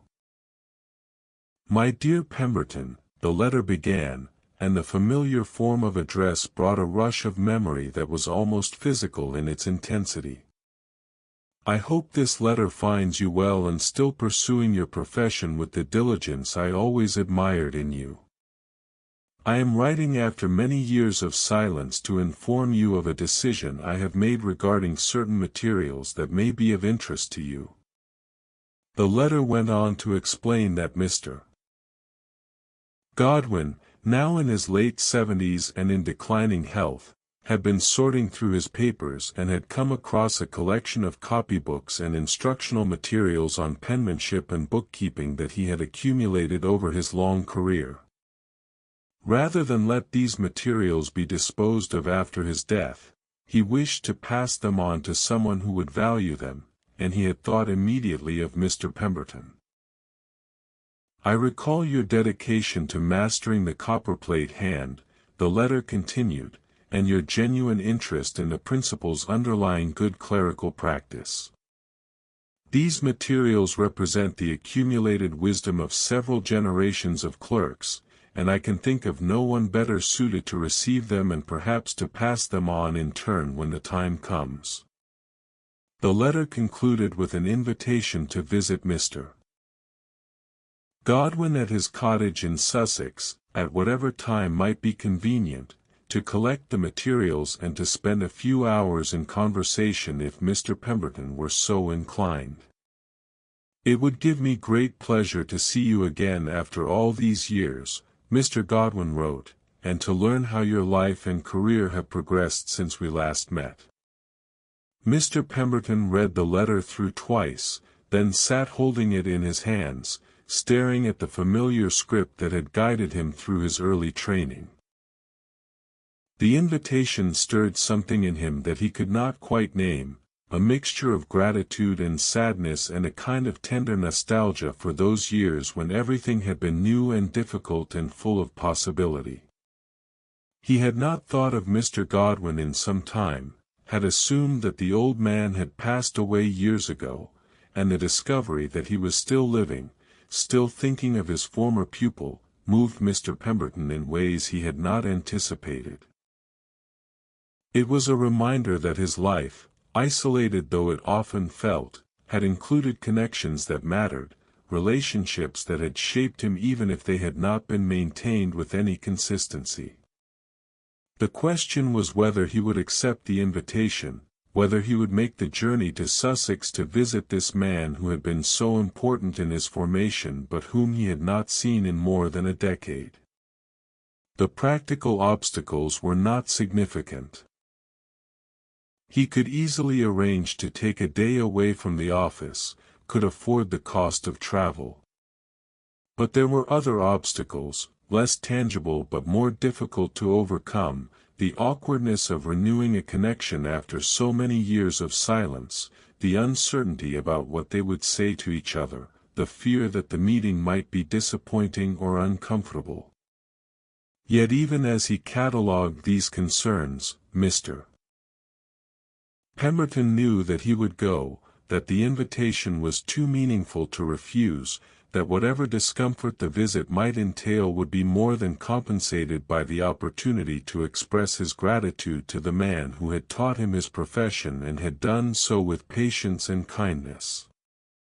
He set the letter aside and prepared his evening meal, but his thoughts remained occupied with Mr. Godwin's invitation and what it might mean.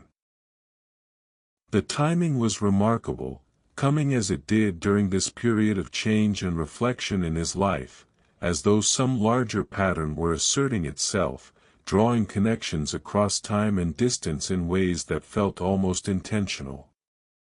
After eating, he sat down to compose a reply, taking particular care with his penmanship, wanting to demonstrate that the lessons Mr. Godwin had taught him had been well learned and faithfully practiced. He accepted the invitation with gratitude and proposed a date 2 weeks hence, on a Saturday when he would be free from his office duties. He kept the letter brief but warm, expressing his pleasure at hearing from his former master and his anticipation of the visit. When the letter was written and sealed, he set it aside to be posted in the morning, then turned to his usual evening reading. But he found it difficult to concentrate on the page before him, his mind wandering repeatedly to thoughts of Mr. Godwin, of the cottage in Sussex, of what the visit might bring. He thought about the young man he had been when he first came under Mr. Godwin's tutelage, raw and uncertain, his hand unsteady, his understanding of the profession limited to the most basic principles. Mr. Godwin had seen past that inexperience to something worth cultivating, had invested time and patience in his training, had treated him not as a mere apprentice to be used for menial tasks but as someone worthy of genuine instruction. The memory of that treatment, of being seen and valued, brought a tightness to Mr. Pemberton's throat. How much of what he had become, how much of his dedication to his craft and his commitment to doing work well, could be traced back to those early years under Mr. Godwin's guidance? The influence was impossible to measure precisely, but it was real and profound, and the recognition of it made him realize how much he owed to this man whom he had allowed to slip out of his life. The weekend that followed was marked by a peculiar quality of anticipation, as though the visit to Mr. Godwin, though still 2 weeks away, had already begun to exert an influence on Mr. Pemberton's present experience. He found himself thinking frequently about those early years, remembering specific lessons and conversations, recalling the patient way Mr. Godwin had corrected his errors without making him feel inadequate or stupid. On Saturday he took the long walk he had contemplated, venturing into parts of the city he had not seen in years. He walked south across the river, into neighborhoods that were poorer than his own, where the streets were narrower and the buildings more crowded together. He observed the life of these streets with attention, noticing details that his usual routes never offered: children playing games in alleyways, women gathered at communal pumps exchanging news and gossip, men sitting on stoops despite the cold, smoking pipes and watching the world pass by. The walk tired him more than he had anticipated, his body unaccustomed to such extended exertion, and by the time he returned to his lodgings in the late afternoon, his legs ached and his feet were sore. But he felt invigorated nonetheless, felt that he had pushed against the boundaries of his usual experience and had been rewarded with glimpses into lives and circumstances very different from his own. Sunday followed its customary pattern, church in the morning followed by quiet hours of reading and reflection. But even this familiar routine felt somehow enriched by the changes that were working themselves through his life, by the sense that he was living with more awareness, more intentionality, than he had in years. When Monday morning arrived, bringing with it the return to work, Mr. Pemberton felt ready for it in a way that had nothing to do with duty or obligation and everything to do with genuine engagement. He had work to present to Mr. Hartley, a visit to Mr.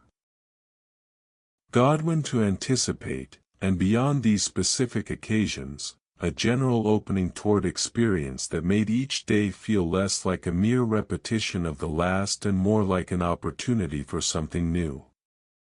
He walked to the office through the bright cold morning, posted his letter to Mr. Godwin in the pillar box on the corner, and climbed the familiar stairs with the leather portfolio containing his tracking system design tucked securely under his arm.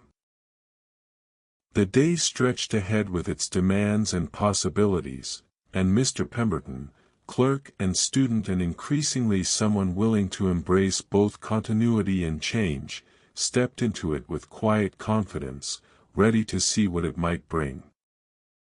Mr. Hartley received the tracking system design with the thoughtful attention that Mr. Pemberton had come to expect from him.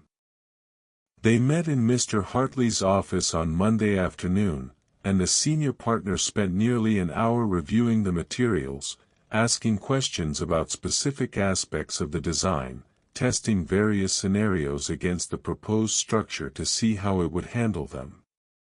"This is thorough work, Pemberton, Mr. Hartley said at length, setting down the final page and regarding his clerk with an expression of genuine approval. "More thorough than I had anticipated, to be honest. You've thought through not only the immediate implementation but also how the system might adapt to changing circumstances over time." "I had the benefit of consultation with Simmons," Mr. Pemberton replied, not wanting to claim credit that belonged partly to another. "His practical perspective helped me identify several issues that I would have missed working in isolation." "That speaks well of both of you," Mr. Hartley said. "The ability to collaborate effectively is rarer than one might think, and more valuable than most people realize." He paused, tapping his fingers thoughtfully on the desk. "I'd like to implement this system on a trial basis, beginning with the Rotterdam route. That's our most active route, so it will provide a good test of whether the system can handle the volume and complexity we need it to manage. If it works well there, we can extend it to the other routes gradually." They discussed the details of implementation, the timeline for getting the system operational, the training that Simmons would need to maintain it properly. Mr. Hartley suggested some minor modifications to the design, refinements that would make it more compatible with existing practices, and Mr. Pemberton noted these carefully, already thinking about how best to incorporate them. When the meeting concluded, Mr. Pemberton returned to his own office with a sense of accomplishment that carried him buoyantly through the remainder of the day. The tracking system would become a reality, would move from the realm of abstract design into actual practice, and he would be able to see whether his thinking had been sound, whether the structure he had created would actually function as intended. The thought was both exciting and somewhat nerve-wracking, for there was always the possibility that problems would emerge in practice that had not been apparent in theory, that the system would prove unwieldy or incomplete in ways that would require substantial revision. But that was the nature of such work, Mr. Pemberton reminded himself. One designed to the best of one's ability, implemented carefully, and then learned from whatever difficulties arose, adjusting and improving until the system functioned as it should. The days that followed were occupied with the dual tasks of maintaining the regular ledger work and preparing for the implementation of the new tracking system. Mr. Pemberton worked with Simmons to create the physical materials that would be needed, the new ledger books with their specialized column headings, the forms that would be used to gather information from various sources, the written instructions that would guide Simmons in maintaining the records. It was detailed work, requiring attention to numerous small matters that might seem insignificant individually but which collectively determined whether the system would function smoothly or would be plagued by confusion and error. Mr. Pemberton approached these tasks with the same care he brought to everything, checking and rechecking, trying to anticipate potential sources of difficulty and addressing them before they could cause problems. As he worked, he found himself thinking about Mr. Godwin, about the lessons in attention to detail that his former master had instilled in him all those years ago. The ability to see how small elements connected to form larger structures, the understanding that excellence in any complex task required not just getting the big things right but attending faithfully to countless small things as well. These were principles that Mr. Godwin had taught him and that had shaped his entire approach to his profession. The recognition of this debt made the upcoming visit to Sussex feel even more important, made him more eager to express his gratitude in person and to let Mr. Godwin know how profoundly his teaching had influenced the course of his life. The 2 weeks until the visit passed slowly, each day bringing its work and its small satisfactions, but all of it occurring against the background of anticipation for the Saturday when he would make the journey. On the Wednesday before his planned departure, Mr. Pemberton received a reply from Mr. Godwin, confirming the arrangements and expressing pleasure at the prospect of the visit. The letter was briefer than the first had been, and the handwriting showed a slight tremor that had not been present in the earlier communication, a reminder that Mr. Godwin was now quite elderly and that his health was, as he had mentioned, in decline. This reminder added a note of urgency to the visit, a sense that there might not be many more opportunities for such meetings, that the chance to renew this connection was something that should not be postponed or taken for granted.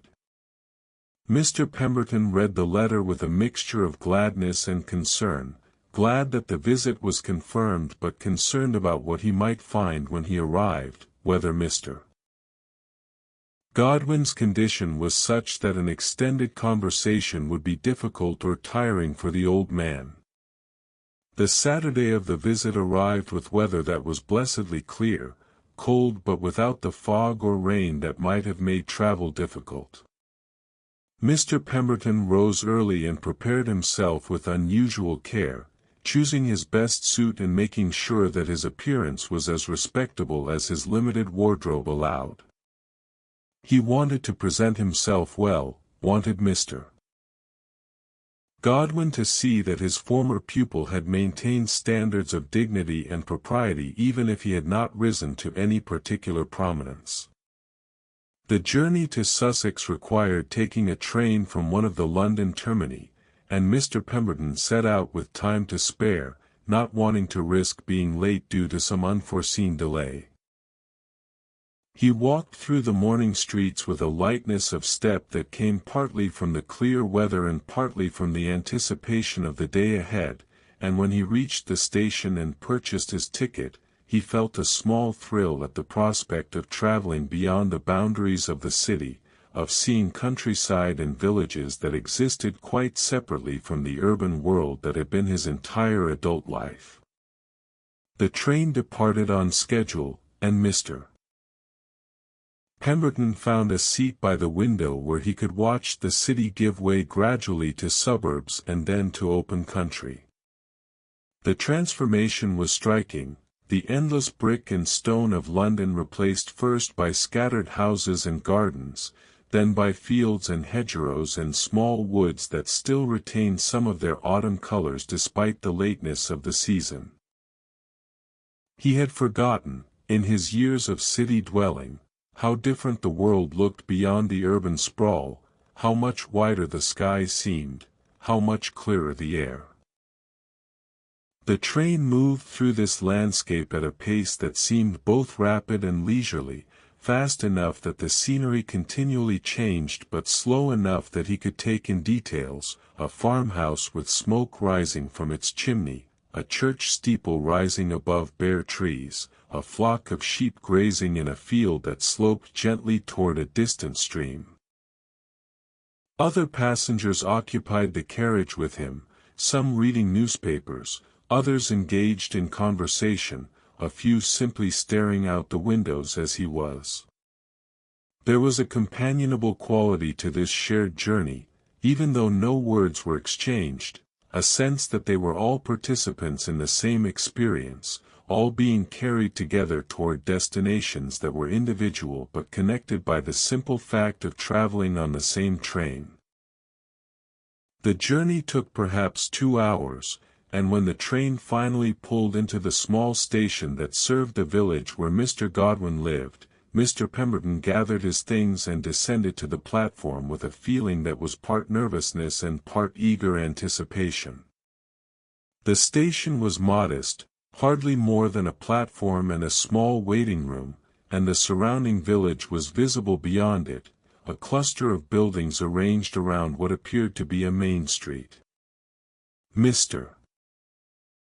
Godwin had provided directions in his letter, and Mr. Pemberton followed them carefully, walking through the village with interest, noting how different everything was from London, how much quieter, how much more spacious.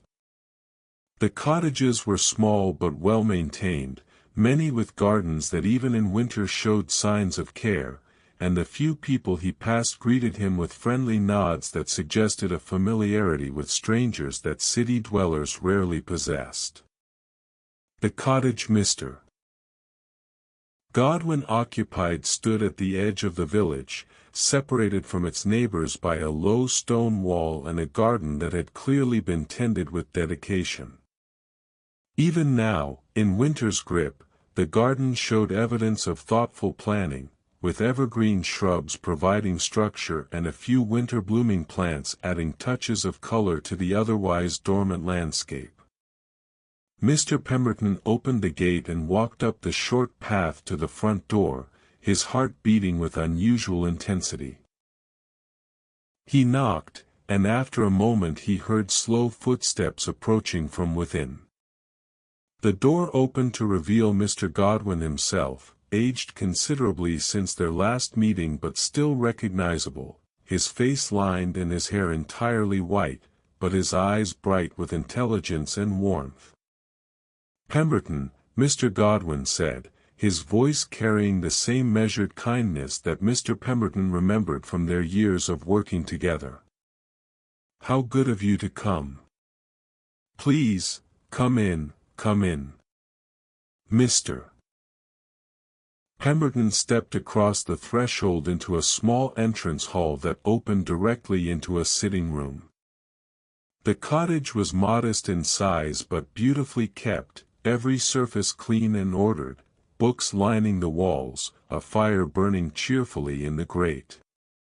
It was exactly the sort of space Mr. Pemberton would have imagined for Mr. Godwin, comfortable and unpretentious, organized but not austere, a place that reflected the character of its occupant. "Let me take your coat, Mr. Godwin said, moving with careful slowness. "And then you must sit by the fire and warm yourself. The journey from London can be quite chilling, even on a clear day." They settled into chairs by the fire, and for a moment both men simply looked at each other, taking in the changes that time had wrought, acknowledging silently the passage of years that had brought them to this meeting. Then Mr. Godwin smiled, a gentle expression that eased the slight awkwardness of the moment. "You look well, Pemberton," he said. "The years have treated you kindly. Tell me, how has life been for you? Are you still with the same firm?" And so began a conversation that would extend through the remainder of the morning and into the afternoon, a conversation that ranged across the years of separation, touching on work and life and the small accumulations of experience that comprised their respective histories. Mr. Pemberton found himself speaking more freely than he usually did, drawn out by Mr. Godwin's genuine interest and his gift for asking questions that invited real answers rather than mere pleasantries. He told Mr. Godwin about the tracking system project, about his recent recognition that his work might encompass more than he had previously allowed himself to imagine. He spoke about his solitude and his recent tentative steps toward greater engagement with others. He even mentioned, though with some hesitation, the young woman who had married someone else years ago, and how that disappointment had shaped his subsequent withdrawal from social life. Mr. Godwin listened to all of this with the same attentive patience he had brought to their work together years before, occasionally nodding or asking a clarifying question, but mostly simply being present to what Mr. Pemberton was sharing. And when Mr. Pemberton had finished speaking, had laid out more of his inner life than he had shared with anyone in years, Mr. Godwin was quiet for a moment before responding. "You know, Pemberton," he said at length, "I always thought you had more to offer than you seem to believe yourself. You were the most naturally talented student I ever taught, the most genuinely dedicated to mastering not just the techniques but the principles of good clerical work. But I worried that you might confine yourself too narrowly, might not allow yourself to grow beyond the initial competencies you developed." He paused, his gaze steady and kind. "It sounds as though you're beginning to discover what I always suspected was there, a capacity for creative thinking and genuine contribution that goes well beyond mere technical proficiency. That pleases me more than I can say, though I wish it hadn't taken quite so many years for you to recognize it in yourself." The word struck Mr. Pemberton with unexpected force, bringing a sudden tightness to his throat that made it difficult to speak. To be seen so clearly, to have his potential recognized even when he had not recognized it himself, was both gratifying and painful, gratifying because it validated something he had only recently begun to feel about himself, painful because it reminded him of how much time he had spent living smaller than he might have. "I'm grateful to you," he managed to say. "For the training you gave me, certainly, but also for seeing more in me than I saw in myself. I think I'm only now beginning to understand how much your teaching shaped me, how much of what I value in my work can be traced back to those early years under your guidance." Mr. Godwin waved a hand dismissively, though his expression showed that he was pleased by the acknowledgment. "You did the work, Pemberton. I merely provided some instruction and encouragement. The dedication, the perseverance, the genuine care you bring to your tasks, those qualities were always yours." They talked on, and eventually the conversation turned to the materials that Mr. Godwin had mentioned in his letter, the collection of copybooks and instructional texts that he wished to pass on. Mr. Godwin led Mr. Pemberton to a small study where these materials were arranged on shelves, and as they examined them together, Mr. Pemberton felt a profound sense of receiving not just books and papers but a legacy, a transmission of knowledge and values from one generation to the next. "These represent the accumulated wisdom of several lifetimes," Mr. Godwin said, running his hand along the spines of the books. "Some of them date back to the previous century, to men who were considered masters of penmanship and bookkeeping in their day. I've treasured them over the years, and it gives me great satisfaction to know they'll pass to someone who will value them as I have." Mr. Pemberton accepted the materials with the solemnity he felt the occasion warranted, promising to care for them and to study them and perhaps, someday, to pass them on in turn to someone who would value them as he did. The afternoon had advanced considerably by this point, and reluctantly he mentioned that he would need to leave soon to catch the train back to London. Mr. Godwin insisted on walking with him partway back to the station, moving slowly but determinedly despite Mr. Pemberton's protests that he should not trouble himself. They walked together through the village in the fading afternoon light, and at the edge of the village, where the path turned toward the station, Mr. Godwin stopped and extended his hand. "Thank you for coming, Pemberton," he said. "This has meant more to me than you might realize.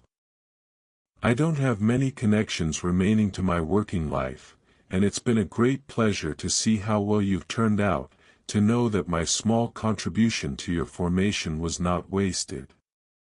"Not wasted at all," Mr. Pemberton assured him, grasping the older man's hand with both of his own.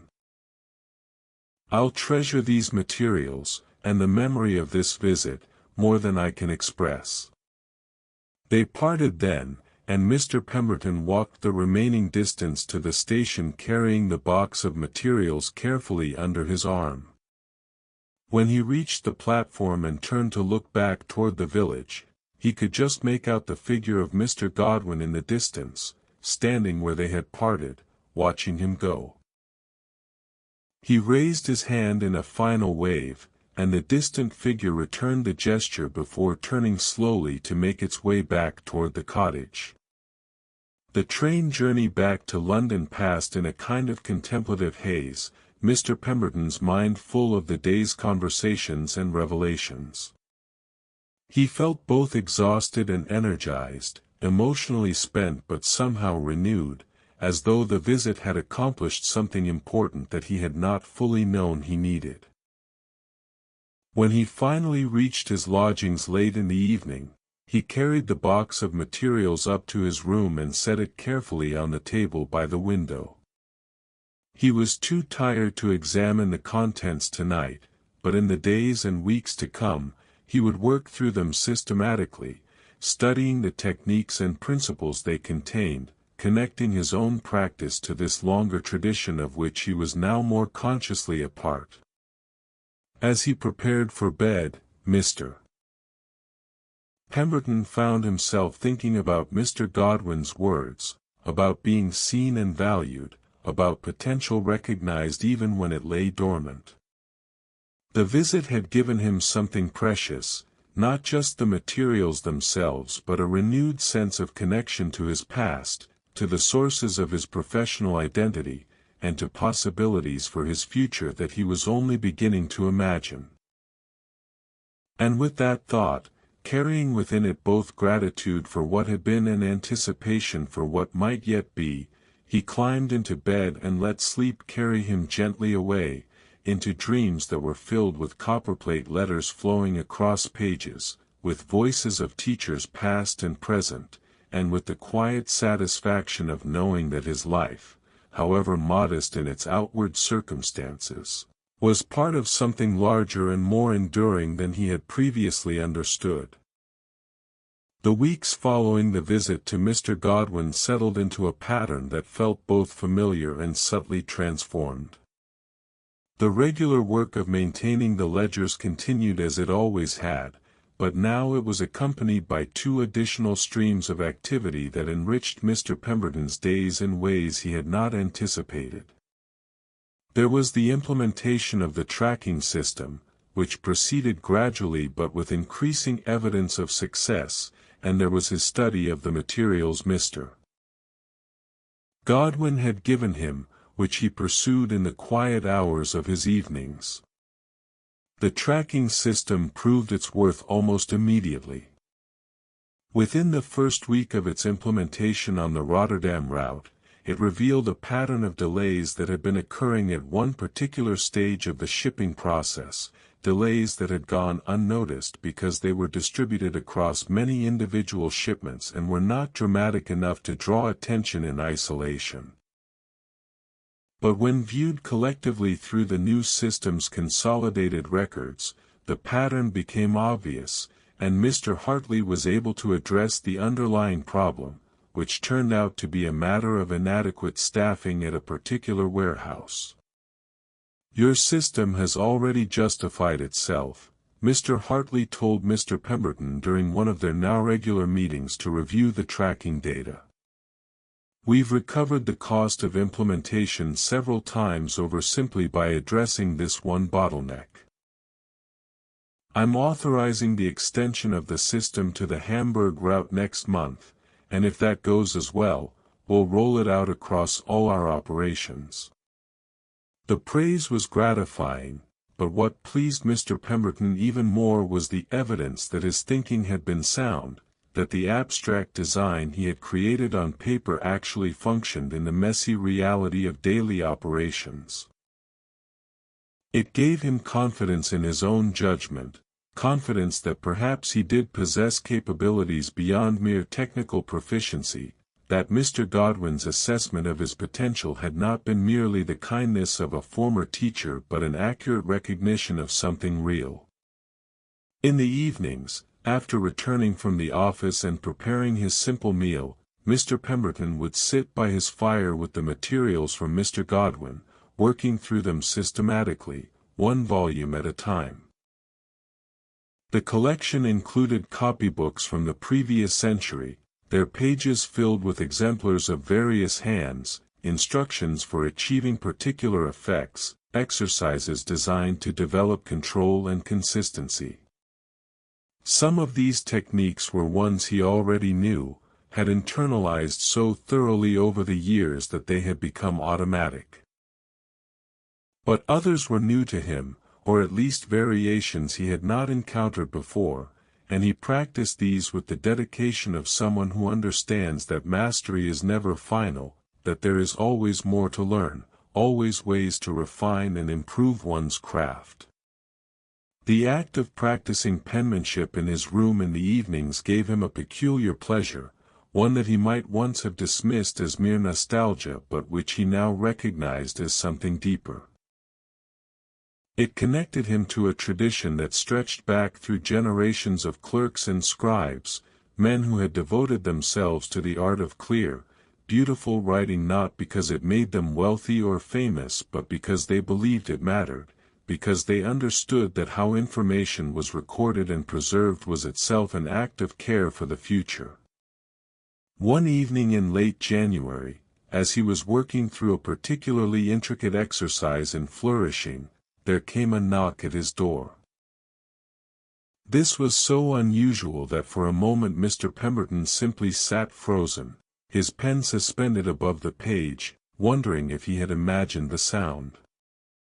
But the knock came again, and he set down his pen and crossed to the door. Standing in the hallway was Mrs. Henshaw, his landlady, her expression carrying an uncertainty that was unlike her usual brisk efficiency.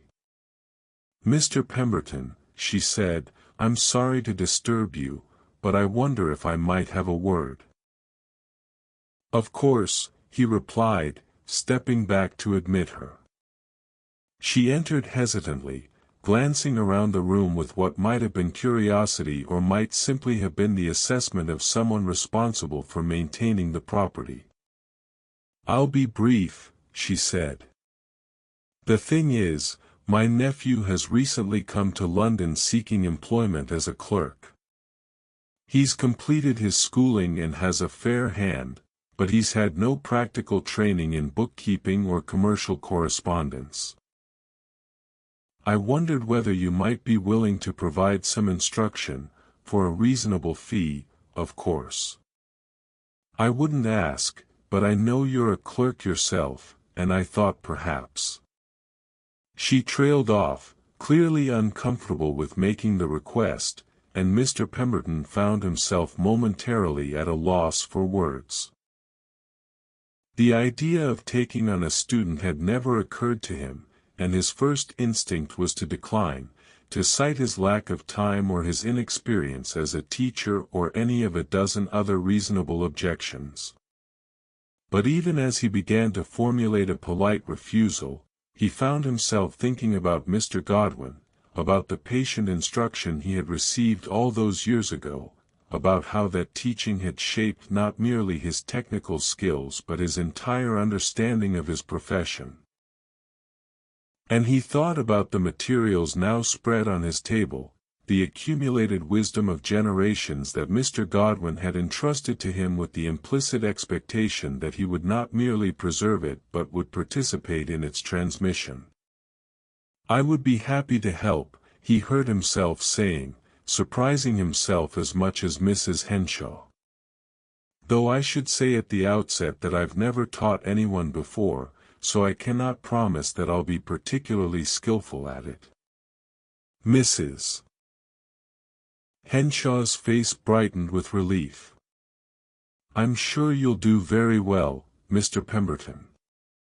My nephew is a good lad, quite serious about learning a profession. When might you be available to meet with him?" They arranged that the nephew, whose name was Thomas, would come to Mr. Pemberton's room on the following Saturday afternoon for an initial meeting. Mrs. Henshaw thanked him profusely and departed, leaving Mr. Pemberton standing in the middle of his room, wondering what exactly he had committed himself to. The prospect of teaching filled him with a mixture of anticipation and anxiety. He had no pedagogical training, no experience in explaining to others what had become second nature to himself through years of practice. But he also felt drawn to the opportunity, felt that it represented another step in the direction he had been moving, another expansion beyond the narrow confines of his solitary work. In the days leading up to the Saturday meeting, Mr. Pemberton found himself thinking about how he might approach the task of instruction. He reviewed his own learning, trying to remember what had been most helpful when he was starting out, what explanations had clarified difficult concepts, what exercises had been most effective in developing skill. He looked through Mr. Godwin's materials with fresh eyes, identifying texts and exercises that might be appropriate for a beginner. When Saturday afternoon arrived and Thomas knocked on his door, Mr. Pemberton opened it to find a young man of perhaps 17, neatly dressed in clothes that had clearly been chosen with care for this meeting. He had a round, earnest face and hands that showed signs of recent scrubbing, and he carried under his arm a small leather case that presumably contained writing materials. "Mr. Pemberton," he said, his voice carrying a slight tremor of nervousness. "I'm Thomas Henshaw. My aunt said you might be willing to instruct me in clerical work."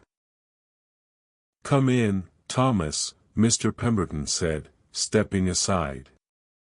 "Please, sit here at the table, and we'll see what you already know and what you need to learn." The afternoon that followed was revelatory for Mr. Pemberton in ways he had not anticipated. As he worked with Thomas, assessing his current abilities and beginning to introduce him to the fundamentals of commercial bookkeeping, he discovered that explaining what he knew required him to understand it more deeply, to articulate principles that he had internalized without ever quite making them explicit. Thomas proved to be an attentive student, eager to learn and willing to practice the exercises Mr. Pemberton set for him. His handwriting was adequate but inconsistent, his letter forms sometimes well-shaped and sometimes careless, and Mr. Pemberton found himself drawing on memories of Mr. Godwin's teaching as he tried to explain how to achieve greater consistency. "The key is rhythm," he said, demonstrating with his own pen on a sheet of paper. "Each letter should flow from the same underlying movement, the same relationship between your arm and your hand and the pen. Watch how the letters are formed not merely with the fingers but with the whole arm, allowing the larger muscles to guide the motion while the fingers provide only the finest adjustments." He had not known he knew this, had not consciously thought about the mechanics of his own writing in years, but as he tried to convey the knowledge to Thomas, it became clear and explicit in his mind. Teaching, he was discovering, was not merely a matter of transmitting information but of clarifying one's own understanding in the process of making it accessible to another. They worked for nearly 2 hours, and when Thomas finally departed, thanking Mr. Pemberton earnestly and promising to practice the exercises they had discussed, Mr. Pemberton found himself both exhausted and strangely exhilarated. The interaction had required a different kind of energy than his solitary work demanded, had engaged parts of himself that lay dormant in the routine execution of his office duties. He thought about Mr. Godwin again, about how much patience and generosity the old man had invested in his teaching, and he felt a renewed appreciation for what he had received. To be on the other side of that relationship now, to be the one attempting to guide a younger person's development, gave him a perspective on his own formation that had not been available when he was the student.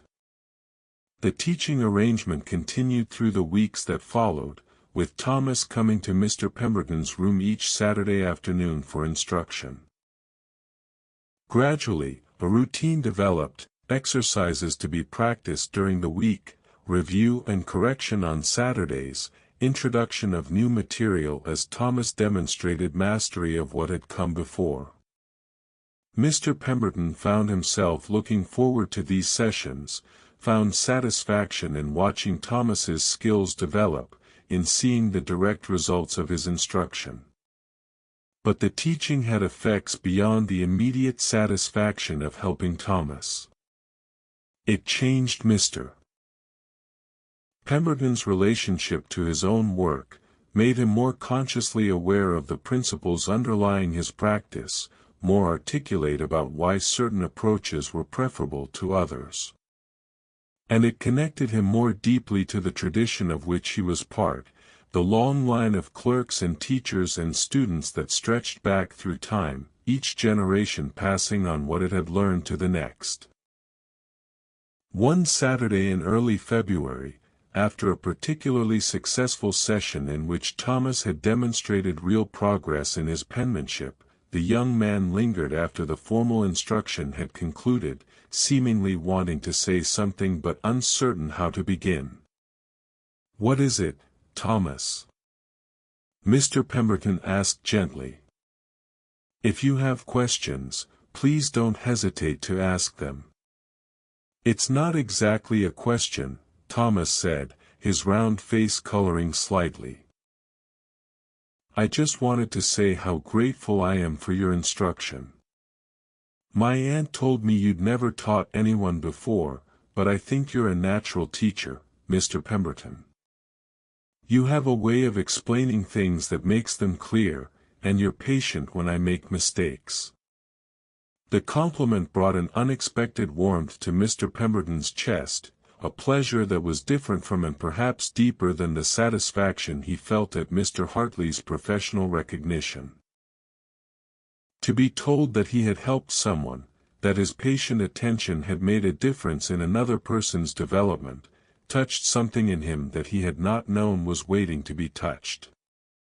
"That's very kind of you to say, Thomas," he replied, his voice carrying more emotion than he had intended. "But the credit belongs more to you than to me. You've applied yourself diligently to difficult work, and your progress is the result of your own effort." After Thomas had gone, Mr. Pemberton sat for a long time by his window, looking out at the courtyard below where the late afternoon light was beginning to fade. He thought about the changes that had occurred in his life over the past months, the gradual but definite expansion of his world beyond the narrow boundaries he had maintained for so many years. The tracking system project had shown him that he could contribute creatively to his work rather than merely executing others' designs. The visit to Mr. Godwin had reconnected him to the sources of his professional identity and had given him a clearer sense of belonging to a tradition larger than himself. And now the teaching of Thomas was revealing capacities for connection and influence that he had not suspected he possessed. None of these changes were dramatic in themselves. He had not become wealthy or famous, had not altered his fundamental circumstances or risen to any position of prominence. But taken together, they constituted a kind of transformation, a movement from a life that was merely endured, however competently, to one that was more fully inhabited, more genuinely engaged with others and with his own possibilities. The church bells rang the hour, their sound carrying clearly through the cold evening air, and Mr. Pemberton rose from his chair to light his lamp and prepare his evening meal. The day had been satisfying in multiple ways, and tomorrow would bring Sunday's familiar routines, church and quiet reading and rest. But he no longer experienced these routines as mere repetitions of past patterns. Instead, they felt like rhythms within a life that was opening outward, foundations that provided stability while allowing for growth and change. The solitude he had cultivated for so many years remained, but it was now a chosen solitude rather than an imposed isolation, a necessary complement to his expanding engagement with others rather than a defense against the world. As he moved about his room, performing the small tasks that prepared him for the evening ahead, Mr. Pemberton found himself feeling something he had not felt in years, perhaps something he had never quite felt with such clarity. He felt grateful for his work and for the people who had entered his life recently, grateful for the capacity to change even in middle age, grateful for the simple fact of being alive and aware in this particular moment, with all its modest satisfactions and quiet possibilities. The feeling stayed with him through the evening and into the night, warming him more thoroughly than his fire could, accompanying him into sleep and staying with him even in his dreams, where he walked through sunlit streets in a city that was both London and somewhere else entirely, a place where every face was familiar and every voice spoke words of welcome and recognition. The winter deepened into February, bringing with it days that oscillated between bitter cold and unexpected mildness, as though the season could not quite decide whether to maintain its grip or begin its gradual retreat. Mr. Pemberton continued his routines with a steadiness that was now less mechanical than deliberate, each day bringing its measure of work and its opportunities for the kinds of engagement that had become increasingly important to him. The tracking system had been successfully extended to the Hamburg route, and the data it generated continued to prove valuable in identifying inefficiencies and addressing problems before they became serious. Mr. Hartley now consulted regularly with Mr. Pemberton about the information the system revealed, treating him less as a subordinate who executed instructions and more as a colleague whose judgment was worth seeking. These consultations represented a subtle but significant shift in Mr. Pemberton's position within the firm. He was invited to meetings he would not previously have attended, asked for his opinion on matters that went beyond the immediate maintenance of records, included in discussions about the firm's future direction in ways that recognized him as someone with valuable perspective to contribute. The change brought with it some discomfort, for Mr. Pemberton had to learn to speak with confidence in settings where he had previously remained silent, had to overcome the habit of deferring to others even when he held opinions that were worth expressing. But gradually, with encouragement from Mr. Hartley and with the evidence of his own contributions proving useful, he found his voice, learned to articulate his thinking clearly and to stand behind his judgments even when they differed from those of others. Thomas's instruction continued to progress satisfactorily, and Mr. Pemberton found that his initial awkwardness as a teacher was giving way to something approaching ease. He had developed a structure for their sessions, beginning with review of the previous week's exercises, moving to the introduction of new material, and concluding with assignments for the coming week. The structure provided a framework that made both of them more comfortable and that allowed the work to proceed efficiently. But beyond the structure, Mr. Pemberton was discovering the rewards of watching someone develop under his guidance. Thomas's handwriting had improved markedly, his letterforms becoming more consistent and his overall presentation more professional. His understanding of bookkeeping principles was deepening, and he was beginning to grasp not merely the mechanical procedures but the underlying logic that made them sensible and necessary. One Saturday in mid-February, as they were working through an exercise and preparing a balance sheet, Thomas made an observation that stopped Mr. Pemberton short. "The balance sheet is like a portrait of the business at a particular moment, isn't it?" Thomas said, studying the figures before him. "It captures everything in a kind of frieze, showing what the business owns and owes and what it's worth, all at once. But the moment passes, and the next day the portrait would be slightly different." "That's exactly right," Mr. Pemberton said, feeling a small thrill at the young man's insight. "The balance sheet is a snapshot, a cross-section through time. That's why it's so important to date it precisely and to understand that it represents conditions that are already changing even as we record them." The observation was one that Mr. Pemberton himself had arrived at only after years of working with such documents, and to hear Thomas articulate it so clearly after just a few months of study suggested that the young man possessed genuine aptitude, that he might become more than merely competent in the profession he was learning. After the lesson concluded and Thomas had departed, Mr. Pemberton found himself thinking about the nature of teaching and learning, about how much of what passed between teacher and student was not merely information but a kind of sensibility, a way of seeing and thinking about one's work that could be modeled but not directly transmitted. Mr. Godwin had given him that sensibility years ago, had shown him through patient example how to approach clerical work with care and thoughtfulness, and now he was attempting to pass that same sensibility on to Thomas.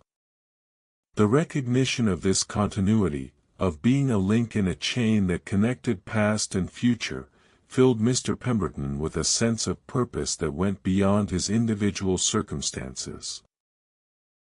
He was not merely working for his own sustenance, not merely passing time until age or infirmity ended his capacity to labor. He was participating in something larger, something that would continue after he was gone, and that participation gave his work a meaning that individual achievement alone could never have provided. As February progressed toward March, Mr. Pemberton noticed subtle changes in the atmosphere of his lodgings. The building, which had always seemed to him a collection of isolated individuals occupying separate rooms, began to feel more like a community, or at least like a place where people acknowledged one another's presence with something approaching warmth. This change was partly due to his own increased willingness to engage in conversation when opportunities arose. Where previously he would have nodded briefly and hurried past when encountering other tenants in the hallway or on the stairs, he now paused to exchange a few words, to inquire about their day or comment on the weather or simply to acknowledge their existence in some small but genuine way. But the change was also coming from the building itself, or rather from the people who inhabited it. Mrs. Henshaw, perhaps grateful for his instruction of Thomas, had become more friendly, occasionally inviting him to take tea in her private quarters on the ground floor, where they would sit and talk about various matters, the running of the building, news from the neighborhood, Thomas's progress in his studies. Through these conversations, Mr. Pemberton learned things about his fellow tenants that he had never known despite living in the same building with them for years. The young man from the post office whom he sometimes passed on the stairs was saving money to marry his sweetheart, who worked as a seamstress in a shop on Oxford Street. The elderly widow on the third floor had once been a schoolteacher and still tutored children in the neighborhood for a small fee. The couple on the fourth floor kept pigeons on the roof and raced them on Sundays against birds from other parts of the city. These were ordinary lives, unremarkable in their details, yet learning about them made the building feel less anonymous, made the sounds he heard through the walls at night seem less like mere noise and more like evidence of human presence, of other lives being lived with their own particular concerns and joys.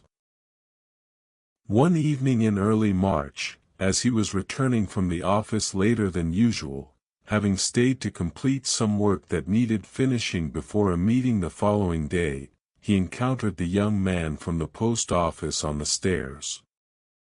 They had exchanged greetings in the past, but tonight the young man seemed eager to talk, and he fell into step with Mr. Pemberton as they climbed to their respective floors. "I heard from Mrs. Henshaw that you've been teaching her nephew," the young man said. "That's very good of you. The lad's fortunate to have proper instruction." "It's been as much a learning experience for me as for him," Mr. Pemberton replied. "I've never taught before, and I'm discovering that it requires one to understand one's own work more clearly. I wish I'd had such instruction when I was starting out," the young man said. "I had to learn everything through trial and error, and I made some costly mistakes before I understood the proper procedures." They talked for a few more minutes, and as they parted at their respective doors, the young man extended his hand. "Robert Finch," he said. "I don't think we've been properly introduced, though we've been neighbors for some time." "Arthur Pemberton," Mr. Pemberton replied, shaking the offered hand. "I'm pleased to make your acquaintance properly." It was a small interaction, barely worth noting in the larger scheme of things, but it represented another thread in the fabric of connection that was gradually forming around Mr. Pemberton.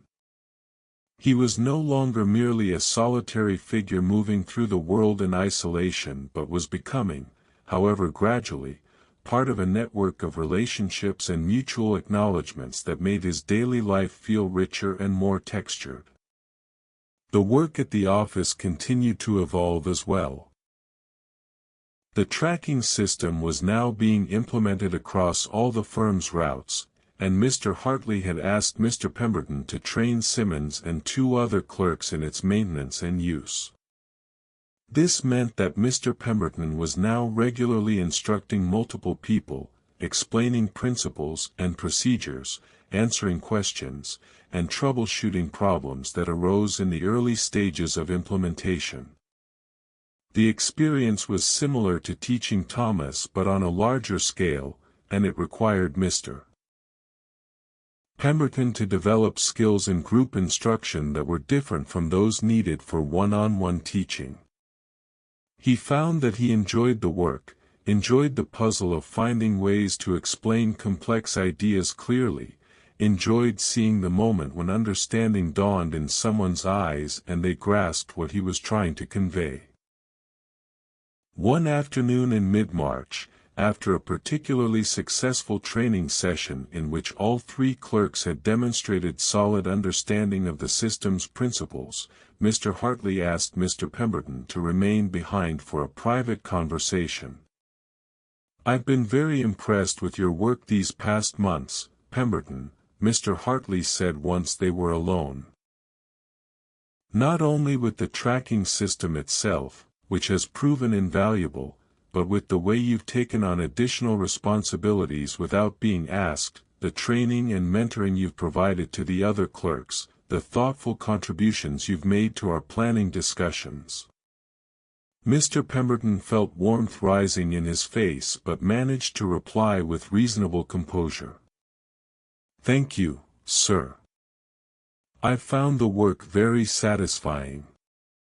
"I'm glad to hear it, Mr. Hartley said, because I'd like to offer you a new position within the firm. We're creating a role of senior clerk, with responsibility for overseeing the work of the other clerks, maintaining the tracking system, and serving as my principal assistant on operational matters. The position would come with a salary increase of 30% and would represent a significant advancement in responsibility." The offer took Mr. Pemberton completely by surprise. He had been content with the gradual expansion of his role, had not imagined that it might lead to formal advancement or significant increase in compensation.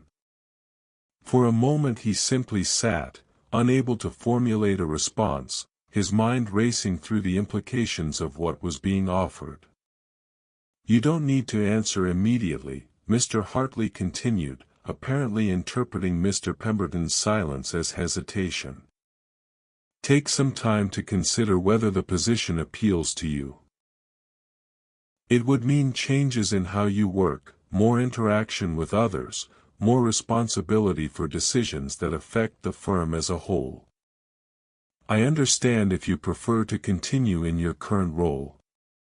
"No," Mr. Pemberton said, finding his voice.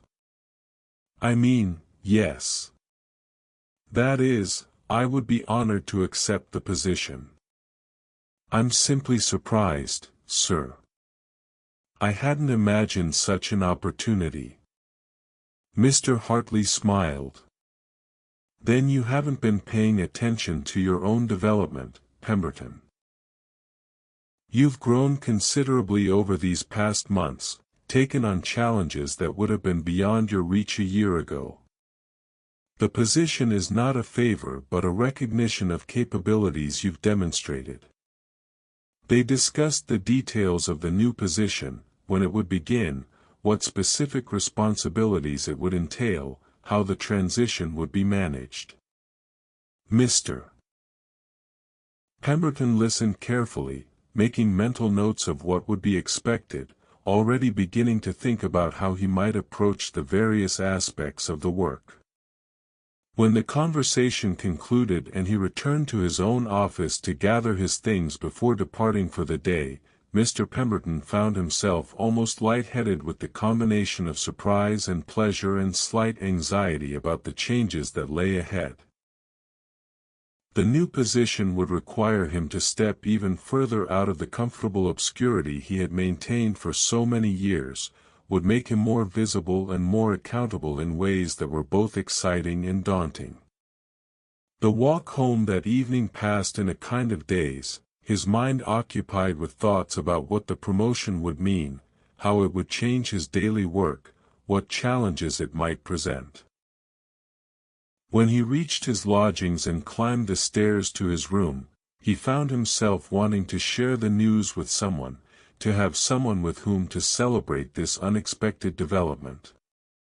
The impulse was itself noteworthy, for in the past his response to good fortune or accomplishment had been private satisfaction, a quiet acknowledgment to himself that something had gone well. But now he felt the need for shared celebration, for the validation that comes from having others recognize and appreciate one's achievements. He thought about writing to Mr. Godwin, and made a mental note to do so, knowing that his former teacher would be pleased to hear about this development. But the letter would take days to arrive and days more to receive a response, and what he wanted was more immediate acknowledgement. After a moment's hesitation, he descended the stairs and knocked on Mrs. Henshaw's door. She answered promptly, her expression showing mild surprise at finding him there. "Mr. Pemberton, is something wrong?" "Not at all," he replied, suddenly feeling foolish about the impulse that had brought him there. "I simply wanted to share some news." I've been offered a promotion at my firm, a significant advancement in responsibility and salary. Mrs. Henshaw's face broke into a genuine smile. Why, that's wonderful news. Please, come in, we must have a cup of tea to celebrate properly. She ushered him into her sitting room, a cozy space filled with comfortable furniture and small decorative items that gave it a warmth his own room lacked. As she prepared the tea, she asked questions about the promotion, what it would entail, when it would begin, and Mr. Pemberton found himself explaining with an enthusiasm that surprised him. Thomas will be so pleased to hear about this, Mrs. Henshaw said as she poured the tea. He's always speaking of you with such admiration, saying how much he's learned from your instruction. He'll be proud to know his teacher has been recognized in this way. They talked for perhaps half an hour, and when Mr. Pemberton finally returned to his own room, he felt both satisfied and slightly amazed at himself. He had shared his good news with another person, had allowed himself to be seen in a moment of success, and instead of feeling exposed or vulnerable, he felt gratified, felt that the sharing had enhanced rather than diminished the pleasure of the achievement. As he prepared for bed that night, Mr. Pemberton reflected on how far he had come from the isolated, defensive person he had been just months earlier. The changes were not dramatic when viewed individually, but taken together they represented a genuine transformation, a movement toward engagement and connection that felt both natural and somewhat miraculous. He thought about the tracking system that had started it all, about how a simple request from Mr. Hartley had set in motion a series of changes that had reshaped his understanding of himself and his place in the world. And he thought about Mr. Godwin, about the materials he had received and the legacy he was now beginning to pass on to Thomas, about how lives intersected and influenced one another in ways that could not be fully anticipated or controlled. The promotion would begin in 2 weeks, Mr. Hartley had said, giving him time to prepare for the transition. But in a sense, the preparation had been ongoing for months, had consisted of all the small steps he had taken toward greater engagement, greater willingness to risk visibility and connection. As sleep approached, Mr. Pemberton found himself looking forward to the weeks and months ahead with an anticipation that was new in his experience. There would be challenges, certainly, moments of doubt and difficulty as he learned to inhabit his new role. But there would also be opportunities, chances to contribute and to grow, to connect with others and to participate more fully in the life of the firm and the larger community of which it was part.